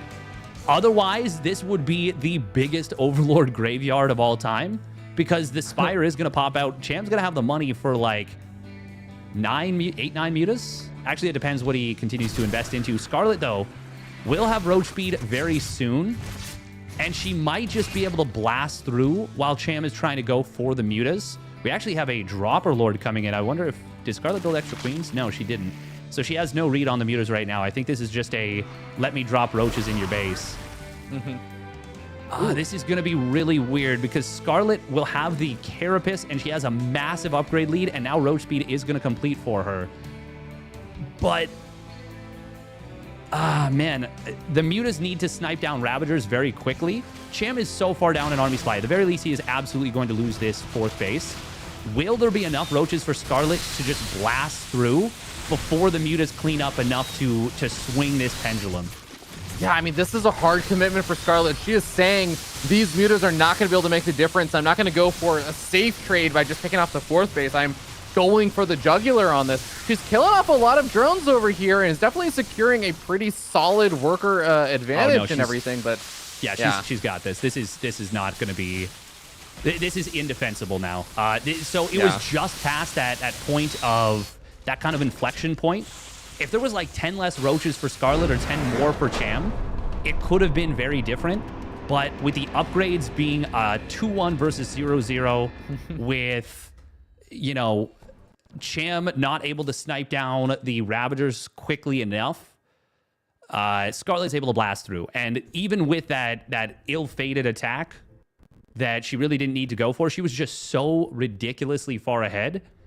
And obviously, Carapace helps so much against the Mutas. It nullifies the splash damage so much. Scarlett still ends up preventing that from getting out of place. Yeah, very, very nicely done. I'd love to get her thoughts more on kind of like the timing of that attack and stuff and getting her rationale. Like you were saying, if it was like the supply block, if she thought that Cham was maybe being greedier, if she was just okay with whatever trade was happening there. But regardless, you can't argue with the results of Scarlett actually still coming out victorious and still being fine after that kind of attack. So we get ready to move into game number 2 onto Oceanborn, and Scarlett just generally looking pretty solid. It was a kind of like, forget the attack that Scarlett did. The attack that Cham did just looked like it was going to be something that was catching Scarlett so off guard, and she was going to really struggle with, but she still managed to mount up the defense at the very last second, scouting the roaches as they were moving across the map. Not before that, was droning up like 15, 20 drones above Cham, and she still managed to hold without even having her weapon upgrade finished. I mean, all of that together, that is what scares me a little bit moving into game number 2 for Cham. Yeah, I mean, it's. I think just the fact that Scarlett went for a build, the build that she did without that Baneling Nest, really just set her up into such a phenomenal position. I don't know. That was a very weird game, to say the very least, because you look at that 2-gas Roach Ling Bane attack, and the droning that Scarlett did, that should always be a kill under normal circumstances, but it obviously was not. And now Scarlett finds herself up 1-0, and she is going to start things off with a 13-12. We have spawning up at the top left for the Shopify Rebellion. Well, it's Scarlett. I've already said her name like 4 times. And down here on the bottom right-hand side of the map, we have the red Zerg player is going to be Cham from Starlight Twinkle.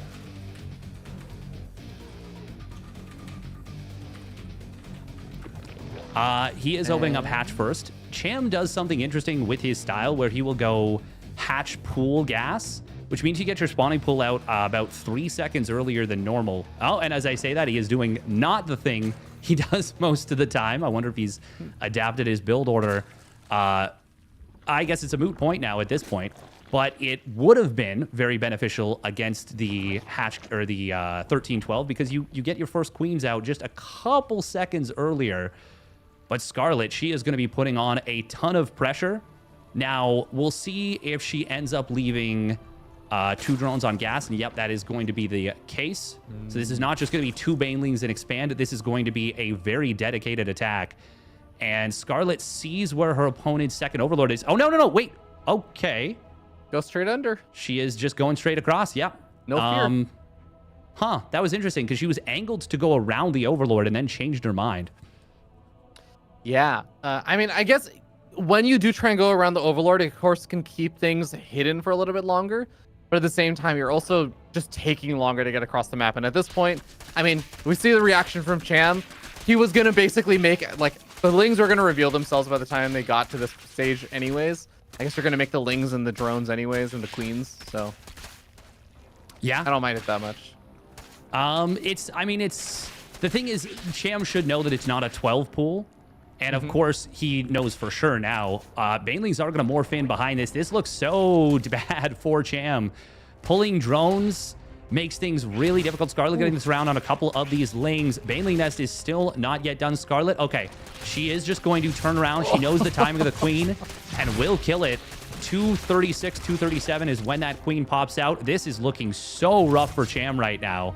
Scarlett, ooh, can she get in here? Nice hold position on those Lings, and a good wall will mean that this mineral line is at least safe for the moment, but Scarlett can just kill the hatchery.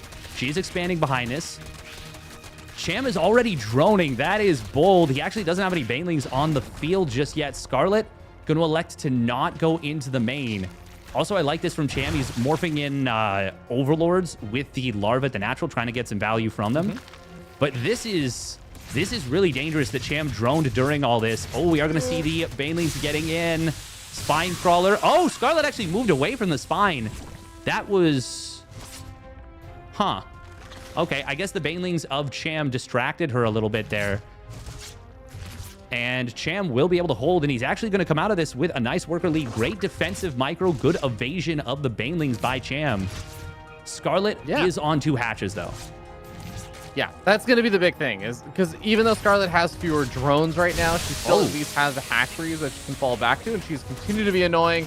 I don't think she'll be able to deny that hatchery, even though it would have been really funny if that one Baneling was right on top of the drone as it built a hatchery and, I don't know, got a kill or something, but not going to be the case. And they'll be on even workers now, but Scarlett should just be climbing ahead. Not only that, but having Zergling speed when your opponent doesn't, that is a massive boon. Yes, yes, it is. And Cham did not drop a creep tumor, so he's not able to slow expand the Spine Crawler down to the natural.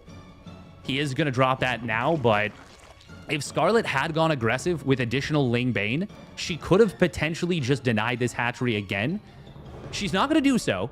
She's going to just, you know, be content with the lead she's already carved out, and I'm totally fine with that, because it is a pretty solid lead. Like, being up a couple of workers is really nice. She does get supply blocked at 36 for a decent bit, and that slows down her droning significantly. So it's a lead, but it could have even been a bigger lead. Cham going to start up a Roach Warren behind this, and I think we're going to see a very similar type of play from Cham as we saw in game number 1, but off of just less economy and further behind. Scarlett, though, if she doesn't build a Roach Warren of her own, this could still be big trouble. Yeah, there's not really a ton of options here. I feel like in PvP, there's things like Disruptor plays and turtling out and being able to make some magic happen with like a big, you know, Warp Prism maneuver or something along those lines, or like Dark Templar. I feel like ZVZ, it's a lot harder. I feel like there's maybe like Ling run-bys or like a big Baneling connection or something, but it feels a lot tougher to overcome a big economic deficit compared to like PvP or even TVT. Yeah. Scarlett, though, is still building workers, and Cham is only on 25 drones. He is pumping pure Roach right now. Scarlett is once again in a situation where she does not know what is going on. Her Roach Warren isn't done yet, so even if she did know what was going on, she is not ready to deal with this. Queen's very far off of creep. Will they be able to get back in time? I think so, unless the Lings can cut them off. No, they're going to be able to just barely get back. But Scarlett is in a ton of trouble once again. Is she going to be able to pull off an impossible defense 2 games in a row? She started the Spines, she's building Roaches, but she does not have the number of Roaches in production as she had in the previous game. She's also supply block right now, so she actually can't make more units until she loses some, or some of those Overlords finish up. But Spine Crawlers, time is being bought for them right now by these Lings, by these Queens, holding the line over in the natural expansion. Nice morphs over there from Cham to try and buy some time and space, but Banelings find some pretty big connections, and Scarlett, she's buying herself so much time here. Yeah, and these Spines are going to complete. It is a good concave for Scarlett. Cham will bulldog his way through. Scarlett, I think she should be pulling drones right now. She needs to hold these Spines, at least for the moment, and at least buy time for the additional Roaches. But if she can hold, she will have this game pretty much wrapped up. Oh, little bit of a miscue right there. Mineral walk through, but it doesn't even matter. She's just so far ahead from the early stage. She is going to be able to easily take this one. That she will. A solid 2-0, and honestly, probably, I would say, like the most one-sided series we've had today. I feel like everything has been a little bit more like back and forth and stuff. But that one, I did feel like Scarlett kind of was, despite being caught off guard strategically, not anticipating or like not seeing the big Roach attack coming, she still was able to swat both of those away and looked pretty comfortable doing it. And not, yeah, exactly. She looked like the attacks were trivial, like genuinely trivial, and they were not. They were not. She did everything pretty much perfectly from when she figured out when the attacks were coming. That was genuinely fantastic out of Scarlett, and she looked so sharp there. We are going to head to another break, but she will be the first Zerg now to join two Protoss and a Terran at 2-0 and put herself on qualification point. Stick around. This is the ESL Masters NA Regionals. Swiss round 2. Don't go anywhere.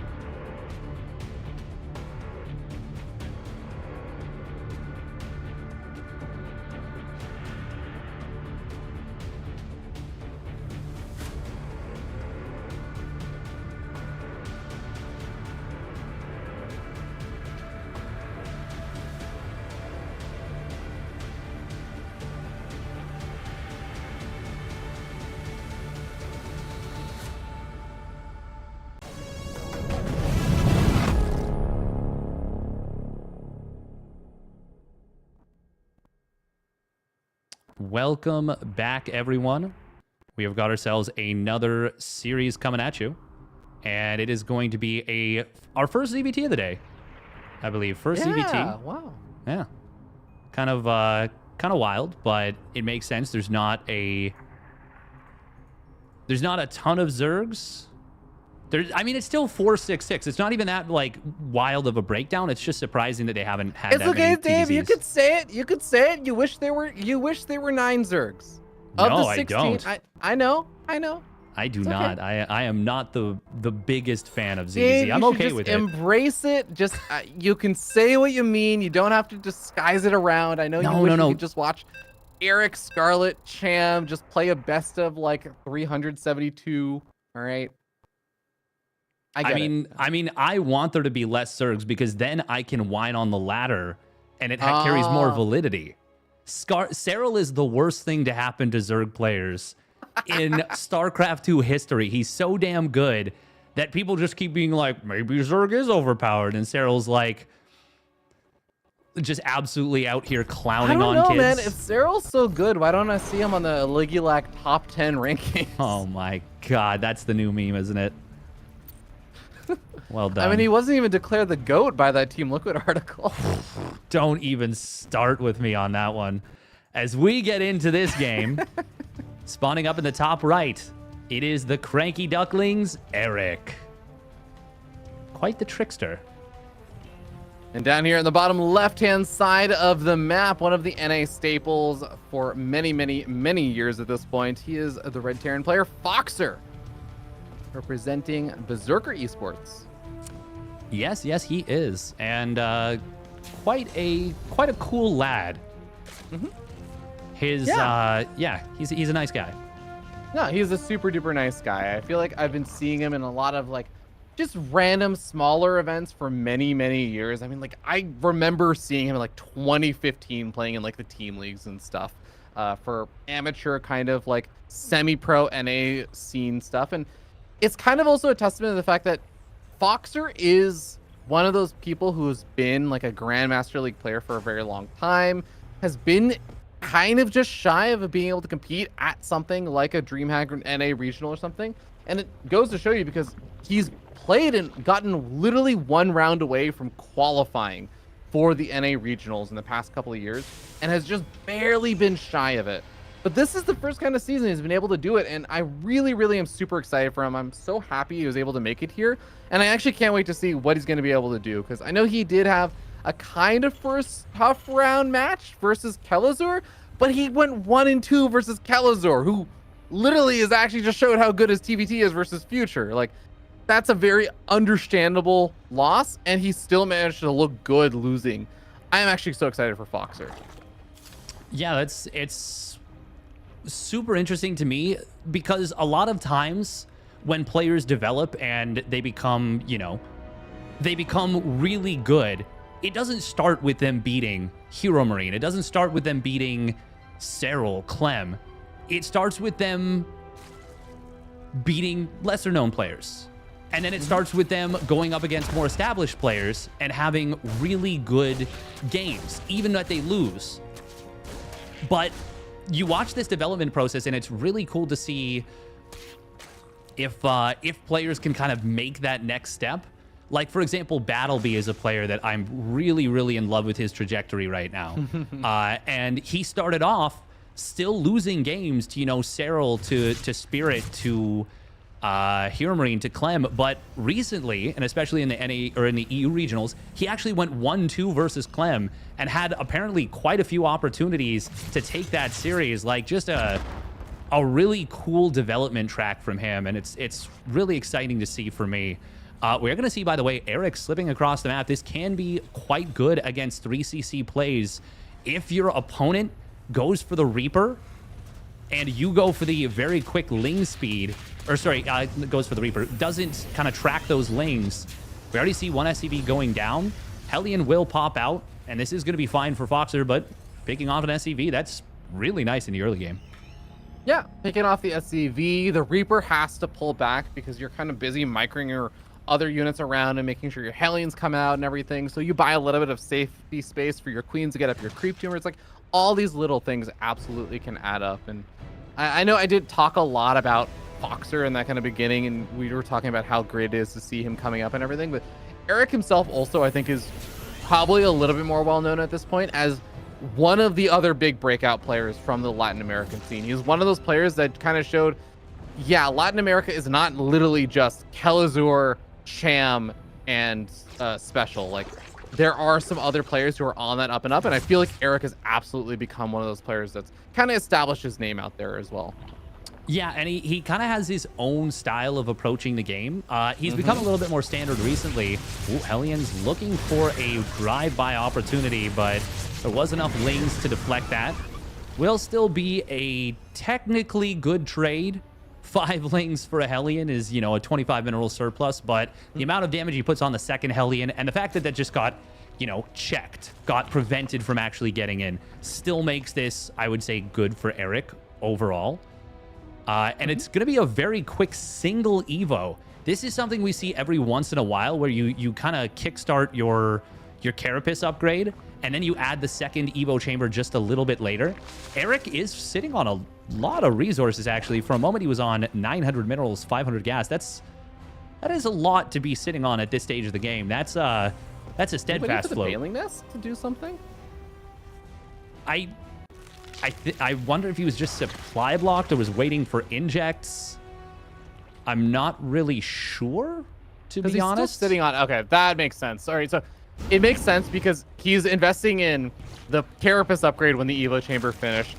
He was waiting for the Bailing Nest to finish so he could start a Bailing speed, and also he wanted to get up the Spire. So he throws down all 3 of those. Okay, that is a big gas dump all at once, so I kind of get that. Yeah, but even still, being on that amount of minerals is kind of strange. This is going to be a 3cc 211, and Foxer's medevacs did get intercepted quite quickly. There was actually not enough Lings to fight that in position, but with the Queens there, he already puts in a fair amount of damage into that one medevac. Scan comes in, will find that it is going to be Mutiling Bane. That's a very good scout. Foxer, okay, I was going to say, where is his +1 armor? And yeah, he does start it up now. But with Widow Mines being nerfed, Mutiling Bane is a style that may see a little comeback here. Nice pick off on a couple of reinforcing Marines just kind of sitting there. And Foxer, he's going to try and find some momentum with this little drop, but not able to get anything done just yet. Yeah, not finding anything, but just finding a couple of creep tumors here and there, and I think that's perfectly okay. As long as he doesn't end up taking too much more damage on those medevacs, I'm actually okay with this because he's keeping Eric also pushed back a little bit, which Eric, if he's able to kind of seize a little bit of more map control and is able to get little Ling run-bys through or something and start kind of pulling Foxer further and further back, then once those mutas pop, it's going to be really, really awkward. But he's he's exerting a little bit of map control right now. He's just pushing Eric slightly back. Yeah, he is doing so. We do have a lot of depots up in the natural. This is not a... Oh, this is actually quite scary for Foxer. Okay, he is going to move some units into position at this natural. This little Ling Bane counterattack could be quite scary to deal with.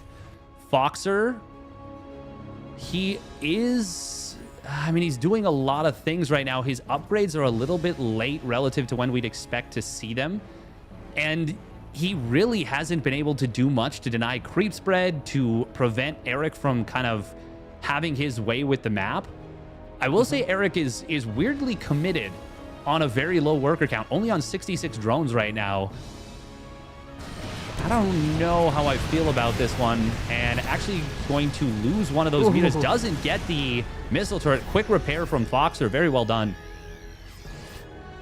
Yeah. I'm kind of with you in the sense that, like, it does seem like Eric was pretty committed. He made a lot of mutas. He did all this off of that kind of like 3.5 base economy as he was getting up his 4th base. So he invested a lot into all that, and he did also make a fair number of Lings and Banelings, but hasn't actually been able to go for any kind of run-by attempts or anything, because Foxer, it's almost a little bit like, to Foxer's detriment, the creep spread is kind of getting out of control, like you said, because now he's pulled back so much. But because he's pulled back so much, Eric has also invested into all of these like run-by attempts and making all these mutas, and Eric hasn't gotten anything back on his investment. They've both kind of invested into things and not really gotten a lot back from them. Yeah, this is very strange. Now, Eric was really good about the +2 carapace timing. He started that out right away, but he forgot to start up the second Evo chamber upgrade, so his +1 melee is going to be really late here. He did just start to drone up now, and he is transitioning in towards a Hive and Infestors, but this is a super weird setup for Eric. Usually, Mutiling Bane games are a lot more aggressive than this, but both players have played really, really passive. Now, we do have Widowmines being transitioned into by Foxer, but he has not started the Drilling Claws upgrade yet, which you do need for permanent cloaking now on those Widowmines. So it is actually a really important upgrade, in addition to just their fighting potential. I'm... Oh, wow. Look, oh, my God. Look at how much those Lings in Pain stacking up. Past the... Can the Lings squeeze past the rocks? No, it's just like a weird visual thing, but they're like stacking up so hard. I didn't know you could stack that many Lings in that location. I wonder how many you could get in there and how much you could boost the DPS by like microing the Lings really hard. Oh my God. It's almost like mineral walking drones. Exactly. Yeah. It's like drone drilling or... Oh my God. Shot. Yeah, I mean, first bit of real engagement and aggression that we're seeing from these two players, and those Widowmine shots are pretty great, but also a good cleanup there on Foxer's Marines. But Foxer now is just, okay, for a moment it just looked like he stimmed his entire army and he was ready to just go deep on a creep and go for things, but now he's gonna try and defend this location. The Bailey is looking for connection. Well, they get forced back. Oh, Infestors. Oh, Fungals could be huge there. That is a big Fungal on the Medivacs and Marines. Widowmines, are they going to friendly fire the Medivacs a little bit? Base, oh, gets saved by the skin of its teeth. Very nice mass repair right there from Foxer. Huge Fungal on the tail end, but it doesn't get the kill. All the Fungals have been used up. Oh, Foxer does not want to lose all those Marines. That is a lot of very low health Marines, and he will manage to get the hot pickup. Widowmines, oh, mostly getting mitigated. They do go off. Eric is on a good economy, but not a great economy for Mutiling Bane. It is expensive to replace all those units. Drilling Claws has completed now. No 3-3 yet on the way, but the upgrades are still a little bit better here for Foxer. Yeah, for the moment. It's so interesting watching Foxer, because it almost reminds me of kind of, and I know I feel like I've seen Foxer play like mech style and stuff in the past before. It almost reminds me as though he was playing Bio like a mech player. Like he's hurtling up. He's being super defensive. He's trying to gradually take like more and more forward bases and stuff, and not really worrying about cleaning up a ton of creep. Just getting things at the edge of his bases so he can be a little bit safer. It feels like he's doing mech with Bio. Yeah, the the Jugger J style, the Juggernaut Jason style. He is a big fan of setting up those strong positions, sensor towers, siege tanks. Ghosts, we obviously don't see Ghosts just yet, but the Ghost Academy is on the way. Obviously, you need that fourth base up to be able to afford it. Fungal Graith only going to catch a couple of Marines right there. Foxer is kind of having a little bit of a difficult time maneuvering his army through the middle. And he's kind of... he hasn't gotten caught yet, but if he keeps moving that Bio around that peninsula on the bottom side, he is inevitably going to get fungled and lose a lot of supply there. He's got to be a lot more careful than he has been. We are going to see 2-3 finishing very shortly for Eric. He just finished up his +3 Carapace. And with Chitinous Plating done and no 3-3 yet for the Terran, and no Ghost out yet, this Ultralisk Infestor Ling Bane timing has a lot of teeth. Really nice harassment, by the way. The Mutas recognizing there's not enough Bio to fight this. Snipe is going to get canceled. That's a dead Ghost. He trades out the Mutas in a pretty effective way, and here comes the Ultras, the Lings, the Banes. Just running on through. Fungal Growth being thrown out, mostly just hitting the Marauders right now. It does seem like Foxer will be able to push this back without actually losing too many. Just body block that Ultra. Yeah, a single SCV walling in the Ultra. The Ultra is like, I can't stomp over you. I can attack you, but I choose not to. You're a civilian. Man, imagine what that SCV pilot must have been thinking during that. Just like, he's like pushed up against the missile turret by this stampeding elephant. And he's just like, all right, yeah, I just got my blowtorch. Just going to work on this missile turret here. Don't mind me. Yeah, that is the equivalent of watching a 16-wheeler or like an 18-wheeler truck just turn over sideways to avoid you. It's just like, oh, yeah, okay, I guess you're not going to run me over. I'm grateful, but like, oh my God. I am so sorry to have done that to you. Mutas in the main base are going to be going to town here. They're going to find actually quite a few ghosts. Like, I think almost all of the ghosts that have been killed this game, which is only 2 actually, it turns out. I actually thought he just killed 2, and I know he killed 1 earlier, but yeah, those ghosts just barely survived. They're tanky boys. They really are, man. Especially, it's like my favorite interaction is when you see banelings charging ghosts and you're like, and then the banelings look like they just tickle the ghost. You're like, wait a second. Oh, banelings really just don't hit ghosts very hard, do they? Yeah. Snipe's going to be able to turn this attack away. Oh, the repair on that siege tank was clutch as hell. Lings, Muta's trying to get in on the right side. They will be able to take down quite a few of these missile turrets.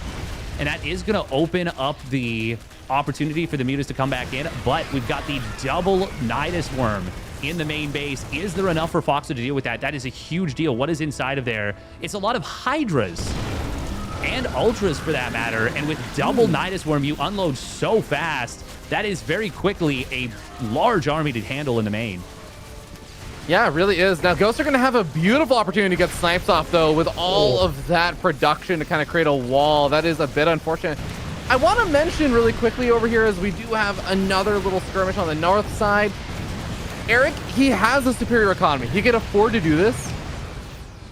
But Eric has lost like 19,000 resources, and Foxer's only lost 11,000. Foxer is playing the hyper efficiency game right now, and Eric, he can afford to play it. And I think this is a good map for Eric to play this, just swarm my opponent playstyle. There are so many bases for him to take, but just keep an eye out on it, all right? I see the win condition here for Foxer, even if it is a bit further off. It is a ways off, but he is doing a good job so far. He's on 5 bases. I'm gonna have just a quickie little pause here. Is it a mouse or a bug? Which one is it? Well done, Ravi. Well done. Foxer saying, take your time. I'm just imagining being like, I know I am. Fox is like, I already ordered delivery. I ordered a pizza right before the match. He's just playing with one. No. I don't think you could play this game with one hand. There's a lot going on. No, you definitely could not. There is so much happening. Eric has been so aggressive, and he's been doing such a good job of trying to smash through his opponent. And the tech switches have been really cool. Like, it's been Mutiling Bane into Ultra, Infester into Hydraling Bane. Now he's added the Lurkers on.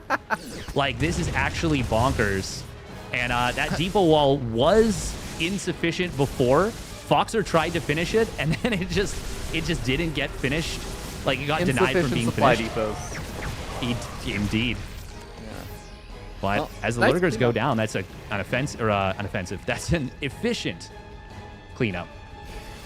Yeah, I mean, it's all those little things like that where the Lurkers didn't really trade out that much value, and Eric is just kind of bleeding out extra resources over here. He has to find a way to break through Foxer at some point. Hey, this is finally, I would say, the first real bit of damage that I feel like we've been able to see from Eric for a while is sniping off that planetary. It's something that absolutely can be replaced. But it is something. Like, this is actual damage that Eric is doing to Foxer right now. It is, but Foxer is not going to, he's not going to fall to this. And as another 4 Lurkers get cleaned up, I am starting to get real worried about the efficiency game. Now, if Eric can take, I mean, he's actually already taking one of the bases that theoretically should, air quotes, belong to Foxer. Snipes on the Banes. Nice. Gets quite a few pickoffs there. Oh, Fungal Growth! That is a huge one, and there's the chain. But all the Banelings save one getting cleaned up before they can connect. And it doesn't matter if you fungal the Banes if you can't kill them off. The triple scan from Foxer, making sure there's no burrowed infestors there underneath. That was a panic scan if ever I've seen it. But he does hold, and he keeps pretty much all the ghosts alive. Only 5 have died in this whole game. Yeah, actually pretty amazing ghost retention, and has as many ghosts now as he does have Marines, 21 on the field for each. Oof. Yeah. Now, this is where it does get a little bit interesting and tricky. As a sensor tower pops up and sees the mining from the Zerg base on the bottom right. But it's where Eric now has been expanding so quickly. Yeah. He can start to try and mine out resources on Foxer's side of the map. Like, he's able to steal bases from Foxer. Which he needs to do. By the way, nice Blinding Cloud, keeping that Viper alive just before it would have died to the missile turret. Eric is doing such a good job of never taking a straight-up fight for the most part. He did, obviously, the last little bit trying to find those ghosts, but he's been rotating so much. But look at the sensor tower placement, not just seeing the minerals of his opponent, but look at how much he sees on the map, period. Now, Foxer needs to prevent Eric from mining an extra base up on him. Because if it ends up being 8 bases to 6, it is going to be a problem. But at the same time, Eric does not want to let Foxer take that 6th base either. Because we've already got Foxer building a bank.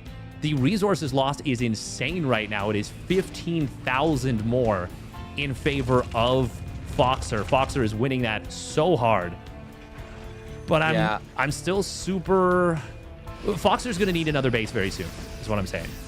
No, I'm actually 100% with you. To me right now, the 6th base is what this game is going to be about. I think it's going to be about Eric denying the 6th base of Foxer. And if Foxer can take that 6th base, I just suddenly start believing so heavily in his ability to actually win the game in like the very, very long term and just out cost efficiencying Eric in the long term.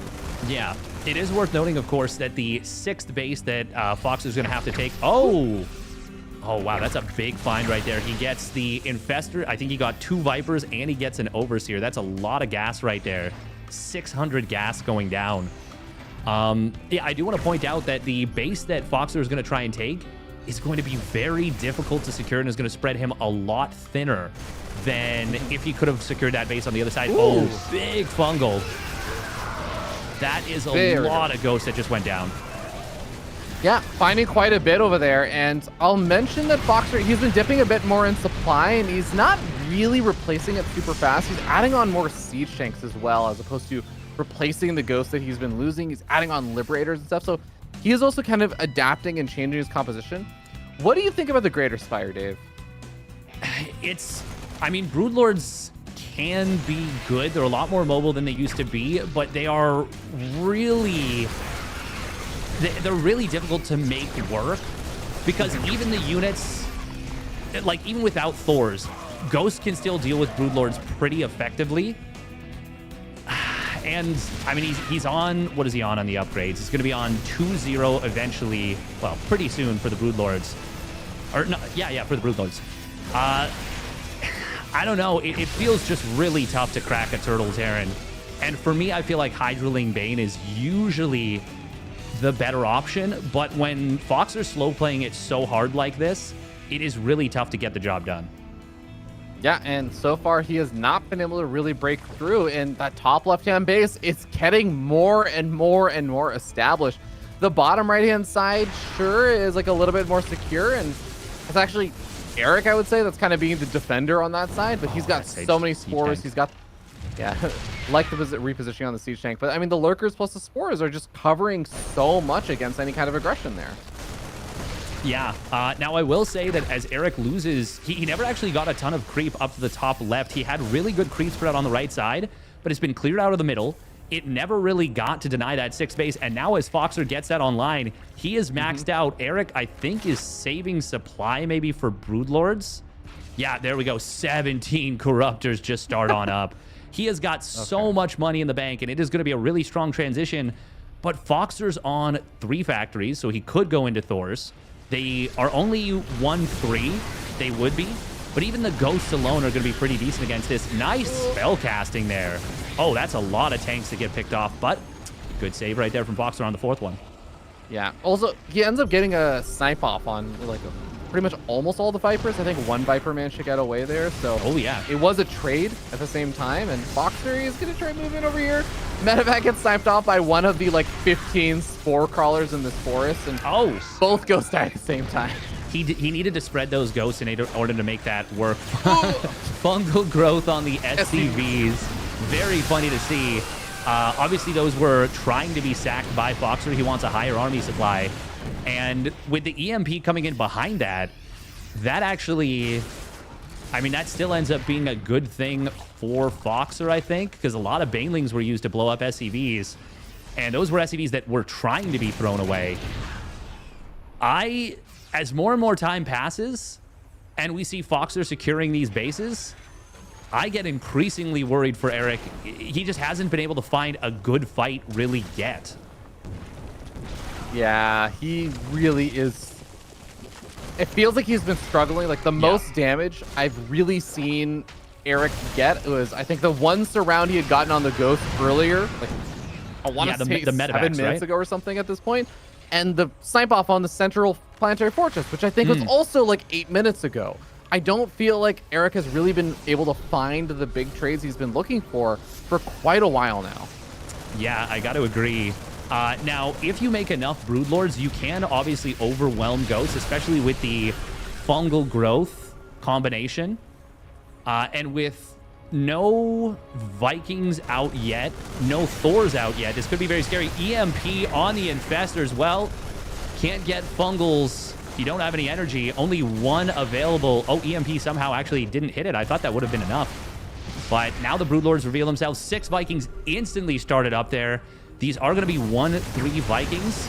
Broodlords are going to try and get sniped, but I actually think this is a really good fight for Eric. He's going to be losing all of his ground force, though, and I think that's when it gets a little bit scarier, because the Broodlords now suddenly don't have any kind of helpful defense over here. Some Corruptors are going to start being added into the mix just to try and help out versus the Liberators and maybe eventually snipe off some of these medevacs. The siege tanks are all unsieged, and it feels like these Ghosts are getting the opportunity they need to start sniping off some of these Broodlords. Yeah, but there's only 6 Ghosts left on the field. Now just 4. This is actually amazing for Eric. He is going to be able to clean up so much of this army. And that Broodlord transition did end up being what the Doctor ordered. These siege tanks, they're cutting through the Broodlings quickly, yes. But I think Foxer just needed to pull back as soon as he saw the Broodlords pull back to the high ground.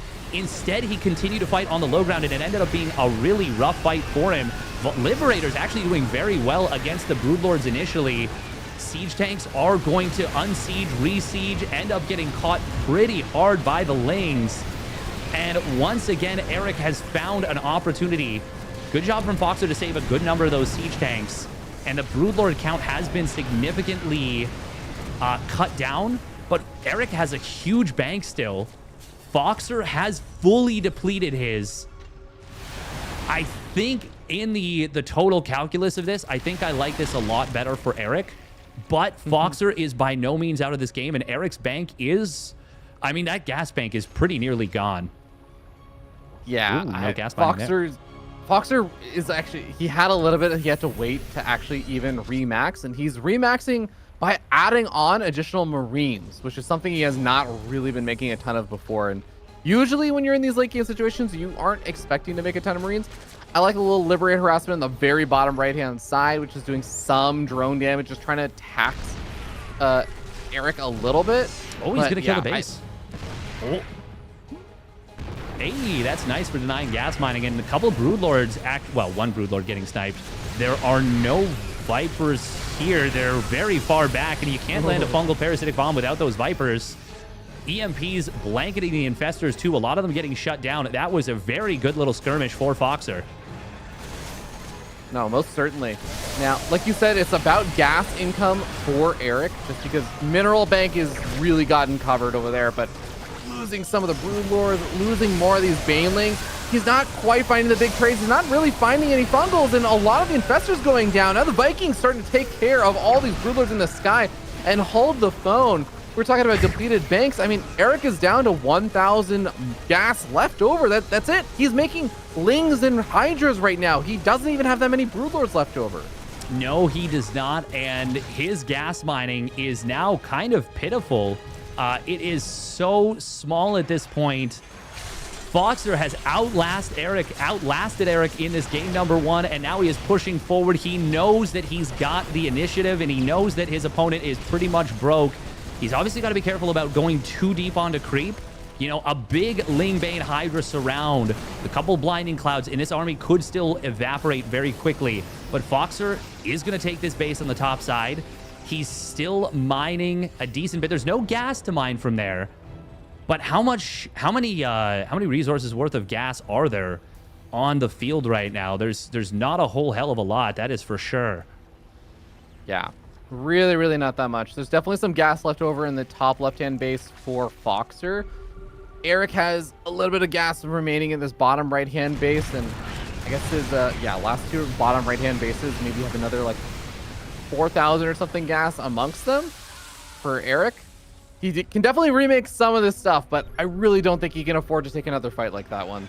Oh, he can't afford to take a fight like that, that is for sure. He's going to try and get in here, though. There's a lot of Liberator siege, and this is going to be just a massacre here, even with some good blinding clouds. Well, hang on. Actually, the fungals are huge, too. Ooh. Oh, but there's no parasitic bomb, and now the Thors and Ghosts go to town.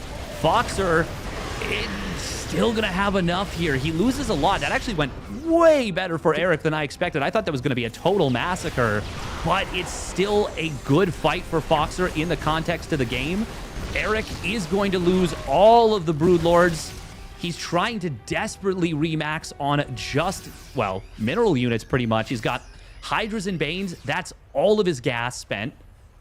If Foxer holds this base for even just another minute or two more, I think that this is just lights out at this point.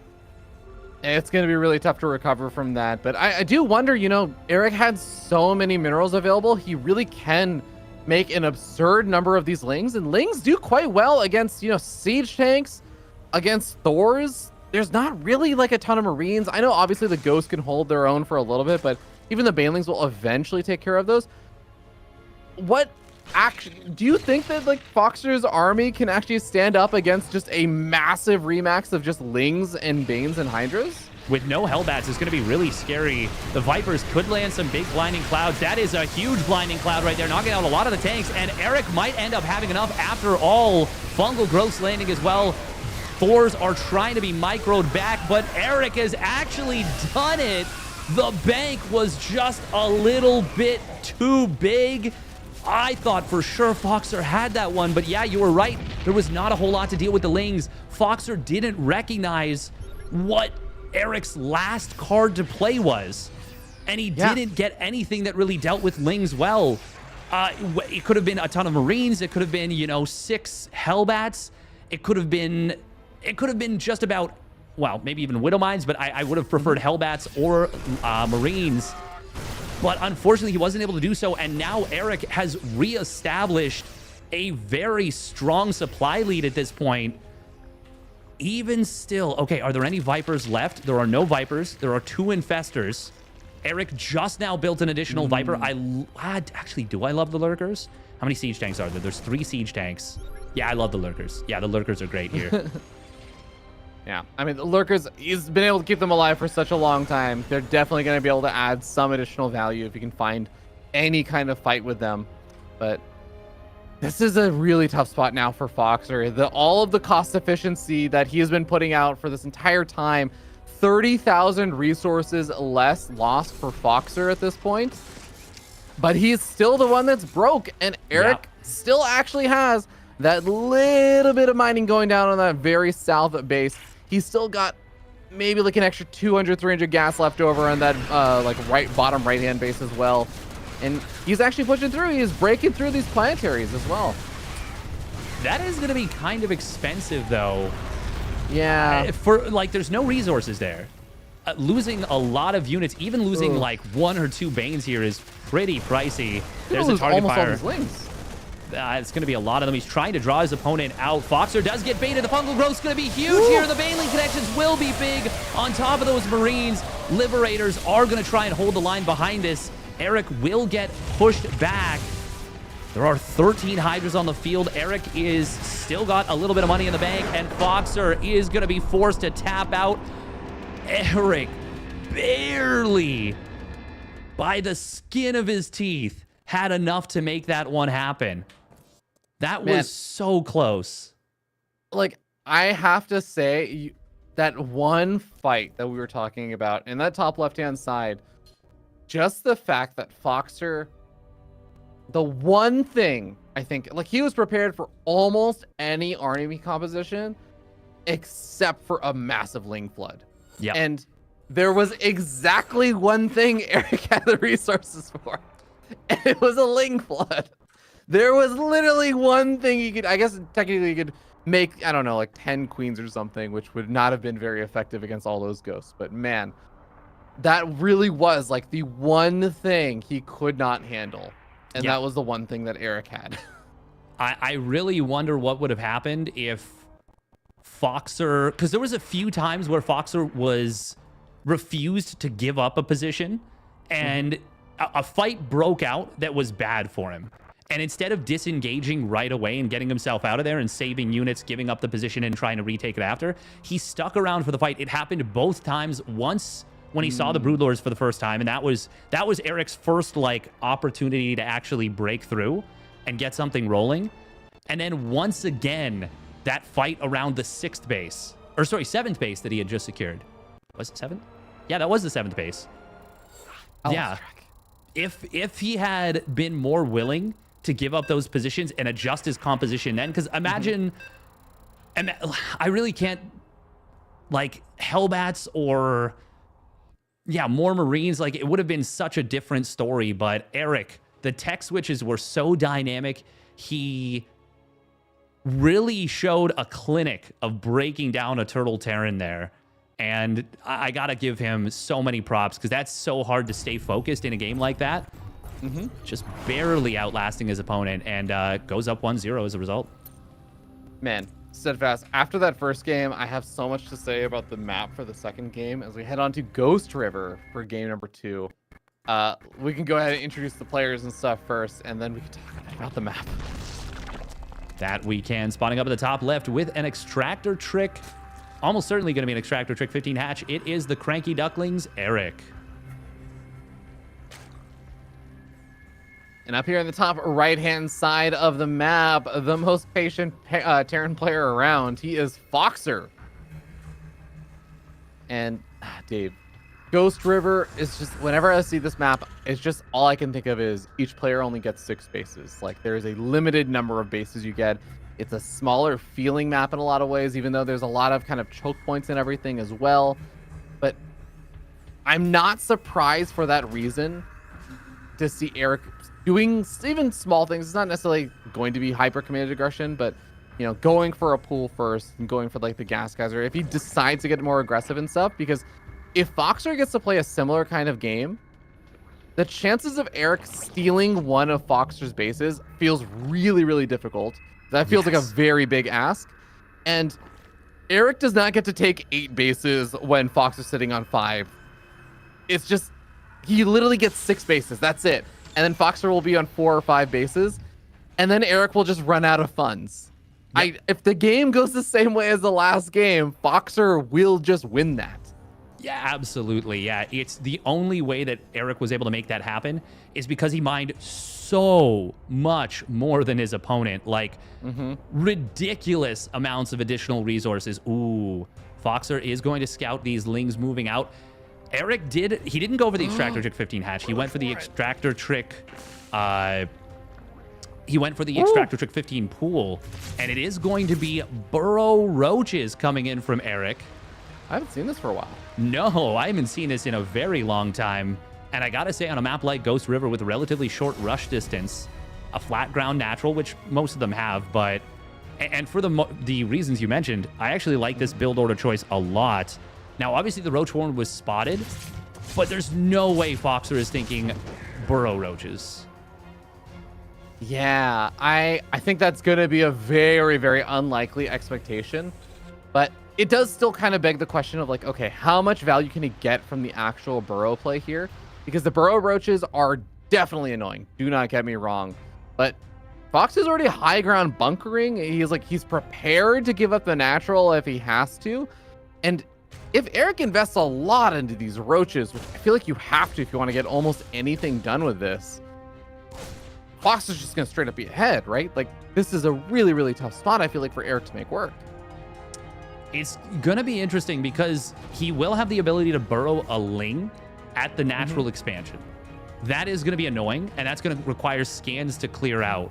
But yeah, this is a pretty dedicated setup. This is 150 minerals for the roach warning. Block for Eric. 50 drones. Oh, he is supply blocked. You're right. It might be a constructed supply block, but I'm not sure. Oh my God, losing the first roach is so bad. Okay, well, this is actually already handled because now he can't force the lift off on the command center. And the entire objective of this build has been basically shut down, I think, which is to force a lift. Okay, yeah, this feels so good for Foxer now. Yeah. I also don't like that. I think that Eric instinctively is doing like the or he was retreating back with roaches to break the cycle and lock on. Yes. When he could have just burrowed, and then it's like, yeah, man, this is really not ideal. At most, he's, I think, maybe going to be able to get like 2 SCVs.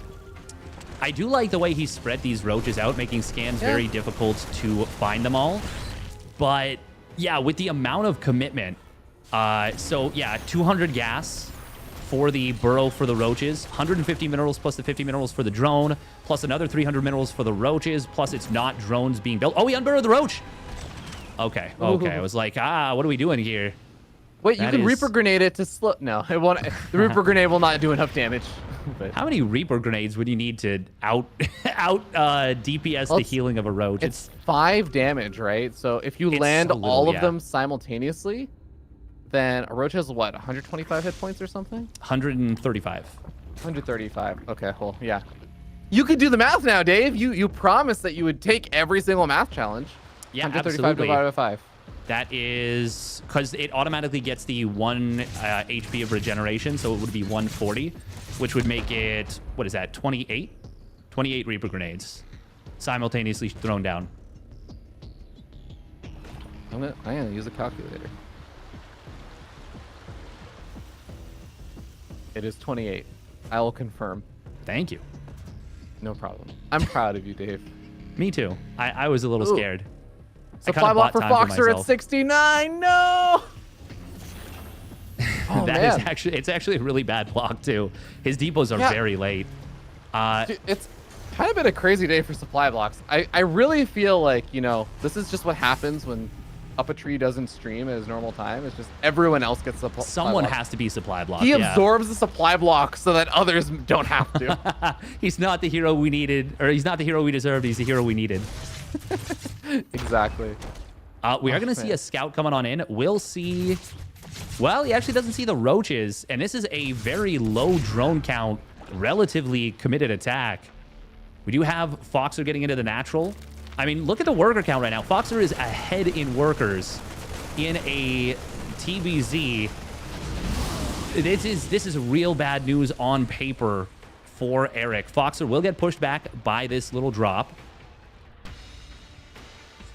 Can Eric do what he needs? Because he needs to get a lot of damage done, I feel like, with this 1-1 roach timing. But it looks like he's actually going to drone out of it, and he's not going to go for the attack. He did get some utility from this burrow ling play, and he's going to be able to force the scan. I wonder if Foxer just drops the scan beforehand. Eric obviously doesn't need to attack until the third base is landed anyways, but his 1-1 is completed. This is kind of his timing a little bit, but he's just going to go straight into 2-2. Okay, so he's creating another timing in the future. Yeah, I don't know. This is a... I think you're right. This is a very tough spot. There's the scan. He's finally going to clear out that ling. Looks like the roaches are going to get hit by one of the sea tanks when they start moving too far forward, but these Marines just do not care. Cyclone does get taken out by the Corrosive Bile, and maybe a little overestimation there as the 1-1 upgrades really helping out versus those Marines. Yeah, I think the big thing is that there was no combat shields either. It makes it so much more difficult for those Marines to survive. SCVs. Oh, cheeky burrow. That is under the command center. That was cute. That was very cute right there. Eric, though, has got to be really careful. He's losing a lot of stuff, and he's not winning the game. He is trading, and he's denying mining time, but he's got to be very careful about not overcommitting here. Yeah. Oh, nice cancel on the sensor tower. I'm with you in the sense, especially that now he has a lot of Ravagers, and he's finally reinforced with some Roaches, so the Roaches are more okay with him losing, but those Ravagers are really important if he wants to actually if you can find pickoffs on siege tanks and things like that, I'm much more in favor of those kind of trades because he is actually getting tech up behind this. It's not a great economy to tech up with. It's a 3-base Zerg player that's going for a hive, as a 4th base, I guess, is still technically building right now. But if he's able to at least trade out versus power units that Foxer has and not lose his Ravagers, I'm at least okay with it. Yeah, and it is frustrating to deal with this because Terran players are not used to having their 3rd base denied in this matchup for so long. And it's an uncommon game state, whereas I'm sure Eric is very used to the cost to a Terran of what it is for them to not have that 3rd, and it's a big cost. Fungal Growth, by the way, did find a couple of units. We're going to see those roaches able to once again burrow. He's been doing such a good job with playing whack-a-mole with these units, and now he's going to force a supply block here, picking off these depots. Foxer did have a bunch of supply depots finishing, so it ends up being a null moot point. But Eric is doing such a good job of grabbing value with these units. Foxer, he needs a move like this to get him back in this game. There's not very many units in position. There is a queen ready with a transfuse. Oh, but we're going to see an attack coming on in here. Foxer will lose that siege tank very quickly. 2-2 is done for Eric. SCV is going to pull into this, and now it's just Ravagers left over. This is going to be a very expensive set of losses. Oh, nice corrosive vials on the tank at the end. That's still very worth it, I think, for Eric. It looked kind of scary in the sense that he lost so many units, but I'm kind of with you. In the end, you can sort of look a little bit at the supplies, and the fact that he saved his 4th base, I think, was really, really massive. Killing off that many workers, saving your own 4th base, like long-term economy-wise, Eric should be feeling pretty okay with that trade. But obviously, there is the cost of his army supply that he gave up. But I still feel like his army is actually big enough to deal with an attack if one just showed up at his front door right now. Oh, absolutely. It absolutely is big enough. Now, you talked about the difficulties of this map. Eric is going very aggro in an effort to prevent this from going to the super late game.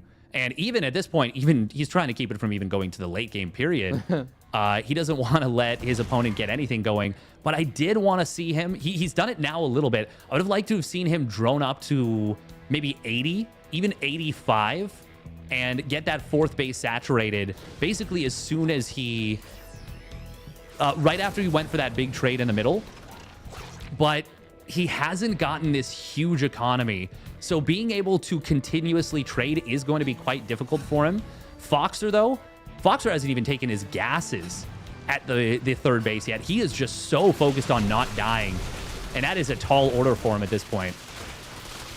Yeah. Rocks being knocked down just to open up the pathway for the rest of the Lings and the Roaches and the Ravagers to not have to be choked up even just a little bit over here. Wouldn't mind if he even worked on these other rocks that are here on this ramp with the Roaches and Ravagers, but he's going to just kind of try and circle around. He's nearing the max out point, so I imagine that Eric is looking for go time soon. Yeah, and there are no counters to the Vipers right now. It is just going to have to be excellent spreads, excellent unit positioning. Nice Fungal Growth Corrosive Bile combo. Does catch 1 or 2 medevacs. Oh, just 1 medevac. Eric really wants to make use of these spellcasters as much as possible before Vipers, or before Ghosts hit the field. He is going to try and bulldog through this. Actually step through his own Blinding Cloud into a bit of a concave. And that is going to be a good defense from Foxer. Eric coming in from just the one angle. Oh, the scan does catch the infestors. That could have been a huge fungal growth if that had managed to connect. Yeah, we are going to see another continued pushing forward over here from the Blinding Clouds coming down over on that Siege Tank. Another couple of these Siege Tanks getting Viper abducted. Fungal growth coming on out, and it does seem like Eric is starting to run a little bit thinner on units, but he's also taken out a lot of SCVs. He's cleared up a lot of his opponent's units, and he's still continuing to make more infestors, more roaches. Dave, I think that he did still manage to bust through there, and I still think that Eric is doing fine, but I'm just really surprised he was so insistent on pushing in from that particular angle, because I feel like of almost all the angles, that compared to, say, like an attack from the south side, I really felt like the south side was just a straight up better fight for him, right? Like, that felt like such a choked up fight for him the entire time. It was a really choked up fight. Even coming in from multiple angles could have made it a fair bit better. I think this is the one thing that Eric is missing is changeling scouts to check where his opponent's army is to try and find those openings. It's always difficult to attack into a player that's on 3 bases because they're just not that spread out. Speaking of which, Eric is going to prevent the 4th base from coming on down. Fungalrow's going to catch a couple of Marines.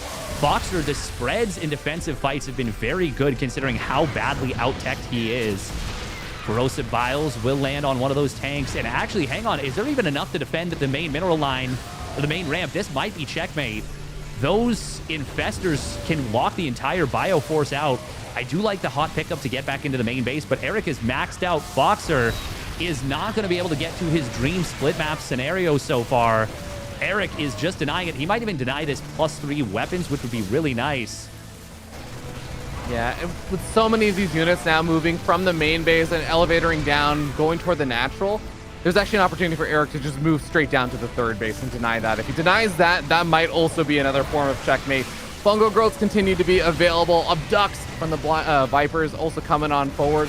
Those fungal growths are just so scary. You can see Boxer poke forward and then have to pull back, but he can't really run back anymore. His base is under siege right now, and he's losing everything. Man, Eric has done such a good job in this game. Yes, he may have committed a little bit too hard into a very uncomfortable angle, but he eventually was able to find that position. This almost felt like a TVT when a Terran sieges your production. That's how Eric has played this. A fantastic series from him. And at this point, it feels like it is an inevitability. Foxer down nearly 100 supply. Eric maybe can chill out a little bit trying to get into the main base, but he is going to take down another couple of tanks. More and more roaches flooding forward. Resources lost is dead even, which is a monster juxtaposition from the previous game of 30,000 different.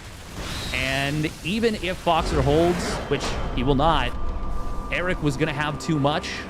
And we are going to see Eric taking down Foxer 2-0 in a truly clinical fashion. That was, it was definitely Eric holding control in that second game, despite the fact that things at the very beginning were not looking amazing. But I mean, I really have to say, like, Foxer, especially in that first game, looked quite strong, I would say. Like, there were many points in that first game where I was looking at things and saying, I see that one player is on 8 bases versus 5. I see that Eric is losing so many more resources than his opponent, but my God, Foxer's looking really scary right now. So I have to commend Foxer. He lost the series, and it was a 2-0, but he looked kind of good doing it. Even in that first or that second game, you have to remember there was a stunningly strong defense against like the Roach opening and the Scout and everything on it. It almost looked like it was Foxer's game to lose in game number 2 as well. I feel like it was. I feel like Foxer. Oh, maybe in game 2. I think after the Roach defense, and maybe you'll disagree with me. I'm sure there's other Zerg players and stuff who will be like, actually, the commitment of the Roaches of the burrow play was not that actually. To me, I saw that burrowed Roach defense, and I was like, oh my God, Foxer should be so far ahead right now. He was in a really good spot. He was in a really good spot, but it is. I think it comes down more so than anything to experience, and Eric obviously is much more familiar with the situation than Foxer was. Like, okay, so let's change the past a little bit, and let's say Foxer realizes Eric's follow-up is this pretty committed, like 2.5 base economy Roach Ravager push with 1-1. Let's say he builds like 2 bunkers on that 3rd, or he like locks things down a little bit harder with more static defense and covers his siege tanks a little bit better. Then all of a sudden he's not denied on the 3rd base for a super long time. He doesn't have to spend a bunch of extra scans. And Eric's eventual break is going up against a player who's just mined so many more resources than Foxer was able to do. It's a very different story. But obviously, things turned out the way that they did. We are going to go to a quick little break, and we will be back with our final series of the day.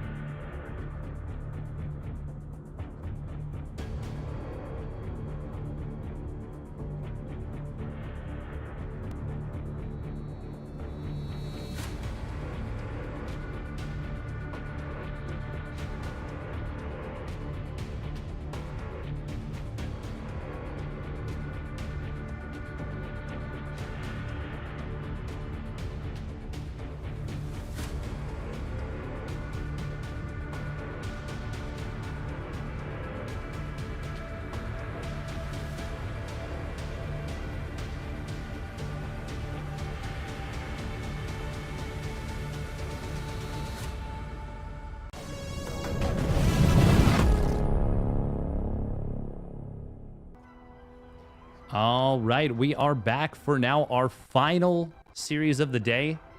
It is going to be Dolan. It is going to be epic, and I hope it is epic. I hope so too, Dave. That is my deepest wish. But at the same time, Steadfast, I have to break forward a revelation here about both these players and how they face off against each other. And I want to note, take everything I'm about to say with a massive asterisk, which is Dolan is not the same Dolan he has ever been in any previous year before. Danger Dolan is truly a different beast. Like, he is a different living being right now. He is far more skilled at StarCraft than he has ever been in the past. That being said, Dolan is 0-10 versus Epic. He has never beaten Epic in a tournament match before. He has only taken 4 maps off of him while he's lost 21. It's not his best matchup historically in terms of, players. And Epic, I think, is just one of those players that a lot of people look at and they say he truly just has a very strong natural talent at StarCraft. He is one of those players that I've heard not just a handful of NA people, I've heard European players and others talk about how Epic is just a player they look at and they say, wow, I actually feel like he could just be one of the top NA players. Not like a top 6, break into the Scarlett, Neeb, Estrella, and, now Trigger also kind of cabal of NA players. So I think Epic is a very, very tough match for Dolan to face off against in this next match. I think that's fair to say. I think that's very fair to say here. And I hope it's great. Me too. As we have spawning up in the top right for Psystorm Gaming, it is Epic. And down here in the bottom left-hand side of the map, we have our Red Terran player who I know I've just anti-hyped this series, but now here's where I turn it back around. We're at the second act, and I'm ready to hype this man up. It is Danger Dolan from Cranky Ducklings, a man who is not the same player he was in 2018, in 2019, in 2020, 2021, and 2022, when all of those times, 9 of those losses came from. Dolan is actually just a different level than he was at any point in the past. He's truly ascended in the last, I want to say, about year. And he has become a very innovative player. I mean, he's always been a bit innovative, but he's found ways to make that innovation work in his favor. He's been able to find success against much stronger players. This is the best chance I've ever seen Dolan have against Epic in his career. Damn. Sold. I'm down. I'm down to see this one. I still favor Epic, but I think he has the best chance he's ever had. Yeah. I think that's a very cool and astute point. I definitely also favor Epic, but I like the idea of an even match here. I definitely would like to see that. Unfortunately, audio just had itself a little time, so audio is currently a little bit borked. Okay. So we cannot hear audio in the game, but that is a little bit unfortunate. I do apologize for that one. Tried to fix it and of course broke it more. We'll make we're at that point now where I was telling you, Dave, I made the poor decision of not preparing any food before the show. So I'm at that point now of being very hungry after being awake since 4 a.m. I can just make the sound effects for you, man. We'll make Reaper attacking sound effects and everything. Here we go. Pew pew pew pew pew. Okay. Ba-bang, ba-bang. Also, ba-bang, ba-bang. We do see, by the way, it is a 1-Rax expand from Dolan. And anytime you can get away with this in TVT and you don't, suffer any losses in response, it's a really, really nice thing. Yeah. Yeah. Well. No, it absolutely is. We do have Cyclone going to be popping out over here for Dolan. So he's going to have his kind of big safety Cyclone available. It's going to be able to help push back the Reapers and everything that Epic now has current map control with. But I think stylistically, I did want to also say something about Epic is that he hates his own Reapers, apparently. Oh my god, that was kind of brutal. We have Pew, Epic. pew. Epic is a player who I think is notoriously strong with his macro play. Oh, I yeah. really, really think he is an unbelievably strong macro player amongst like the NA Terrans. And so that is the thing that will scare me in the long term. Yeah. Dolan, I think of as being a very good preparation player who can come into a series with a particular build or strategy prepared. And I'm more interested in seeing what Dolan's going to have going on for the first like 8 to 10 minutes of the game. And after that, I'm ready to be proven wrong by Danger Dolan. But I think that's where Epic, I feel like, is going to shine a little bit more. Yeah. Now, we do see that, speaking of prep, Dolan did go for something that on paper is very good against what Epic has done. That is a quick Viking against this 4-Marine tank drop. But unfortunately for him, Epic just kind of snuck past everything and has now set up this very strong position in the natural. This is looking really rough for Dolan. He is going to try and break this auto turret getting dropped, but he's going to lose a lot of... Actually, no, it ain't so bad. Nope, that's not bad at all. Gets the full cleanup. Yeah, Dolan got so close to losing so many units that didn't quite die. But as I say that, there are still a handful of these Marines. The Raven survives. A handful more of these SCVs do end up falling. A lot more of the Marines end up falling as well. But he does get the cleanup there, at least. He certainly does.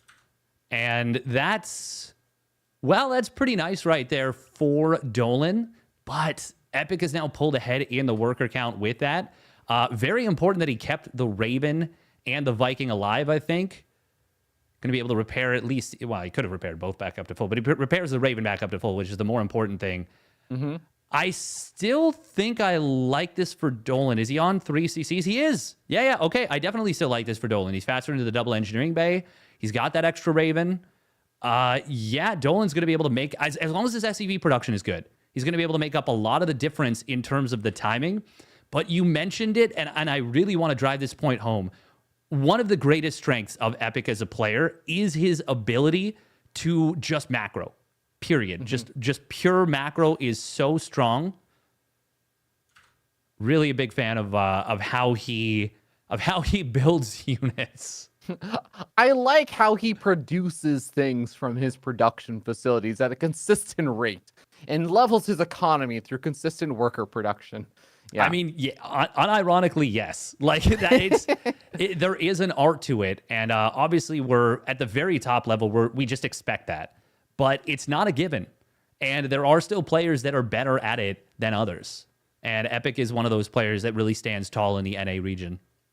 No, absolutely, and it definitely becomes more and more noticeable as the game goes on, and it's just simply a lot more to do. And Epic makes sure that he's still giving it due priority. So. It's something that Dolan's going to have to be on the lookout for later. But like you said, I do like the fact that Dolan's able to get up that faster third base. He's able to get those upgrades going just ever so slightly faster with Stim a good bit faster. I mean, there's definitely a lot of things that are going pretty decently for Dolan just based off the fact that he managed to make that defense happen and didn't end up losing a ton of his units that got very close to dying there. Yeah, that is quite nice. Obviously, Command Center with a little oopsie placement. But a much bigger oopsie for Epic is that he forgot +1 armor. That is very late relative to his +1 attack. There's already an upgrade timing advantage for Dolan. If Dolan... Okay, he has forgotten his armory. Oh, man, if Dolan had started his armory on time, this would have been such a good setup for a big 2-2 timing advantage. He does start the armory now, but it is about 40 seconds late. That is a problem.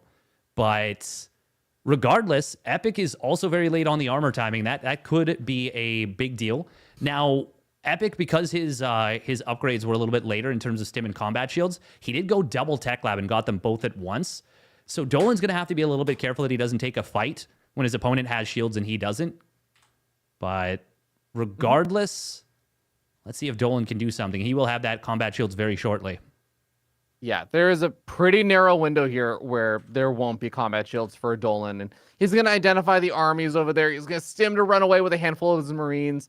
And yeah, there's no reason why you would try and take a fight in the next 3 seconds. Oh my God, he takes a fight in those 3 seconds. And he does finally get his combat shields. But I think that his units are Well, even with the interference matrix, it looks like he is still going to get kind of overwhelmed for a little bit before he finally takes a fight outside the range of those siege tanks. But man, Epic actually taking a surprisingly good trade there. Oh, that was a brutal anti-timing. It looked like such a good opportunity for Dolan because of exactly what you mentioned. The combat shields, like it was such a good concave, and the combat shields was so close to completing, but it was like 2 seconds away when he went in there, and the interference matrices were just a little bit late. But actually, no, they weren't even late. It was literally just the combat shields, it feels like. And now we've got Epic pushing forward. He just crushed the fight. He's got so many tanks to, 6 tanks to 1. I think Dolan might just be about to get pushed out of this game. Oh, Danger Dolan is definitely the one in danger right now. Third command center being lifted is not a good feeling, but your opponent taking the forward 4th base, which is covered by the angle of his attack, is even scarier. Like you said, just the siege tank count here tells the tale. 7-1. Jeez. And it is, both players are producing 2 tanks at a time. Interference matrix gets up just before the Raven goes down. That is going to be a tank going down, and now it is 8-2 in that siege tank count. Epic, at this point, he can set up. He can just siege the almost all of the production. He doesn't even need to move like this. I actually would really prefer if he sieged the production instead. Does lead with a couple of low health tanks, but even they get decent shots before they go down. I'm actually with you just because the Marine counts are actually relatively even, so pushing forward can be a little bit difficult. But if you just siege up the siege tanks in range of the production, then you don't really need to push that much further forward. You're just going to gradually get further ahead, and he finally is going to be in range of at least some of those main-based unit-producing structures. Dolan, is he... Okay, no. He looked like he was going maybe a little bit further north, but seems like he's pulling the boys in here. Oh, but he goes in with all the Marines first, and then the SCVs show up. Epic will actually abandon the position, which is a little bit surprising, instead electing to get into the main base. I like it. I'm okay with it. Yeah, there's a lot of Marines in here. He is going to have an upgrade advantage in a moment. It's going to be 2-1 versus 1-1 for just a little bit of time. Dolan will have the opportunity to clean this up, but Epic has killed so many SCVs. Oh my god, he's actually even just going to win the fight here. Never mind. That's it. Pew, pew, pew. Pew, pew, pew. Epic takes the 1-0 lead in the series. Wow, I really did think that there was a moment there at the very beginning where it just seemed like Epic had caught Dolan really unprepared for that very, very first little drop harassment that he was going for. And that was... I mean, it looked like Dolan actually managed to make a bad situation still turn out okay by just narrowly surviving with a ton of his units. I mean, he had like 4 SCVs that were at 1 hit point or something. He had the Raven that was barely at a few hit points. He managed to just still come out in a position where it looked like he was okay with the 3rd CC done, faster upgrades and everything. But just these little things, it seems like Epic was able to get a little advantage on. And the 3 seconds, man. The most heartbreaking 3 seconds I have seen in so long. Yeah. No combat shields. Yeah, it's such a big difference. It's such a big difference. Like, combat shields is actually more valuable than 1-1 in almost all fights. Like, it's kind of crazy the difference it can make. But, man, it's going to be hard to mentally reset after a game like that, because... If it's almost one of those games where it's almost worse if you watch the replay, if that makes sense. You're going to look at it and you're going to be like, no. And it's so much worse that it is a tournament game, because you get to see the countdown timer on the side tick down to combat shields. He's going to see that he hit about literally 2 seconds, 3 seconds before was optimal to do so. Man, great job from Epic there. Great job from Epic, but that is a game of missed opportunities for sure, and that's a painful one. Yeah. Well, we are getting ready to move into Site Delta for game number 2, so we just get everyone here in the lobby. But man, it was a bit brutal. But I have to say, besides that moment, I did like a lot of the things that Dolan was setting up. I felt like Dolan... There was a missed opportunity on like the armory timing and stuff. So there's definitely some still room for improvement and everything.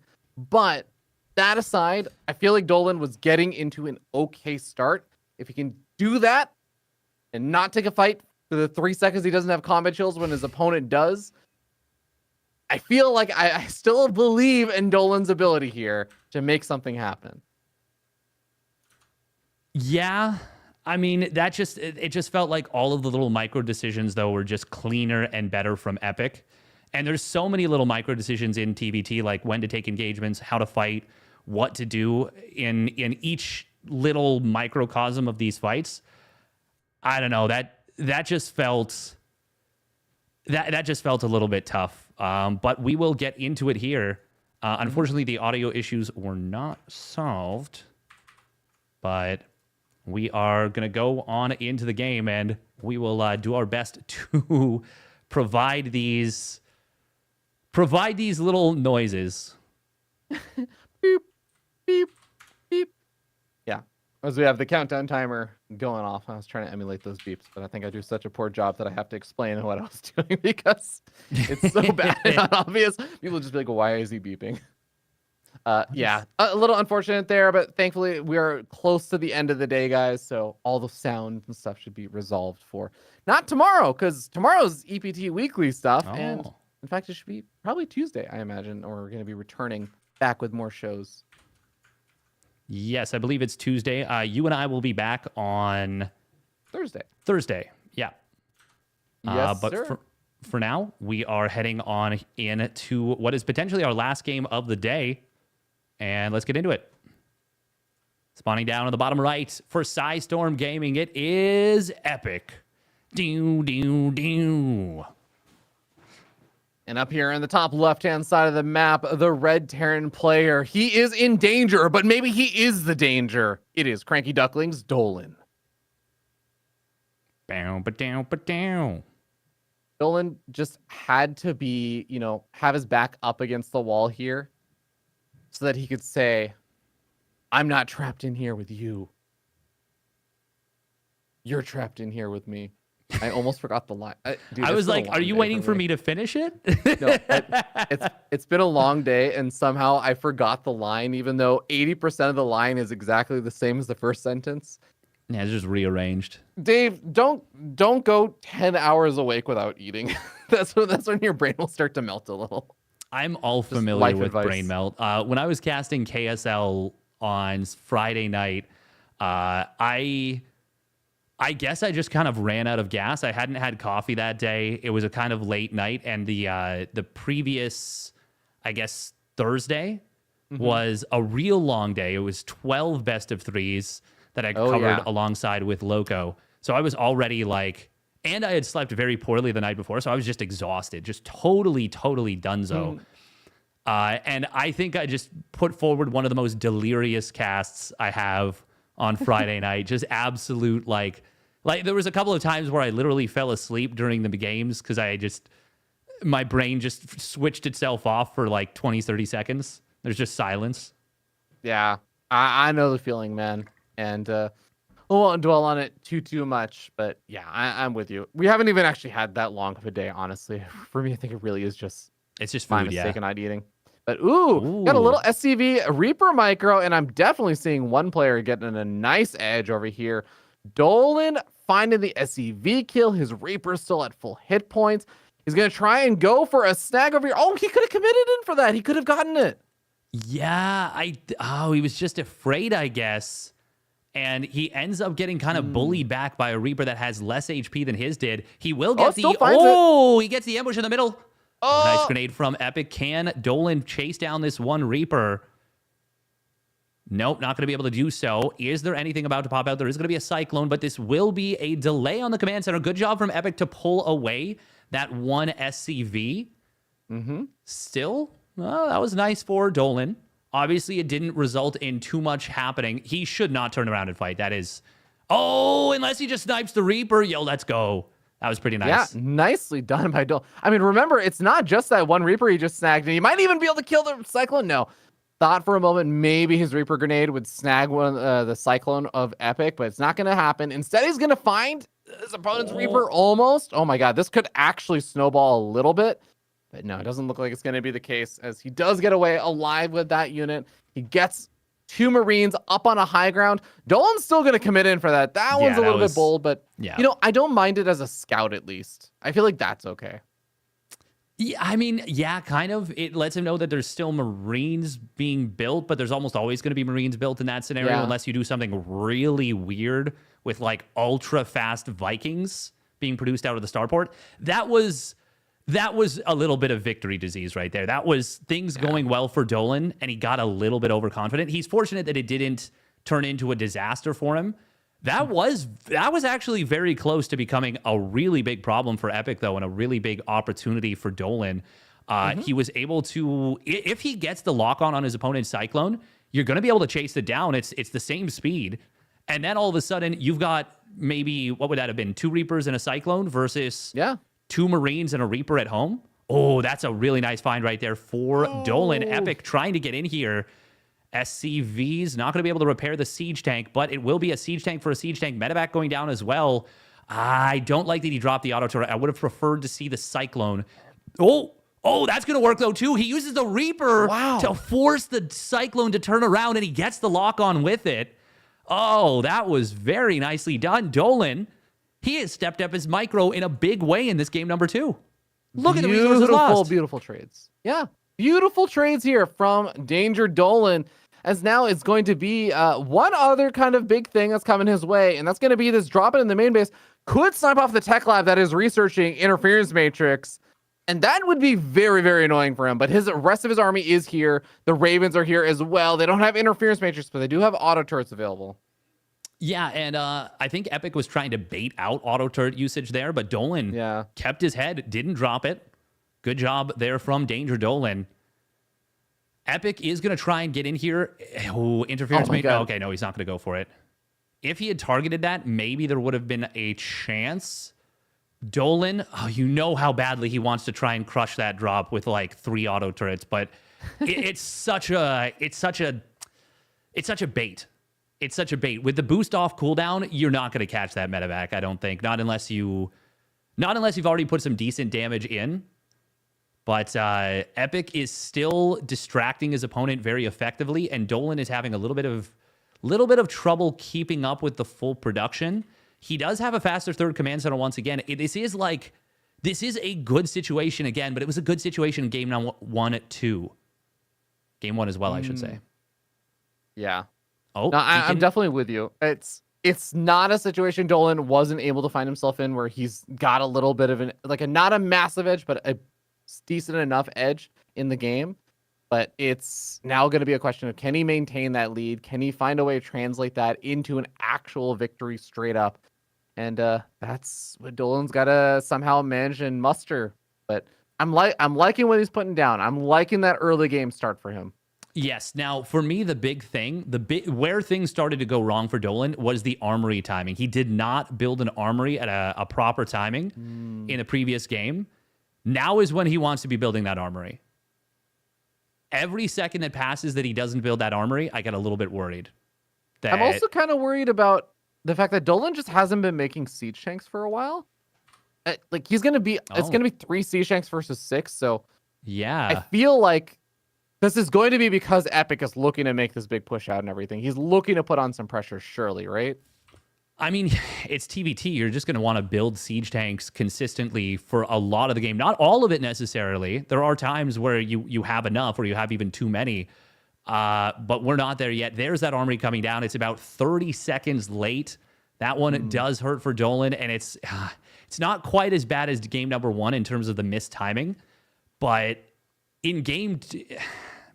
It hurts. It hurts for sure. Especially since there hasn't really been much action on the map since that second Siege Tank Marine drop went home. And this really does drive the point home about how good Epic is with his macro. Now, it'll be funny if he forgets his armory too. And it's like, oh, they did the same thing. That is a really common thing in TBT. But it'll also be up to when does Dolan actually start the 2-2, because he wasn't quick on starting it in game 1 either, which ended up really hurting him a lot. Yeah, it's still not starting, and he's adding on his extra factory. He's going for this push out over here. He's going to catch Epic, who is trying to move out with some of these Marines, but it gives Epic the opportunity to make sure all of his tanks are sieged in the right position. And Epic has a lot more siege tanks to play around with this defense. I imagine Dolan's going to have a very difficult time breaking through over here. Oh, yeah, and he eats a couple of big tank shots. That's such a good tank position, kind of around that little nook. It is such a strong little tank position there. 2-2 does start up for Dolan now, but he had like a, minute plus timing advantage in that 2-2 timing, or sorry, in that 1-1 timing. And now it's only going to be maybe 20 seconds. Depends how quickly Epic starts up his setup. Now, we do need to focus, well, I need to focus a little bit more on the actual moves through the middle, as there is there even a siege tank in the natural? Is there anything to deal with this?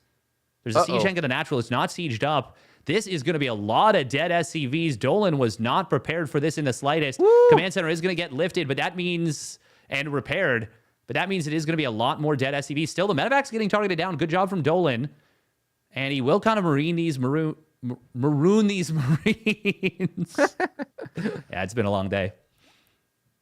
Yeah. These Marines are going to be marooned, in fact, like you said, but we do have the reinforcements coming out of over here from Epic. He is going to get forced back, though. Siege tanks caught on siege, and so many of those Marines were actually with that drop that it does seem like Epic doesn't quite have as many Marines as you'd maybe wanted. He is going to be able to find a siege tank over here, maybe, but at the same time, big interference matrices coming out on both sides. A lot more interference matrices there for Dolan, and Dolan taking a beautiful set of trades over here. And we talked about game one. There was a lot of missteps. Game two, Dolan ratcheting it up, finding his opportunity, maybe overstimming a little bit here into the natural. Could just go for the third, but he is very clearly in a...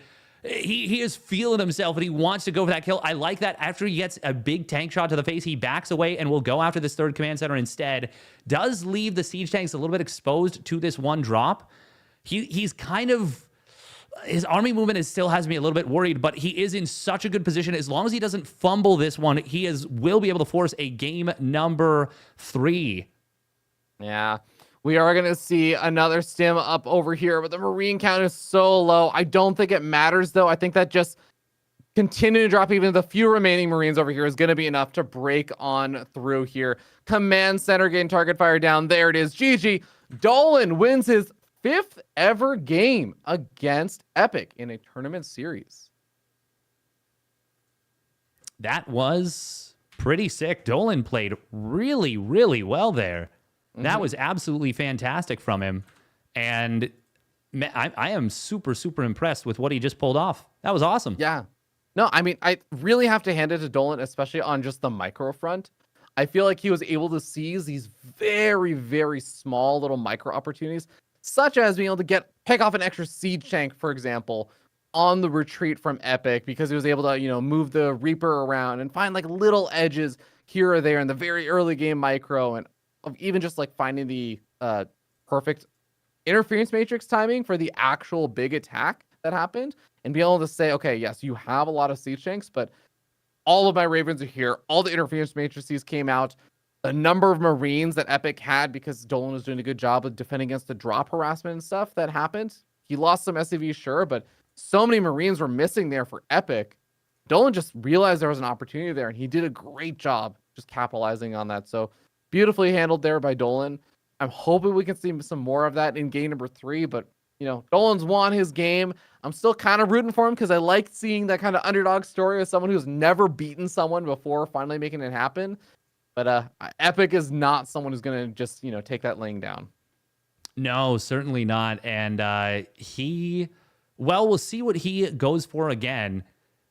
There was a little bit of predictability from Epic he went for the 4 Marine tank drop 2 games in a row, and he actually went for the double 4 Marine tank drop, like one and then another same drop right thereafter. I think you got to be a little bit careful about being too predictable, and it seems as though Dolan maybe has the inside track on what his opponent's doing, and we're gonna see if that results in anything as we get into our final map of the day. Spawning up in the top left, taking his 5th map in history against this opponent, It is the Cranky Ducklings, Dolan. And down here in the bottom right-hand side of the map, we have our blue Terran player. He is Epic from Psystorm Gaming. Alex Damien. Alex Damien. I love when people have two first names. It's my favorite. I never thought of it that way. Whenever I hear Damien, I just think of like Batman and... Oh, I thought you were going to Robin? say, what is that old horror movie where it's like Damien's like evil or something? I don't know. I probably spoiled it. No. I have no idea, to be perfectly honest. I don't know what movie. You know what? I just realized I'm trying to relate a horror movie with you. And I'm like, wait, I don't watch horror movies. Neither do I. That's the thing. I watch sports anime. I watch lighthearted things where the highest stakes that are involved are that someone is going to have to retire from their senior year of high school and go to do a normal job. I'm like, oh no. Those are all the stakes that's a really big stake, man. You know, real life hits hard. Enjoy that volleyball while you can. It's too real. I need a clown stabbing people. It's less real. I mean, yeah, I would hope it's less real. At the very least, people go through, the high school graduation into the real world all the time.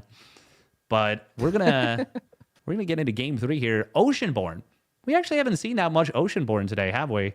Like it's happened a few times, but I feel like I saw it in Asia a lot today, but I have not seen it. I think that much in North America today. The North Americans instead engage with the insanity of the new map pool, particularly Trigger versus Special. That was, I mean, I guess we had Oceanborn for game 3 on that one anyways, but we had Dynasty and Post Youth. Whereas, actually, Epic is going to move forward once again. Dolan, who gets the better engagement here? I think it is technically Dolan, but he is not mining with his, he's not building with his SCV on the command center. And that is... I think that still is worthwhile for Epic. As weird as that weird as that sounds, because he loses his SCV, of course. But the extra time that was lost with the command center production time, it's a pretty big deal. Yeah, it's definitely going to suck to delay that command center, because you're right. That is literally just another SCV that could have been made a little bit later on with a faster command center. But, okay. Going to push back those Reapers. They're not going to end up sacrificing themselves, but that also does reveal the position of them. So Epic is going to try and cut them off. Barely misses the timing of it. And I think he believed for a moment, like, maybe you're coming in from the south side of the bottom of the ramp. No. That's exactly what it was. He thought he was going down to the bottom left to just keep them there, and it ends up being 2 ships passing in the night. That would have for sure been a dead Reaper for Dolan, maybe both if Epic had responded right away. That is... very fortunate for Epic, or for Dolan right there. Very unfortunate for Epic. Now, we're not going to see that Siege Tank Marine drop this game. We're actually going to see Quicker Ravens this time for the first time from Epic.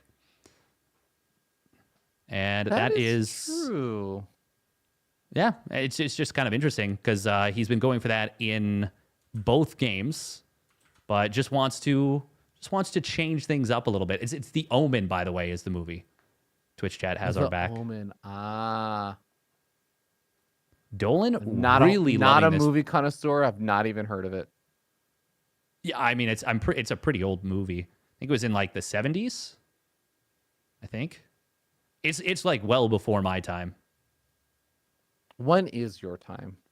The 90s. I'm a 90s kid. Okay. Yeah. I don't know why I asked that. I know how old you are. You know, when is your time? Audience? Strange man I've never interacted with. I just want to date you so that people remember how old you are. Just they know that you are in fact gradually losing touch with video games. And gradually it happened some time ago, my friend. I don't understand these kids and their Fortnite is that dances. Interference Matrix research really late for Epic? It's pretty late. Dolan is staying on 2 bases. He's gone for a fast third command center each game before this, but he is going to do a pretty... Okay, yeah, he's going to build some Vikings here. Yeah, he's definitely intending to get aggressive here and try and get some damage done on Epic's third base. This is the first time in the series that Dolan is the one being aggressive and Epic is the one with the faster third command center. Now, there's no stim with this attack, but Interference Matrix is available. There is going to be air superiority. There's 3 tanks to 2. Dolan has a lot of potential with this attack. He absolutely does. Now, Interference Matrix is going to be finished up for Epic as well, despite the fact that it did start up a lot later than Dolan's. He's going to have it just in the nick of time here for the that attack. spawning marine is so good. Oh, yeah. Be able to, I mean, he already had his siege tank staged up, funny enough, but at least he can get his Ravens into position with everything else. And I mean, there's only 6 Marines right now. This is a little bit of a scary timing where if you do manage to Interference Matrix your opponent's tanks, there really aren't that many Marines left over. There's not that many units that are even just protecting you anymore. Dolan is going to slowly leapfrog forward here. He's got his Vikings showing up, and he's continuing to build more. We are going to see Interference Matrices coming on in, but they're not going to save this tank. That is huge. He just used 2 Interference Matrices compared to his opponent's 1 and did not kill even he didn't even get a single tank shot off. That is actually a really favorable exchange for Dolan right here. And now a 4th siege tank shows up. This is looking really scary for Epic right now. I am quite concerned right now for Epic, but these siege tanks sieging up in range of another one of these siege tanks, and this is going to trigger Epic to just pull the boys and try to go for the full breakthrough over here. 10 workers, 13 workers going down. Ravens getting picked off left and right. The Vikings reigning supreme in the air, and has Danger Dolan done it? 86 supply to 55. 22 workers killed off. Both of these players reset their siege tank counts, but at the end of the day, it is inarguable that Dolan is not going to be, pretty happy with overall those trades. I guess the only thing that I would say normally is double check on the 3rd command center timing. Dolan is landing his 3rd command center. He's in a good spot. Yeah, the only thing Dolan is missing right now is, well, actually nothing. He's got stim. He's already got stim. He just needs to start combat shields. The upgrade timing, the upgrade timing could be a big issue. He should pull these Ravens back.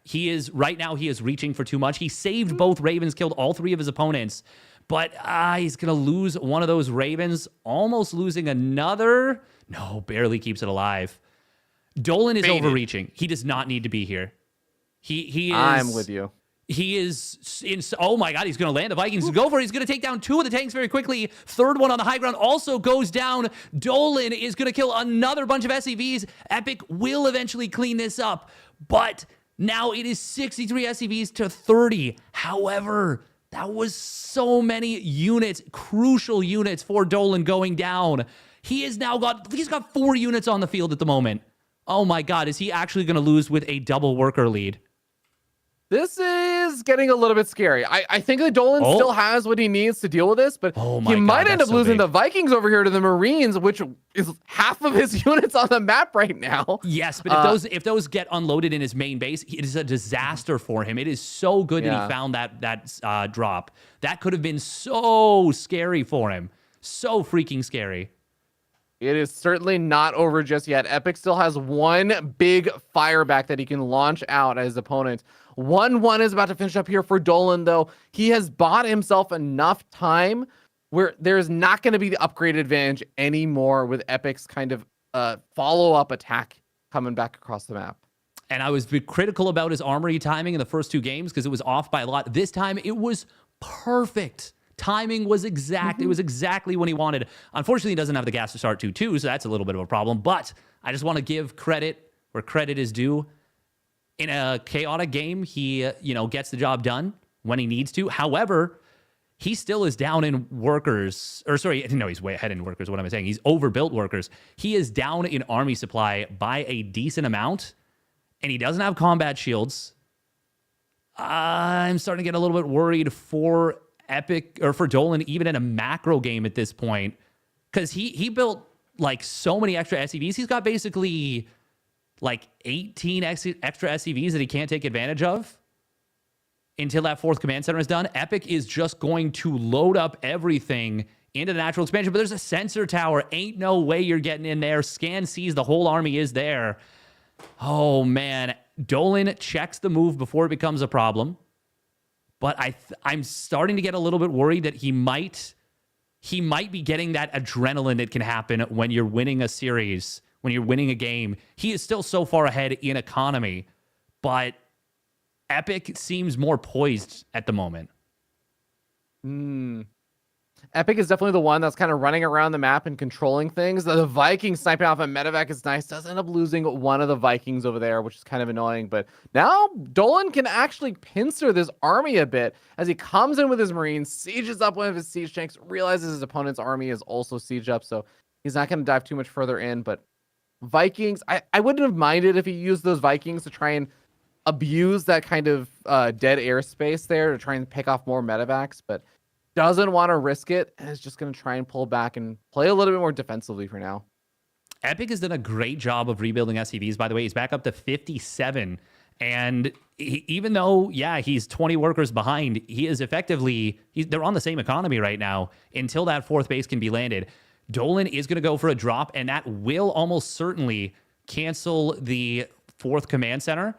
He almost found a triple drop that Epic was trying to move out with. In fact, Epic is just going to ignore him and going to go for the drop anyways. Wow. That is, I think he's got enough at home to defend. 2-2 not yet done for either player. Hang on. Without the siege tank support, this is actually a little bit of a problem. Oh my God, the command center is getting so low. If he clicks it, he's going to get it. No repair. That's now a Dolan up 4 bases to 2. Oh my God, that is absolutely amazing. He's going to right-click it down again. He killed a second command center as it was being built. Suddenly, Danger Dolan has put the danger into Epic's future, and Epic suddenly does not really have something to rely back on. And now the Vikings, the missile turrets, they kill off the medevacs. Everything spirals out of control in a moment. 30 seconds and disaster strikes for Epic. Dolan is on the verge of potentially claiming his first ever tournament victory against Epic. Oh my God, like this, if you cry every time. A huge concave coming in for Dolan. He is going to clear up this army like nobody's business. I said he looked a little bit shaky, but he survives the scariest moment in the game right there, gets the decisive kill on his opponent's third command center, gets it again, and then cleans up everything that Epic had. There's just a small handful of Marines left on the other side of the map. Dolan is up 50 army supply. He's up 22 SCVs. And now with the fourth command center landing, it is going to turn into a real economic advantage. Unless, of course, it just goes down. But Dolan, I think, can just go straight up the gut and win the game.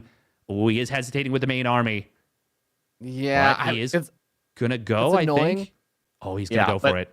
If Dolan doesn't manage to win this game, I feel like he's going to just not launch StarCraft for like at least 3 months. Because this game should be his for the taking. He has lost a lot of his Marines. Actually, has he lost all of his Marines at that front line? It's just siege tanks there now. He's having to pull back. But that is still going to be too much. GG gets called. Dolan takes his first victory against Epic. Wow. Absolutely phenomenally well done. Phenomenally well done indeed. And that is going to be, well, that is going to be all she wrote. Dolan, oh my God, that has got to be such a good feeling because the players, you know, not every player knows they're head-to-head against every opponent, but when you haven't won a series, a competitive series against someone, and you've played them more than, I don't know, a handful of times, 3 or 4 times, you know that you haven't won.